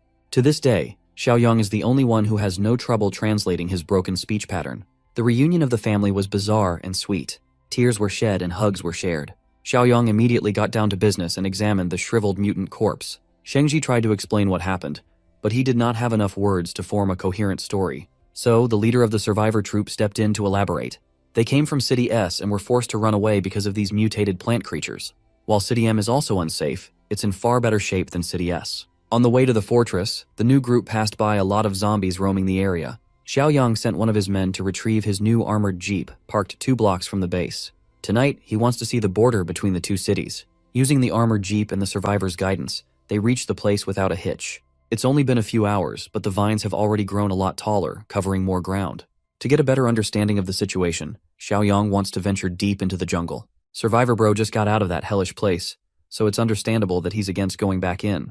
Well, ignoring the problem is not an option. At this rate, the nearby West Wind steel mill will get swallowed up. By then, quality of life and production will suffer. Before going a deeper dive, perhaps it would be wiser to do something else first. Xiaoyang thinks it would be better if his people could gain more strength to handle crises on their own. Old Li and his new steel mill crew will tag along too. For the next few days, everybody is going on a hunting spree. It's grinding time, baby. Speaking of the steel mill, there seems to be another troublesome mutant lurking in the area, and it's eating zombies. Thankfully, we won't have to see this ugly-ass mutant for long. Xiaoyang is on some Assassin's Creed movement tonight. In one clean slash, he dispatched the troublesome zombie-eating mutant. With the big boy out of the way, the rest of the crew were freed up to go to the ham with their firearms. They did not spare any bullets, letting it rain on the normal zombies aimlessly marching in the city. Under Xiaoyang's leadership, they would search and retrieve mutant cores from their kills. They repeated this process over and over, steadily increasing their supplies. Unbeknownst to them, an overfed evolver had been going around the city, looking for fresh human meat. Normal zombies cannot even pose a threat to this guy. He can kill normal walkers without breaking a sweat, due to the steady decline of the human population. Mr. Evolver here has been resorting to roasting zombie meat. All he wants is a bite of some untainted human flesh. Fortunately for him, the scent of his favorite meal is being blown over to his nostrils. Under Li Hongli's leadership, the steel mill had been operating better. However, the addition of new guns in their arsenal is making some of the guards overconfident. Some of them are overextending from their perimeter just to kill zombies for fun. The scent of these guards is what the buff Evolver caught a whiff of. He was licking his lips in anticipation. The best kind of meat comes from those who have not eaten their own kind before, the so-called pure humans. Buff Evolver is not dumb. He can see that those people are armed with some serious firepower. Going alone might be extremely risky. He knows he has to hold back a few more days to hunt properly, but the concept of waiting makes him drool and tear up like a hungry dog. Back in the fortress, Xiaoyang is busy tinkering with his system shop again. Afterward, he called for an all-hands meeting. They have been doing a coordinated hunt for 3 days now. He assigned all the harvests to Li Hongli and Zhang Qi to split. Old Li protested that they couldn't hog all the resources when Xiaoyang everybody contributed to the hunts. The big boss struck down their concerns. For everyone else, there are plenty of weapons and ammo. What they need is to push a few top-tier fighters forward. It is a way better method than equally distributing cores and having everyone half-baked evolve. Besides, the rest of the group trusts the boss's judgment. Xiaoyang had never made a bad call before. As for Shanshan, the boss has something else for her. He invited her to an isolated room with just the 2 of them inside. With a hint of nervousness, she asked what was about to happen. Outside that secluded room, little Shuai, Wan, Zhang Qi, and brother Chong eavesdropped. All they could hear was their boss telling the lady to bear with the pain. After a few minutes of suspicious noises, the door swung open, exposing the nosy bunch. Zhang Qi awkwardly gulped and commented on how fast brother Xiaoyang finished. They thought he was clapping Shanshan's cheeks for real. Well, it's better that Zhang Qi is here anyway. At the moment, Shanshan is gently holding her arm while an empty syringe is parked on the table. She really was penetrated in some way. After absorbing so many mutant cores, Zhang Qi is basically one of the settlement's top fighters. Right now, Xiaoyang wants to see a spar between the humble Zhang Qi and the feisty Shanshan. Zhang Chai was opposed to the idea. He refused to hit girls. Hearing that statement, Xiaoyang gave Shanshan permission to slap the boy across the face. There's no need to hold back. She can use her full strength. When it comes to taking hits, Zhang Qi is quite confident in his durability after being boosted by a bunch of mutant cores. Before he could finish bragging, Shanshan unleashed a slap that nearly dislocated his jaw and disfigured his whole face. Brother Chong and Xiao Kai had to jump in and break his momentum. Shanshan was quite surprised at her sudden power-up. Xiaoyang was kind enough to inject her with a physical enhancement serum, bringing her up to the level just below Brother Chong's. Zhang Qi thought he was higher up on the totem pole of power. Of course, Xiao Kai had to trash-talk his buddy a little for being so mopey. With every preparation settled, Xiaoyang assigned everyone their respective roles for the upcoming woodland expedition. Alongside his best fighters, he selected the leader of the new troop as their guide. Mr. Leader here quickly turned down the assignment. He's already escaped that place once. He vowed to never come back. Lai Cheng goaded the man for chickening out. But Mr. Leader is reasonable. He doesn't have comrades or family in the neighboring city.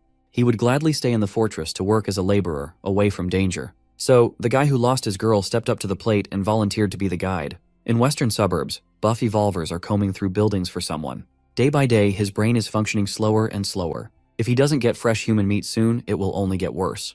The banging on his head was interrupted by the sound of banging in the distance. He quickly ran and followed the lustful sounds. Upon opening the metal door of an abandoned building, he was greeted by the sight of two couples going at it like animals in heat. Buff Evolver cleared his throat to catch their attention and stop the penetration.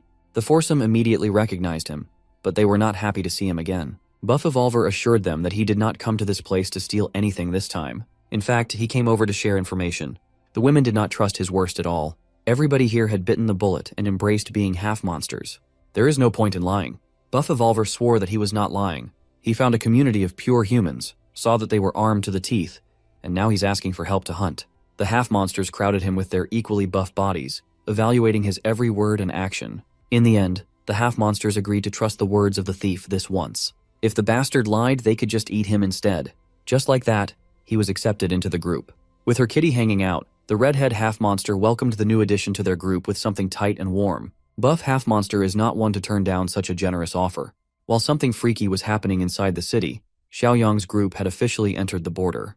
Their guide for this expedition is the broken-hearted Zhu Xingkai. Xiaoyang praised his bravery, and Xingkai asserted that he wanted revenge on those plant mutants that killed his girl. Furthermore, his parents are still trapped in the jungle. The boss will take a point, Li Cheng will cover the rear, Brother Chong and Sheng-Jie will take a left and right, and Xingkai will stay snug in the middle. Xiaoyang only dares to take this risky mission to stop the jungle from spreading into his territory. The rescues are just secondary. Suddenly, a wet vine fell and dropped some sticky stuff on his face. Immediately, Xingkai went on high alert. He's seen that sticky substance before. He yelled at the boss to move, but it was too late. The slimy vein wrapped around Xiaoyang's neck like a hungry python. The giant Venus flytrap showed itself, the exact same creature that snapped Xiao Tong in half. No one has ever escaped from that voracious mouth alive before, but that statistic won't stand for long. Xiaoyang fearlessly grabbed onto the vine and pulled. He yoinked that thing so hard, the creature's disgusting innards came out. Xingkai was aghast. He could barely form a word in surprise. The innards fell on the ground, making a dull thud in front of the big boss. It wriggled like a disgusting bag of slimy grapes. The Venus flytrap must have known what was good for it and immediately tried to escape. Xiaoyang could not be bothered to chase, so he delegated the task to Sheng-Jie and his tentacles. That mutated bastard did not disappoint. His tentacles extended and grabbed hold of the hungry plant. After securing a firm grip, he retracted the tentacles and dropped the pesky target down. Much to everybody's surprise, the flytrap activated its defense mechanism and released some green, noxious fumes into the air. For some reason, the fumes did not arouse any apprehension. In fact, it smelled good. Xiaoyang was alerted. Inhaling smoke with a strangely alluring fragrance cannot be a good thing. As he was about to warn everyone to cover their noses, all sources of light around him seemed to vanish. Everyone else was experiencing a variety of the same bizarre experiences. Xingkai was struck with a strange feeling pounding in his skull. He looked around and saw the crew standing still like statues. Then, his attention was wrestled by a rustling in a nearby bush. A feminine figure emerged from the tall grass, calling to him. Upon close look, it was his girl, Xiao Tong. The image of her death is still fresh in his mind. Seeing her in the flesh once more overloaded his common sense. He walked towards her, a feeling of relief and disbelief mixing in his mind. Xiao Tong beckoned him to move a little bit closer, telling him that the rest of the survivors were nearby. Absolutely entranced by the sight of his girl, Xingkai willingly followed her voice. While that was happening, the raid on the steel mill was also underway. The half-monsters have reached the target, a whole factory filled with pure human meat. One of the boys drooled upon getting a whiff of their prey. There's nothing like pure, clean human meat to whet the appetite. The others tried to get him to calm down, but his vision had already turned crimson from insatiable hunger. Before they could restrain the dumbass, he darted forward. Unable to resist any longer, dumbass charged in, ready to devour without a plan of action. The guards immediately spotted him as soon as he got close, but these scrubs could not react in time. Before they could raise their rifles, one of their comrades had already been devoured. When the gunshots exploded, Li Hongli was alerted. The guards have never encountered a half-monster before. They could take care of mindless zombies, but this is above their pay grade. The bullets of their AK-47s were useless. Every clean hit was instantly nullified and healed. Paying no mind to the barrage of lead, the hunter did what he did best. He could have wiped out the outer guard if old Li did not show up in time to kick him in the stomach. A single attack sent the hunter spinning like a ballerina. Halfway through, he regained control of his body and made a clean landing. In this range, old Li can just pelt him with high-caliber bullets from afar. The dumbass had no choice but to retreat. From afar, he'll eat bullets. Up close, he'll get beat up. Old Li yelled at his boys to take the injured back to the infirmary and try to stop the bleeding. The dumbass half-monster limped back to his crew's hiding place, humiliated and wounded. He could not even make it back all the way without collapsing. Instead of concern, his group showed him disdain. They already told him to be patient. but he was too stupid to control his urges. The dumbass barked at his crew to stop screwing around and just give him meat for recovery. But that's not how this group works. If someone is too stupid and weak, they get ditched. Until the very end, he was conceited. Tired of his whining, one of the girls stomped on the back of his neck until he stopped breathing. Fewer mouths to feed are always better, and more meat for everybody else. So, the 4 remaining half-monsters devised a plan to get the meat holed up inside the factory. While the boys were struggling to think of a decent idea, the girls had already figured it out. They might be monsters who crave flesh, but they look human through and through. All they have to do is walk through the front door. Back in the woods, Shinkai hesitated for a bit when he felt an unnatural force pulling him to the image of Xiao Tong. The creature impersonating her is growing impatient, and the mask is slipping. Before she could do anything to Shinkai, the shapeshifter was beheaded by a flying knife. For the second time in a few days' time, the poor guy had to watch his girl die a brutal death. The one who threw that blade was Xiao Yang. Even he was mesmerized by the illusion for a second. Still reeling from the shock, Shinkai directed his rage to the big boss. Xiao Yang then forced the poor bastard to look at the bushes again. Slowly but surely, the bloody deception dissipated, revealing the truth. The girl of her dreams was nothing but a bundle of crisscrossing vines. That plant is double-cheeked up, though. I would not mind getting hypnotized at all. Afterward, Xiao Yang made the rounds to wake everybody else up from their mental prisons. Li Chung felt like several years had passed, and even the 2 mutants were affected by the mirage. Xiao Yang reckoned that the flower must have released some kind of hallucinogenic gas. To learn more, he dug into the internal structure of that bundle of vines. Maybe it's a mutant core. Unfortunately, the thing he killed was just a puppet, not the real body. The vines obviously go deep underground, and the main body is probably far away. Just for the hell of it, he followed the roots and dug up something strange. It looked like a potato taro, like it was some sort of nutrient storage organ for a freaky creature. Just in case, he sent that thing into his dimensional space. Maybe it's edible? Who knows? He turned to Shinkai for more info about these strange plant creatures. Well, he only knows how dangerous they can be. However, Old He might know a bit more. Old He is an expert from the Agricultural and Forest Research Institute. Before Shinkai and the gang escaped, that old man was stationed in a high-rise settlement. Eager to learn more, Xiaoyang switched courses to meet with this Old He fellow. Back in the steel mill, the half-monster finally pulled the trigger on their straightforward plan. Red came limping in. She acted exhausted and scared but made sure that the goods were still visible. To sell it even better, she tripped and fell near the front gate. From there, one of the guards patrolling the wall saw her. The boys immediately gathered, thinking that a survivor was running towards the settlement. As guards, they know the protocol when it comes to strangers. But any man would forget those things at the sight of Red. One of the guards wanted to report to the higher-ups first, but a simple guard just wanted to bring her into the safety of the walls. Red cried for help, and Simp Guard fell for every word. From a distance, the rest of the half-monsters watched in amusement. Even they were impressed by Red's outstanding performance. Of course, the other chick won't let herself be overshadowed. She claims she's even better. Red has practically secured safe passage into the den of fresh meat. Back in the woods, the crew is having a hard time navigating through the limited light of the dense jungle. Thankfully, they reached the next city without more trouble. When they got within earshot of the old base camp, someone called Shinkai's name. Peeking through a wall was his Aunt Yang. Under normal circumstances, he would have run straight into her arms, but he almost died earlier because of that. He wiped his eyes and Xiaoyang laughed. He assured the dude that they were no longer under the effect of the hallucinogenic gas. On the other side, Auntie Yang's camp is also freaking out, thinking that whoever comes out of the woods is an enemy. Some wanted to grab Shinkai and bring him to safety, while the others weren't even sure if it was him anymore. Aunt Yang seems to be on the fight first. Ask about the later side. She led a few men to attack with their various weapons, hoping to catch the intruders by surprise. Shengji could easily wipe these people off the face of the planet in one sweep, but Xiaoyang urged everyone to calm down. A couple of arrows flew in their direction, and the big boss easily swatted them away with his bare hands. With his commanding voice, he yelled at the opposing strangers to stand down, and it seemed to work. Shinkai jumped in the middle to convince his aunt that these people with him were not enemies. Aunt Yang seemed convinced enough and ordered her boys to stop shooting their useless shots. Shinkai elaborated that Xiaoyang and the gang are from outside the jungle. When asked about the rest of the party, Shinkai had to break the news that half of his friends were killed or injured, including Xiao Tong. When asked to be let inside, the city's people were naturally ambivalent about the idea. The main reason was, of course, Brother Chong and Brother Shengje. The big boss chimed in to offer some assurances. He even asked the mutants to say something to ease the tension.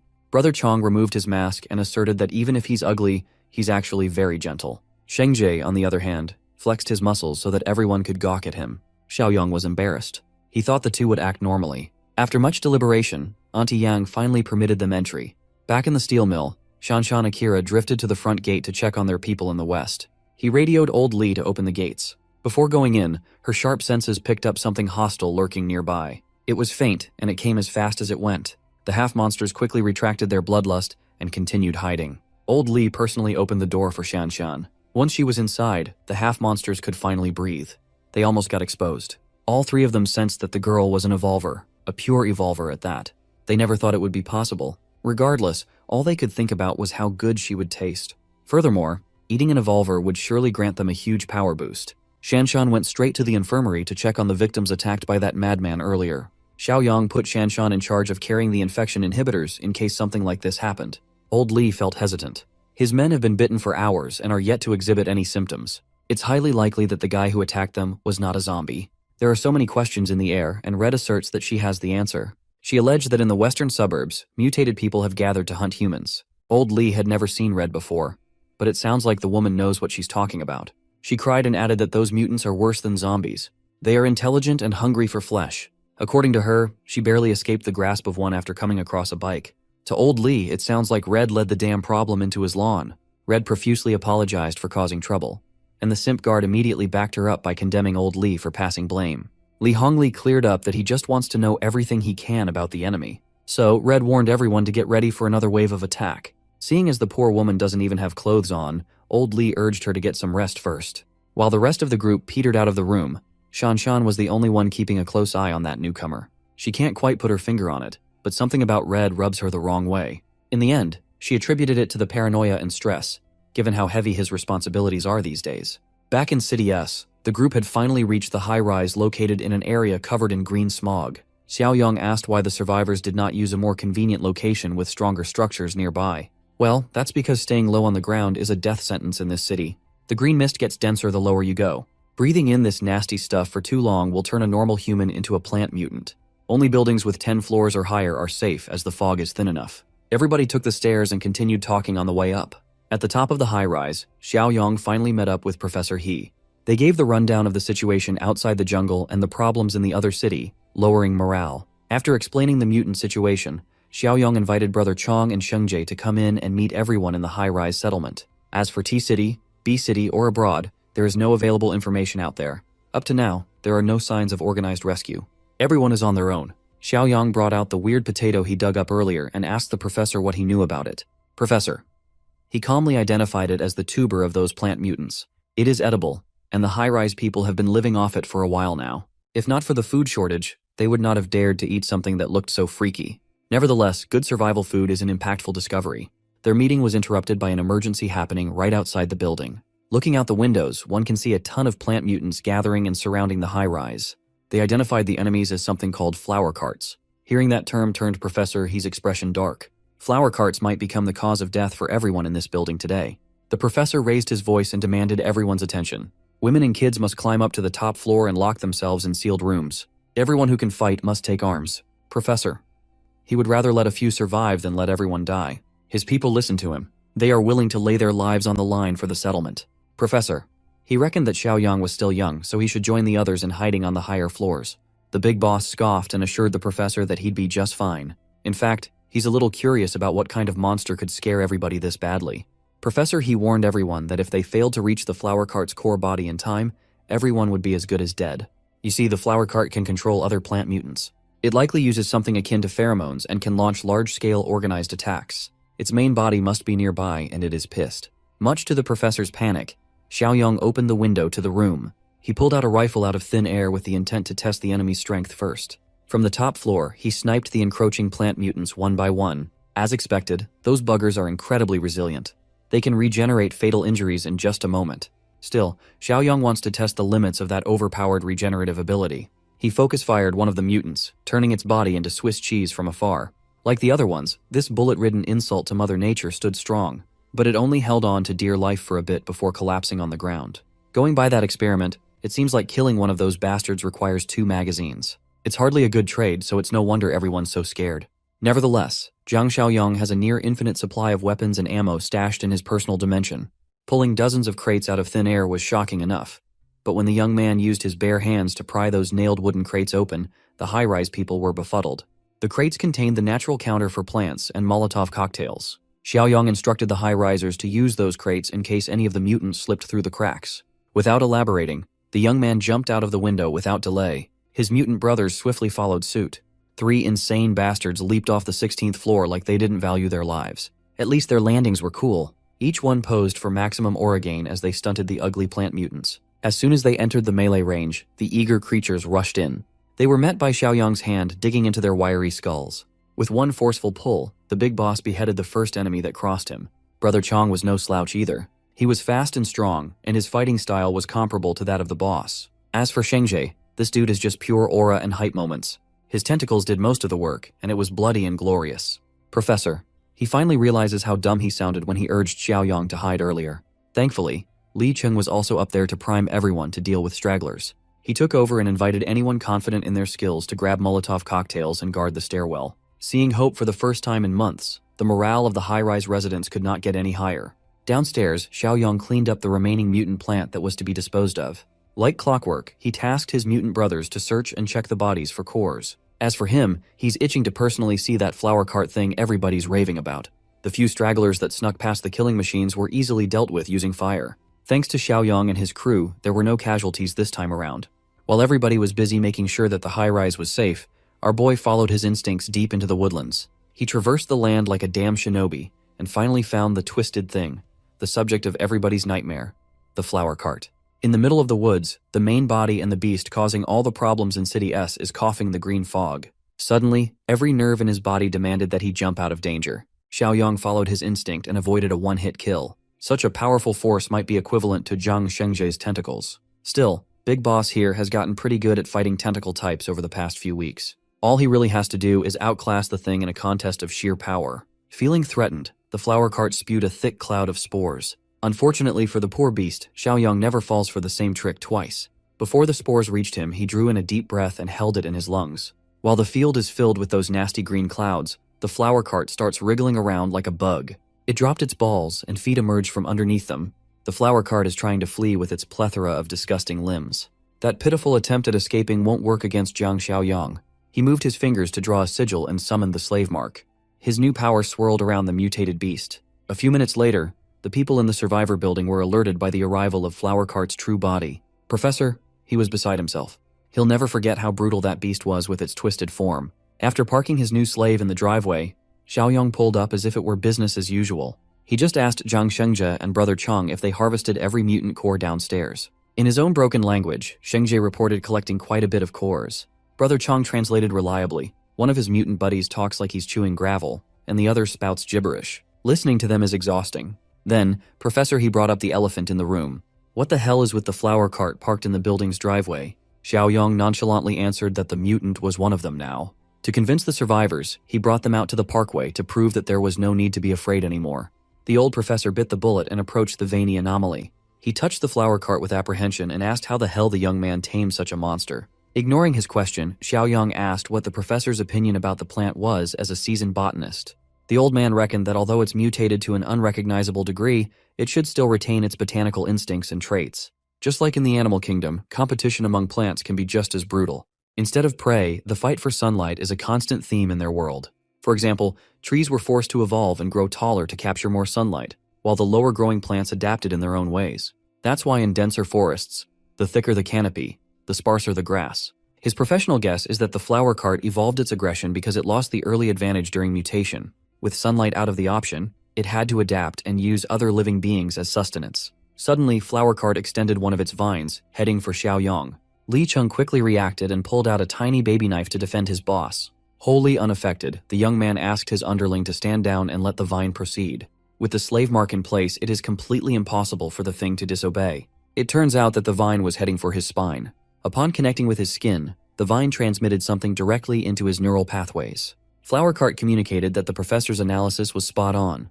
The entire S-City has become a battlefield for mutant plants. They now rely on devouring animals and humans for nutrients. Since the hulking tumor plant had now become his servant, Flower Cart's survival is now Xiaoyang's responsibility.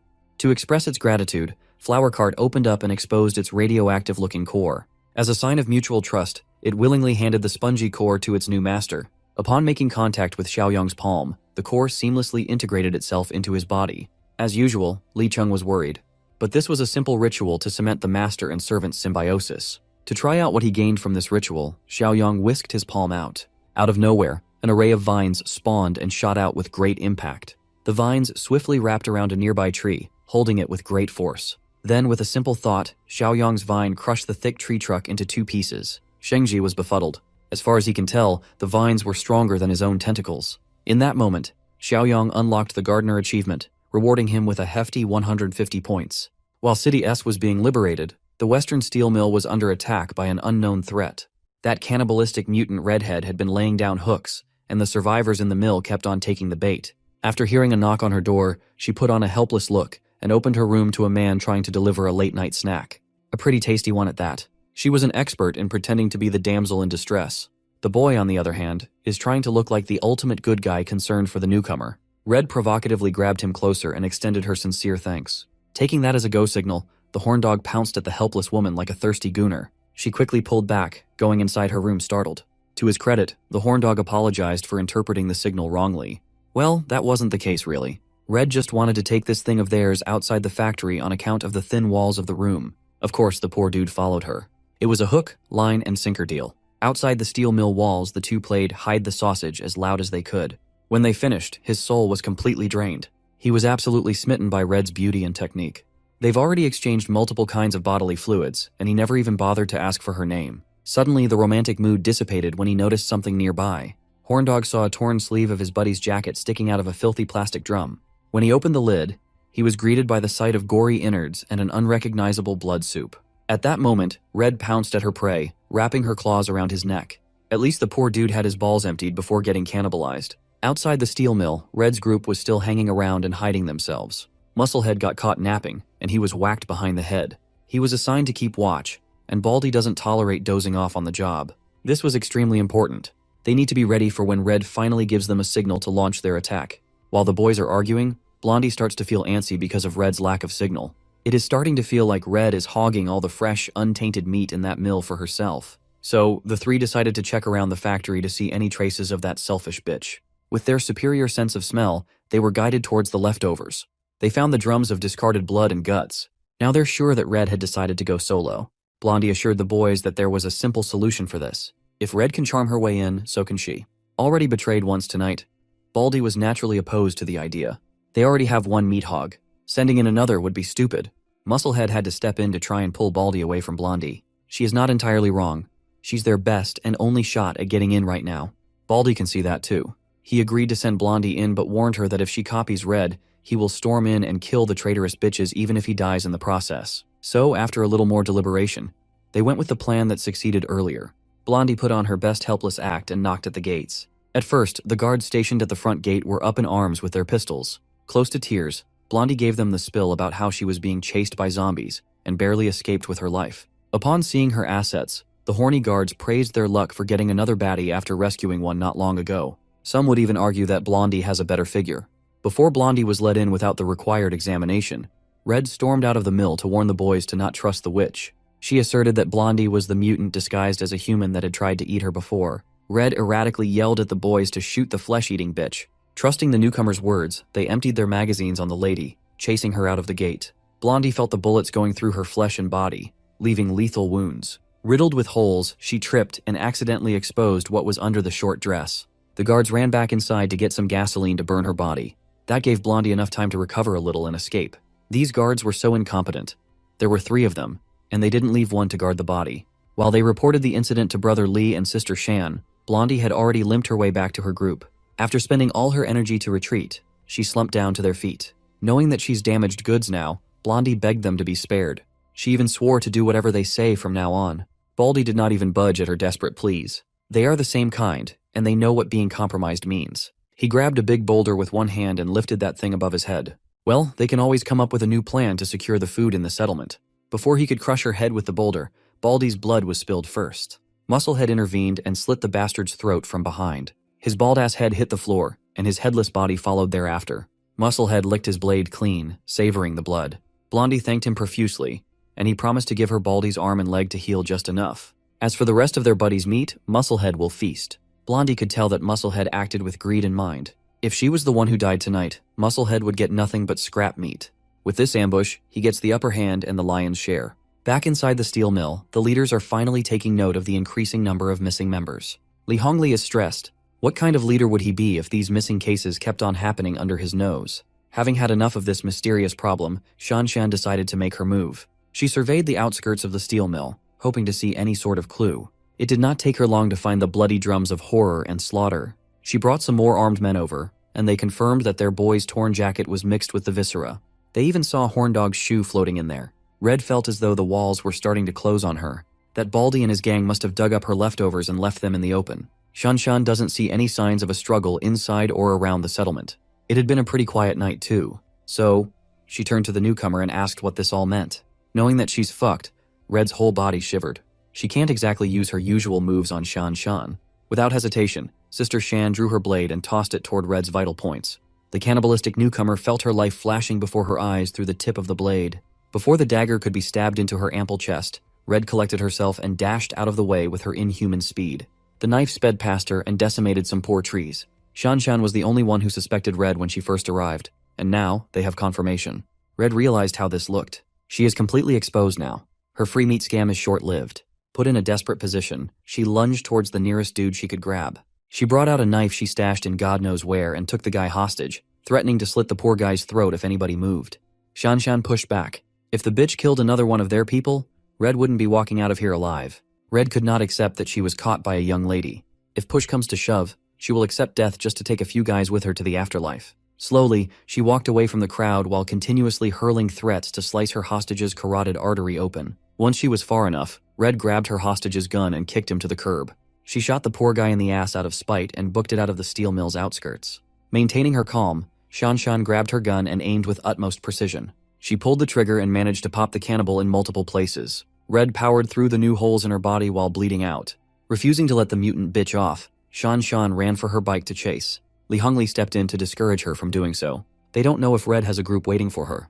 Just to be safe, they have to lock down the settlement. Uncle Li made a lot of sense. Shanshan efficiently ordered their boys to heighten the screening of new survivors. Newcomers will be quarantined in the safe house. For now, she'll head back to the main fortress to get them up to date about the looming threat. In all honesty, Li Hongli was quite impressed by the young woman's capability and decisiveness in handling such a tricky situation. Back in the woods of S City, normal mutated plant undead are still roaming freely. But not for long. To get some practice with his new ability, Zhang Xiaoyong and Sheng Jie led the whole pack while clearing obstacles with their vines and tentacles. For these two overpowered mutants, clearing out the area was as simple as breathing. This process freed Brother Chong and Li Qing to retrieve cores and burn down their bodies. They made quite a big bonfire using undead bodies as firewood. Professor. He didn't know whether to feel safe with their savior or feel a sense of pressure in front of their power. Xiaoyong's ongoing Utopia mission is accelerating and netting him a lot of points to spend. His group is firing on all cylinders. With the threat of plant mutants trivialized, it did not take too long for Xiaoyong's crew and the survivors of S City to reach the main fortress. Uncle Sheng welcomed them and gave the young boss a rundown of what happened while he was briefly away. Xiaoyong introduced the people of S City, led by the botany expert from the Agricultural and Forestry Academy, Professor He. For now, S City people will stay in the fortress temporarily. After preparations are in place, they will be moved to the edge of the city jungle. In there, they will establish a third settlement. At that moment, Shanshan pulled up on her bike. With urgency, she reported everything that happened in the western steel mill and proposed the same heightened security for the main fortress. The rigorous screening process won't apply to Professor He's people. The boss already vouched for them. After receiving news that they had lost a few people in the steel mill, Xiaoyong wasn't alarmed. He took it as good news instead. The more threats loom over his utopia, the more mission rewards he can reap. Speaking of missions, the 4th volume of the Villain Vanquisher mission just started. Eliminating threats from the western outskirts would give him a chunky 120 points. Meanwhile, Red, who just fled within an inch of her life, finally reached the hiding spot. She heard footsteps and felt her black heart skip a beat. The recently recovered Blondie loomed over the traitorous bitch and laughed at her fumble. Injured and forced to crawl back to the animals she had just betrayed, Red tried to excuse her actions as a big misunderstanding. She nearly got Blondie killed, so a death sentence is more than justified. Blondie urged Musclehead to clobber Red to death so they could at least feast on her meat. As a response, Musclehead used his rusty metal pipe, which is on Blondie. Just like before, he came from behind and eliminated a teammate. At this point, it's Blondie's fault for showing her back to a known scumbag. Musclehead has no qualms about using the same trick twice. Knowing that she's done for, Blondie warned Red not to trust the guy. He's just doing this to stay in the most advantageous position and would betray anyone without hesitation. At this point, Red doesn't really mind as long as it's not her getting whacked. As one last try to convince Musclehead to keep her alive, she tried to remind her of Red's betrayal. For cannibalistic mutants like them, words don't hold value anymore. Since that didn't work, Blondie tried to offer Musclehead her body. Unfortunately for her, Musclehead prefers redheads over blondes. Using his bare hands, he finished Blondie off. What followed was his usual scheme. He offered Red an arm and a leg to recover while he feasted on the rest of Blondie's meat. Back in the main fortress, the higher-ups are discussing what to do against the cannibals prowling in the west. Li Cheng himself was an unaware cannibal not long ago, but based on Shan Shan's report, these mutants are so much worse. These people have been completely stripped of their human restraints. They are extremely selfish, short-sighted, angry, indulgent, gluttonous, bloodthirsty, and addicted to human meat. Xiaoyang made note of dealing with this bunch of freaks in the west, but he's got more urgent matters to take care of right now. Lai Cheng will return to the steel mill as added support and to straighten security out. In the blink of an eye, 2 months passed without any major incidents occurring. Somewhere in the woods, a group of survivors are contemplating relocation. If they stay in their current hideout, they'll all die. So, they packed their remaining food and essentials and braved the woods. They chose to venture out in the dark since the plant creatures are more active during the day. Unfortunately for them, the time of departure didn't matter. They were still spotted by a battalion of mutant plants. At the initial contact, a lot of them were captured and consumed right off the bat. The remaining group tried their hardest to run for their lives but ended up trapped in a deadly encirclement. There was one path left, but there were some spooky noises coming from the path. They'd be dead either way, so they might as well risk going down a possibly dangerous route. After a few more miles of running, the survivors were completely and utterly winded. Interrupting their run, a massive tree came careening down towards their position. The group ran to take cover, scared of what kind of creature could knock a whole tree over. When the dust settled, they saw a group of people chopping down trees using chainsaws. One of the survivors recognized Zhu Xingkai among the loggers. Xingkai was taken aback by seeing a familiar face, a dude named Liang. He gave his buddy the rundown of how they had settled down in M City. Then, the sound of plant mutant footsteps getting closer interrupted the reunion. Seeing Liang freaking out, Xingkai laughed. There's no need to get so worked out about a bunch of plant freaks at this point. Casually, Xingkai pulled out a radio and reported a creature encounter in his squad's area. After relaying the message, he invited Liang and his boys to join them and step out of the way. A few moments later, the anti-plant squad pulled up with full gear equipped with flamethrowers. Liang and his boys were absolutely floored. The firing squad took position and fired up the grills to cook some mindless undead. With their flamethrowers, they burned the bastards, making the mutants growl and scream in pain. Li Cheng, Brother Chong, and Shengji also stopped over. At this point, they barely need to lift a finger to deal with minor inconveniences like this. Liang could not believe that there was a human force out there that had gathered such terrifying strength. Well, it's all thanks to Chief Xiaoyang. Liang saw the mutated duo with Li Cheng and almost shat his pants. Xingkai and the others have long since gotten used to working with the two. Dismissing Liang's worries, Xingkai invited his buddy to be part of the settlement and meet the legendary chief. The third settlement that they established on the edge of the jungle had progressed smoothly. They even successfully built a whole farm. Liang could not believe his eyes. While they were living in fear, someone had figured out how to farm in a jungle full of plant monsters. It's not normal farming either. They were growing mutated crops. Seeing the mutated potato in his hand, Liang rightfully freaked out and threw it away. Xingkai explained that the crops are practically the same as the walking and munching plant creatures by nature, but they modified it into a high-yield and easy-to-harvest food crop. Just like everything else. This is all thanks to Chief Xiaoyang. For this project, Professor He spearheaded the farming process of mutated crops as an edible and fruitful source of food. Thanks to Xiaoyang's connection with Flower Cart, modifying the properties of mutated crops is super easy. In fact, they are close to harvest season already. The land reclamation is going smoothly. The old professor oversees expansion, and Li Cheng takes care of security. Now that the third settlement is in a stable state, it's about time to go deal with those cannibal bastards in the western outskirts. In M City's borders, two people walk leisurely, as if they own the place. Of course, it was Zhang Xiaoyang and Brother Chong. The muzzled mutant warned his chief that someone was tailing them. Xiaoyang could sense that they were being hounded by a group on par with Zhang Qi's team back in the fortress. The duo's plan of action is quite straightforward: get Brother Chong fed. As expected, Red and Musclehead were the ones trying to hunt them, eager to jump for the perfect chance to feast. Before she could jump into action, Musclehead stopped the impulsive lady from attacking carelessly. From their position, he could see that they were a tad bit too late. Some other group had already claimed the prey. A large group of cannibal mutants filled with bulky men and curvaceous women wearing impractical outfits crowded Xiaoyang and Brother Chong. They were practically salivating at the sight of such a top-quality catch. Poor stupid cannibals, man. This rabid group had never seen a pure evolver like Xiaoyang ever before. If they can get a taste of his meat, who knows the extent of upgrade they can get? Because of Brother Chong, they assumed that the young man had the ability to control zombies. Maybe they can absorb that ability upon consumption too. They would be unstoppable if that's the case. Meanwhile, Red couldn't help but click her tongue and give way to the bigger squad. Musclehead, on the other hand, wants to stay around and watch the situation develop.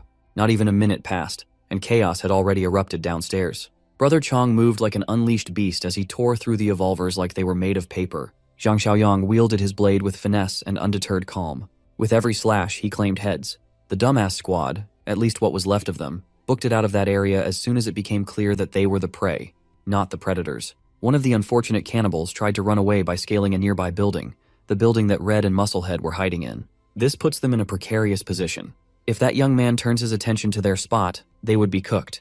Unfortunately for them, that fear might just happen as Xiaoyang lifted a massive piece of steel beam as though it weighed next to nothing. With perfect aim, he threw that thing with perfect form, sending the construction fixture speeding like a bullet.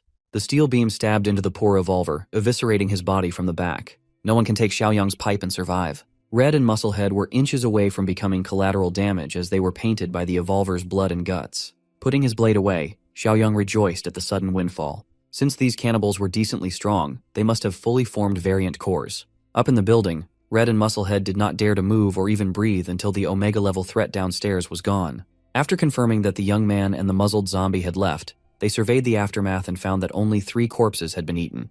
They hit the jackpot by waiting and hiding.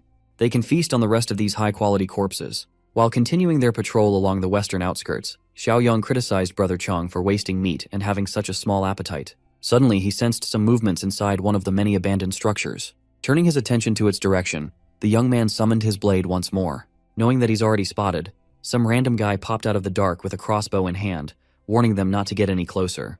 In a single glance, Xiaoyang could tell that this was just a normal dude, some unevolved civilian. Even though Four Eyes is threatening to shoot, anyone can see how terrified he is to even pull the trigger. So, Xiaoyang went with a gentler approach and tried talking first. Freaked out by every little movement, Four Eyes anxiously raised his weapon and sent one of his arrow bolts with a flick of a finger. At this point, normal weapons like these can't even threaten the chief. Xiaoyang grabbed that puny thing out of the air with casual ease. Seeing his only weapon turned obsolete so easily demoralized Four Eyes severely. In the blink of an eye, the young man he intended to shoot closed the dozens of meters of distance between them with a single step.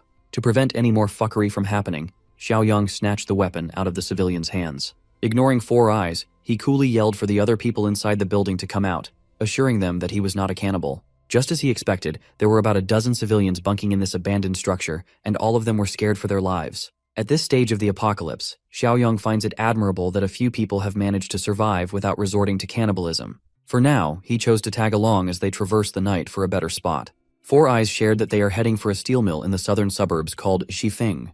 They picked up a radio broadcast message about some sort of settlement taking in survivors there. At least that was the initial plan. They eventually gathered that regular people could not possibly survive against the cannibals roaming the suburbs. In their travels, the group caught wind of word about a human settlement in the northern outskirts actively hunting down bloodthirsty cannibals.